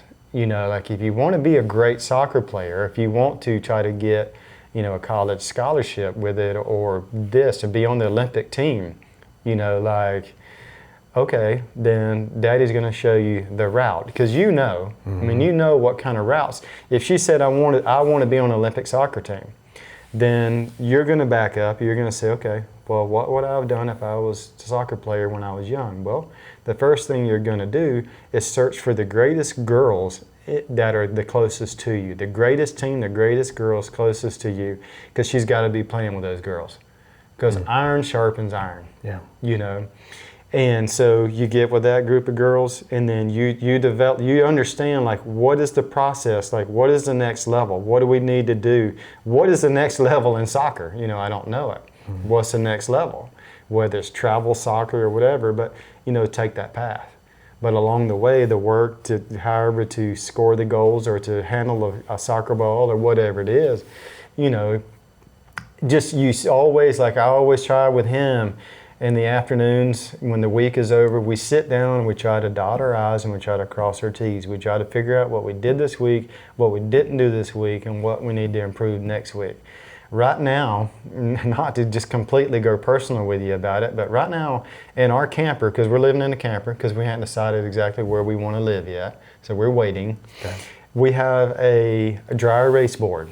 After WW, after that amateur national, I don't feel like we did the best we could, but he rode with a lot of nerves all weekend, so that was probably the best that he could do that weekend. He was quicker and faster, but a 17th overall and a 13th overall wasn't quite where he could finish.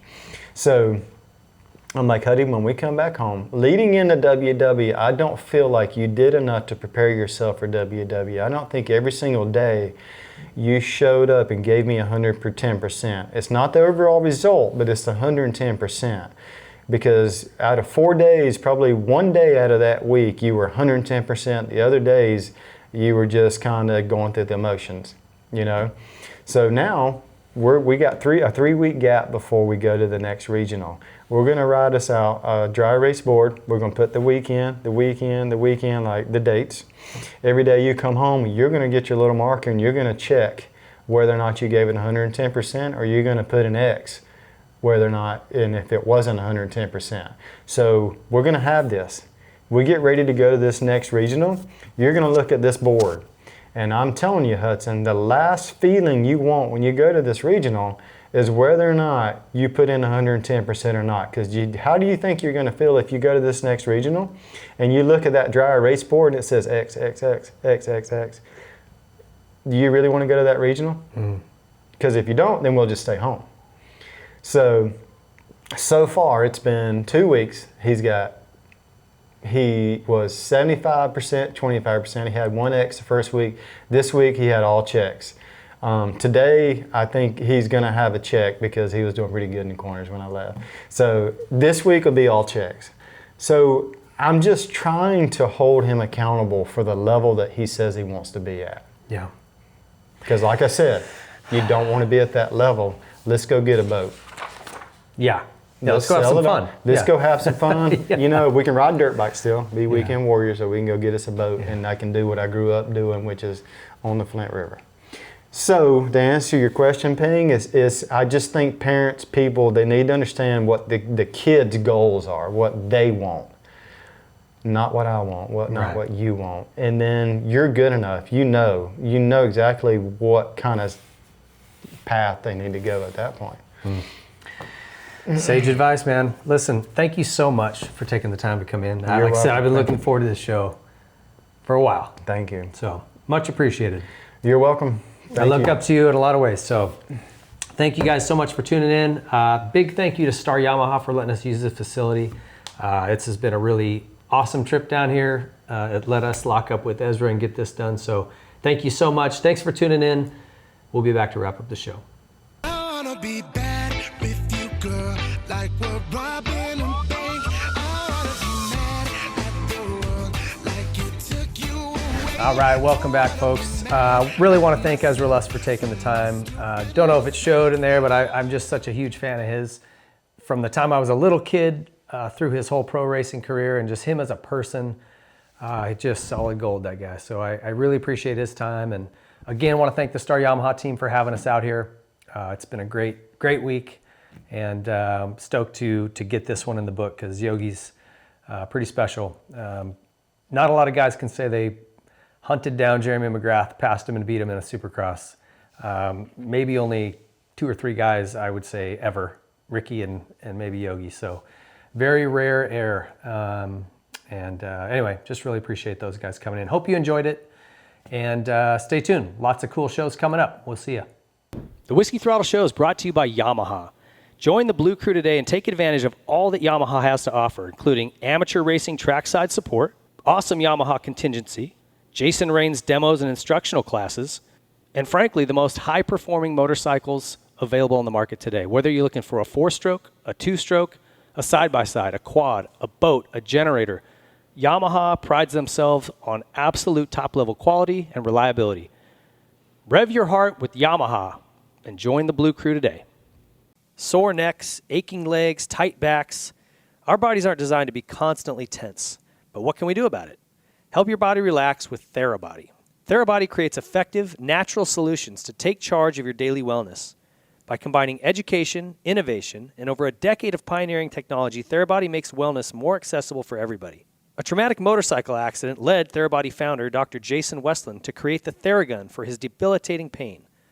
Now the Theragun, the only physician-created percussive therapy device, uses a scientifically calibrated combination of depth, speed, and power to relax and release your deep muscle tension. Recovery Air is TheraBody's world-leading pressure compression therapy system that flushes out leg soreness so you can bring on peak performance. Most electrical muscle stimulation is ineffective. Instead, TheraBody's sleek Power Dot takes away the guesswork with an intuitive app that customizes intensity and placement so you recover faster. Regular foam rollers hurt. TheraBody's Wave series delivers powerful vibration and pressure to help you recover with less pain. Don't settle for mystery CBD. TheraBody's TheraOne range of topical and ingestible full-spectrum USDA-certified organic CBD products are redefining high-potency CBD for wellness and recovery. 250 professional sports teams exclusively use Theragun and other TheraBody products to take recovery into their own hands. Method Race Wheels, bringing you the lightest, strongest, fastest wheels in off-road for your truck, van, sprinter, UTV, or SUV. They've been dominating the Baja 500 and 1000 and every major off-road event around the world for years with high quality and performance. They also look amazing. They come in a bunch of different styles and colors for your rig, so check them out. You can get 20% off a set of wheels using our code Whiskey Throttle. No capitals, no spaces. 20% off using our code. Check them out. Also, coming soon, the R1M project. Method Race Wheels makes a dive into the motocross world. Stay tuned. Troy Lee Designs is the leader in off-road motocross apparel and style. So whether you're looking for a cool new paint job for your helmet, maybe your name and number on your helmet lettered on, you're looking for new gear, you're looking for mountain bike gear, off-road gear, they've got the brand new Scout line and GP and SE models. Troy Lee Designs has it all. They've been leading this industry for decades, and they're going to continue to do it. Check out TroyLeeDesigns.com. SKDA is a moto graphics and seat covers company with several offices based around the globe. For too long, bikes and graphics have all looked the same. They just start to blend together. SKDA is working to change that. With super clean and unique design work, a bike with SKDA graphics stands out in a crowd and adds a touch of art to the world of moto. Hey, we need that. SKDA prides itself on providing premium customer service both before and after the sale is made. Visit SKDA online to view the current product range and get in touch with their team to get your bike refreshed. I want to just make a mention here that these guys, not only is their design way outside the box, very, very cool. They'll work with you on custom things. The products are incredible. Okay, they'll speak for themselves. But what's really awesome, and you'll notice this the minute you order one of these, man, they give you an email saying, hey, the product's been shipped. Hey, the product is here. It landed in this spot. Hey, it's coming today. Hey, your product's been delivered. They just so good about staying in touch with you and letting you know where it's at, Customer service is 100%, and that's just something that's rare these days. Check out SKDA. Here at the Whiskey Throttle Show, we're all about supporting brands that support our sport. And there's one tire company that has never walked away from the sport of motocross and supercross, and it's Dunlop. When times got tough and the economy took a crash, Dunlop stepped up and stayed with our sport to support it and the athletes and individuals that love it. Their MX-53 line and MX-33 lines absolutely dominate this sport. Every national championship at the pro level has been won in the last decade, and nearly every single amateur national championship at Loretta Lynn's has been won on a Dunlop.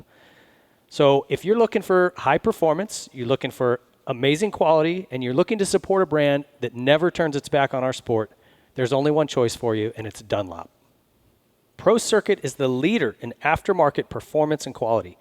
Whether you're looking for a little more horsepower out of your engine, some quality hard parts to improve the way your bike feels and looks, better handling through suspension or linkage arms, Pro Circuit is where you need to stop. It's your one-stop shop. You can go in there and get everything you need to make your motorcycle go from average to exceptional. Pro Circuit's got enough number one plates on their wall to side an entire home, and there's a reason for that. They're very, very good at what they do. The highest quality products with one goal in mind, and that's winning. Check out ProCircuit.com. Nihilo Concepts is leading the way in aftermarket hard parts. With their secondary on-switch device, something that was much needed in this sport, they've been innovating and bringing new products to market. Their latest is the new Nihilo Run Cool brake pistons. They're designed to be stronger than stock and provide exceptional cooling performance with less brake drag. Most OEM calipers pistons are made from aluminum that just can't hold up to the heat and extreme demands of serious racing. When they get hot, the aluminum will distort, causing loss of hydraulic pressure and brake failure. Nihilo's Run Cool pistons limit the area that boiling hot hydraulic fluid is able to come in contact with the piston, leaving 2/3 of the piston volume in open air with breather holes to enhance the cooling ability. It's made of a proprietary stainless blend, which is better at dissipating heat. You have issues with brake fade or brake failure, check out Nihilo Concepts among their many amazing hard parts and carbon fiber parts and titanium. NihiloConcepts.com. Senna is the leader in motorcycle helmet communications. There's really two prongs to why this is important. One of them is safety. If you're a dad who's watching your kid out on a track, being able to communicate with him about a rider down or a track situation is imperative. You don't want him coming over a jump and seeing a rider down and getting himself involved in that. So from a safety aspect, it's huge. You can also coach them. So if you see them taking a line, doing something that they could be improved, it's very easy to just click a button and speak to them right in their helmet in real time. This has been a proven coaching technique used by many motorcycle coaches. There's also just the simple fun factor. Being able to chat with your buddy while you're out on a ride, share music between one another, answer phone calls. It just takes your riding experience to another level. So whether you're using the 50S or 50R connected through a mesh network in your helmet, or you're using a Tough Talk headset connected with one of those, Senna is the leader in quality and performance in motorcycle helmet communications. Check them out at Senna.com. Seat Concepts is the leader in motorcycle saddles. If you're looking for a new cover or a new seat entirely, Seat Concepts is the place to go. They make custom seat foams catered to your height, weight, riding ability, riding type. They also have waterproof covers and foams that will not break down if you ride in a lot of inclement weather. And they pride themselves on being much more comfortable than OEM or any other aftermarket company. If you're looking for a new seat or a new cover, Seat Concepts, there's nothing better. Need to replace something on your bike that's worn out? Look no further than Pro-X. These guys aim to make everything OEM quality or better at an affordable price. And they've also got some new products coming. So right now, chains, sprockets, anything inside the engine internally, air filters. If it wears out, Pro-X makes it, and they make it at a quality level that's OEM or better. And they've got some new things coming that are awesome. A complete engine rebuild kits for the Polaris RZR 800s. Need to replace something on your bike that's worn out? Look no further than Pro-X. These guys aim to make everything OEM quality or better at an affordable price. And they've also got some new products coming. So right now, chains, sprockets, anything inside the engine internally, air filters. If it wears out, Pro-X makes it, and they make it at a quality level that's OEM or better. And they've got some new things coming that are awesome. A complete engine rebuild kits for the If you've got a little Grom that's looking to get started in the motorcycle world, the best way to get them going is on a Stasic bike. They've got multiple sizes, so from your very young Groms to those who are a little more grown up, you can start them safely. They've got controls that allow you to control the speed so he can't get going too quick. They can touch the ground. There's not a lot of noise to distract them. It's the perfect way to get your child involved in motorcycling at a very young age. And if you've got a kid who's already out ripping, there's series popping up all over. For those of you in Southern California, go to www.ameminicross.com and join their local series. If you're outside of this state, contact your local track and ask them about starting a Stasic class at your local track. Get over to stasic.com and check out all they've got going on. Moto USA, we lean hard on these lubricants to keep us on the track and on the trail. And Motul has proven their quality over and over, most recently with their Dakar win with Ricky Brabeck. They're sponsoring Supercross teams. They're diving into our sport again full throttle, and we're stoked to have them on board. Amazing products, top to bottom. Motul USA, go check them out. OGIO is the leader in motorcycle storage solutions. As motocross riders, we need a gear bag, we need a helmet bag, a boot bag, a backpack, a travel bag, a hydration pack, maybe a tool kit to wear around your waist if you're on an off-road ride. OGIO makes all of that, and their products are absolutely top of the line. I've got stuff I've had for several decades, just to give you an idea of how long this stuff lasts. If you're not sure, ask around, talk to folks who've had some of this stuff, and they will confirm that OGIO's quality is absolutely second to none. So go check them out, OGIO_powersports.com, and look at all they've got to offer right now. You ever heard the phrase that the harder you work, the luckier you are? Well, at Luck Apparel, they believe in an acronym that kind of sums it up a little more simply than that, laboring under complete knowledge. So it isn't just some random chance that determines what your outcome or results are going to be. It's being educated and working your butt off to get it done. And I think that goes hand in hand with the motocross industry. You don't get lucky into a win. You work your ass off and you make it happen. So check out Luck Apparel. They've got t-shirts, hats, sweatshirts, all kinds of cool stuff. And we're stoked to have them on board here at the Whiskey Throttle Show in 2022. If you're in the market for a toy hauler trailer, cargo trailer, look no further than Custom Outfitters, one of our new partners for this year. These guys do an awesome job, even so far as to dial in the inside of Sprinter vans, which have become the new standard moto transportation for moto. These guys can handle it all. They use ATC world-class trailers, top shelf service and performance in their products. Custom Outfitters out of South Dakota doing an awesome job. We're stoked to have these guys on board this year. So whether you're looking to just do some camping with the family, looking for a trailer that can fit all your toys to go out to the desert or wherever, look no further than Custom Outfitters. And finally, last but not least, Specialized Bicycles. If you are in the market to start pedaling, this is where you want to start. They've got great entry-level bikes all the way up to the Cadillac, the new Levo e-bike, anything in between, man. It doesn't matter what kind of riding you're doing. Go check out and start with Specialized. Don't waste your time on something that's going to break. The derailler's not going to shift after a couple months. Get something quality. These guys make it. Specialized leads that industry. Hey, everybody. Welcome to MPH, Moto E Performance and Health, and another episode with Coach Rob Beams. Thanks for being here again. Thanks, brother. Interesting topic today. I want to get into base training, why this is so important. Whether you're a motocross athlete or training for something else, building a cardiovascular base is super important. And I wanted to get your take on the why. Yep. And then a little bit on the how. Absolutely. Well, coming right out of the blocks, the first thing to take a look at would be the subject of periodization. We have a resource on our website. Essentially, periodization is just taking 12 months and breaking it up. You know, when do you want to race? What's the characteristics of the race? Is it a short 5-lap sprint that's 8 minutes, or is it a 30-minute plus 2? You've got to know what you're training for, first of all. Right. Second thing you've got to look at is what is your current limitation. If I've got to race a 30 plus 2, but I get tired after 18 minutes, I know that's my opportunity. So then when we take a look at that, you got to just keep breaking the year down and go backwards. That's the key word. Because when we hear the word base training, in the periodization world, we call it preseason. Well, in preseason, there's two main focuses: maximize aerobic engine, maximize physical strength. You don't need to be doing sprint work during that phase, because if you think about use a tree for an easy illustration, the roots of the tree are your capillary beds in your muscle. You go to the tree itself, that's your muscle, that's your strength base. And then the leaves at the top, that's your aerobic engine, your ability to get oxygen. So if you look at that, the only way that you can increase the number of capillary beds in the muscle is low intensity training. High intensity training, you're not establishing blood vessels. So if you put it in the tune of a motorcycle, right? If we want to get rid of the exhaust, that's our aerobic engine.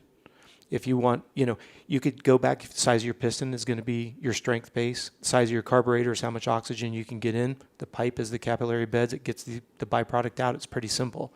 The problem that we run into is our race season is so fragmented. Doesn't matter if it's amateur or pro anymore. There's a big race every month. Well, how is somebody supposed to build an aerobic engine? This, again, comes from the Olympic Training Center. It takes 6 months to build an aerobic engine. So like with my lead athletes like Logan Best and Nick Laurie and Devin O'Leary and guys like that, those guys are contenders for Loretta's. Those guys start training in November for Loretta's. Wow. Now, some people go, wait, if I do the math, isn't that 8 months? Yeah, because the longer the better. And with amateur racing, and we have this mantra in the physiology world, until you can go long and slow, you can't go short and fast. Because if you haven't built the strength base, if you don't have the aerobic engine, now all of a sudden you're trying to do speed work and you're lacking the two things that you need more power and more aerobic capacity. But if all you do all year long is sprint races, that's going to be your limiting factor. So that's why base training is so important. The other thing that's really important, and we refer to it in our offices about muscle and athletic durability. If I'm trying to reduce the risk of injury, if I'm flexible and I'm strong, then if I do have a high-speed get-off, the velocity of being yard darted down the track isn't going to tear stuff apart. That's where flexibility, I don't think, gets enough reputation or enough credibility for what it can do to keep us from getting injured. Because in the subject of a base training, there's only two things that will slow us down as an athlete, an injury or an illness. So if I take the time to build an aerobic engine, I'm actually enhancing my immune system. Yeah, really, that base training shouldn't tax your immune system at all, right? That's You're not up in those That's right. really high heart rates where you'd start to maybe break that down. Well, if you ride this motorcycle in second gear for 40 minutes, there's not a listener that would go, that was smart. But yet we'll go out and train just guts to the wall every time we get on the motorcycle and every time we cross-train and go, why am I sick all the time? Why am I injured all the time? Because you're training too hard. Right. That's where the base training, and that's why I always love to draw the analogy of the Tour de France. The Tour just finished up here. You look at these guys in the, let's call it early season, November through February, they're not going and doing 1 mile intervals. They're riding 5, 6, 7 hours, 15 miles an hour. But then second to the last stage of the Tour de France was a time trial. They averaged 33 miles an hour for 25 miles. Yeah. You got to go slow before you can go fast. Yeah. So that's where I think the preseason and the base training really matters. And there was something that was always passed along to me in terms of, if you don't know heart rate specifically, but if you're out on a bike ride or a jog with somebody and you're trying to build this aerobic base, longer and slower, and that pace would be, you want to be able to carry on a conversation with somebody. That's right. If you're breathing so hard that you can't talk, you're like, shut up, I'm trying to run. That's right. You're going too fast, slow down. And it's actually, I enjoy that part of it because it's not super painful. Yeah. And I guess, like, to your point, I'm slow twitch. We kind of have looked, just based on my own makeup, that comes a little easier to me. So I enjoyed the base training, like the longer, slower rides. It's that really high heart rate stuff at the end that was the most painful for me and probably my weakness. What are some good things? Obviously cycling, just because it's low impact. What else is good for this, for just building that base? Yeah, I'll tell you, my favorite swimming, hands down, because if you look at our sport, our joints and our low back and everything takes enough abuse as it is. Swimming has such a multitude of benefits. You can use it for contrast therapy. We don't ever get in the pool and go, oh, it's hot. Well, I guess there's always an exception to the rule, but for the most part, you get in and go, oh, it's kind of chilly. Well, that's contrast therapy. Your body loves that. Day after a race, jump in the pool. You don't have to go and swim like Michael Phelps. Just get in the pool for 20 minutes. Energy creates energy, right? So get in the pool. There's no impact. Nothing's going to build your cardiovascular engine like swimming. You're holding your breath every other stroke. Yeah. So you're going to get that cardiovascular benefit, low impact. Again, you don't have to go in there and swim guts to the wall. For those of you that are new to swimming, shoot yourself with a video, send it to me. We do this with our triathletes all the time, all around the world. Because, if you're out there struggling to swim, it could become counterproductive and become more, more work than it needs to be. But that's always my go-to. I'm a big fan of cycling, whether it be mountain bike or road bike. depending, I'm going to sound like a hypocrite here. If you come from a running background, sure, you can run, but run off road. Yeah. But then you got the Concept 2 ski ergs, you got the Concept 2 rowers, the Specialized bikes. They're just anything really can be used. Anything can be used. I find some of those indoor tools, when you're trying to go for an hour, 2 hours, 3 hours, it's brutal. I can't do it. I lose my mind. Yep. For me, what's been a really fun base tool is my e-bike. Absolutely. I got a Specialized Levo and the Kenevo because that motor helps keep you down into your lower realms, but you can ride for hours and you're just smiling the whole time. It's the most fun you'll have building a cardiovascular base. No, I would agree with you 100% there. And on the swimming, just real quick, we're going to just dab on this. I don't want to take too long, but I do a bit of swimming, particularly in the summer here, and I'll breathe every third stroke. So then I'm rotating sides. I just don't want any, sometimes one side of your neck will get sore. You can twist yourself up, but it forces your speed because at a point you're like, I need more air. I need to speed up the rhythm. And it trains you how to just control your heart rate. At least for me, because when I start out, I always, again, spikes a little bit. You got to warm up somehow, right? Absolutely. And then once I get through like maybe the first 10 minutes, I just get into a rhythm and it becomes easier. And then I can start actually going a little quicker, and I find that ceiling of like, oh, no, that's too fast. Absolutely, Slow yeah. down. Well, you brought up something that's really cool because, like I said, our largest business segment is actually triathlons.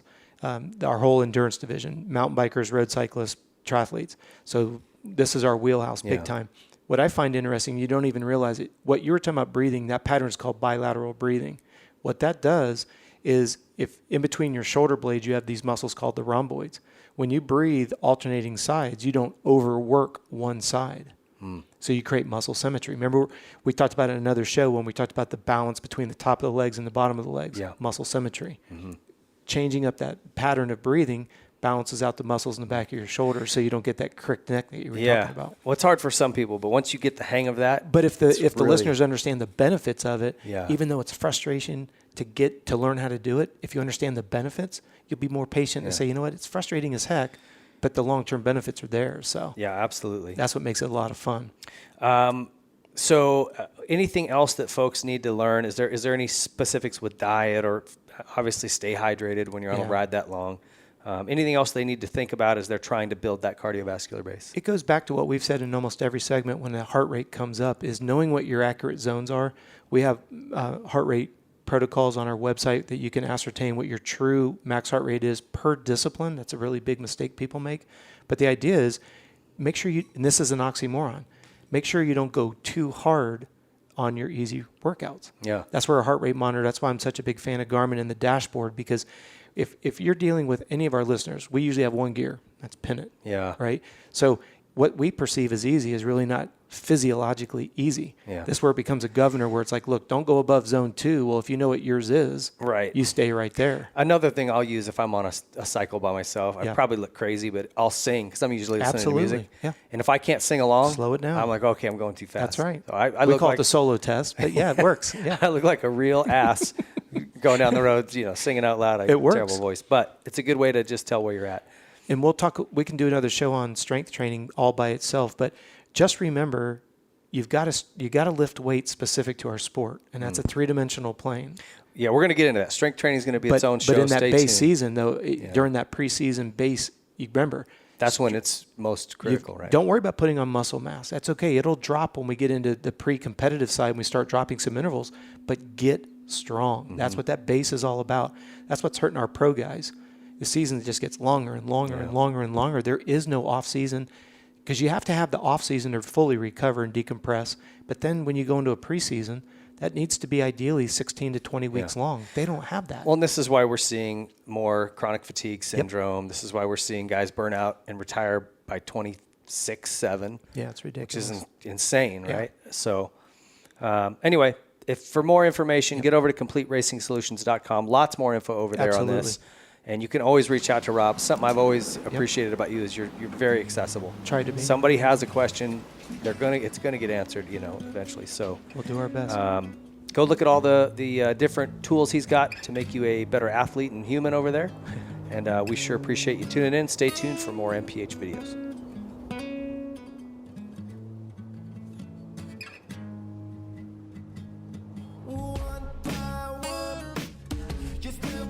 Thanks for watching the Whiskey Throttle Show, now available on the Spot Network, an independent standalone streaming platform live now on Apple TV, Roku, Amazon Fire, Google Play, Android TV, most smart TVs, and all phones and tablets.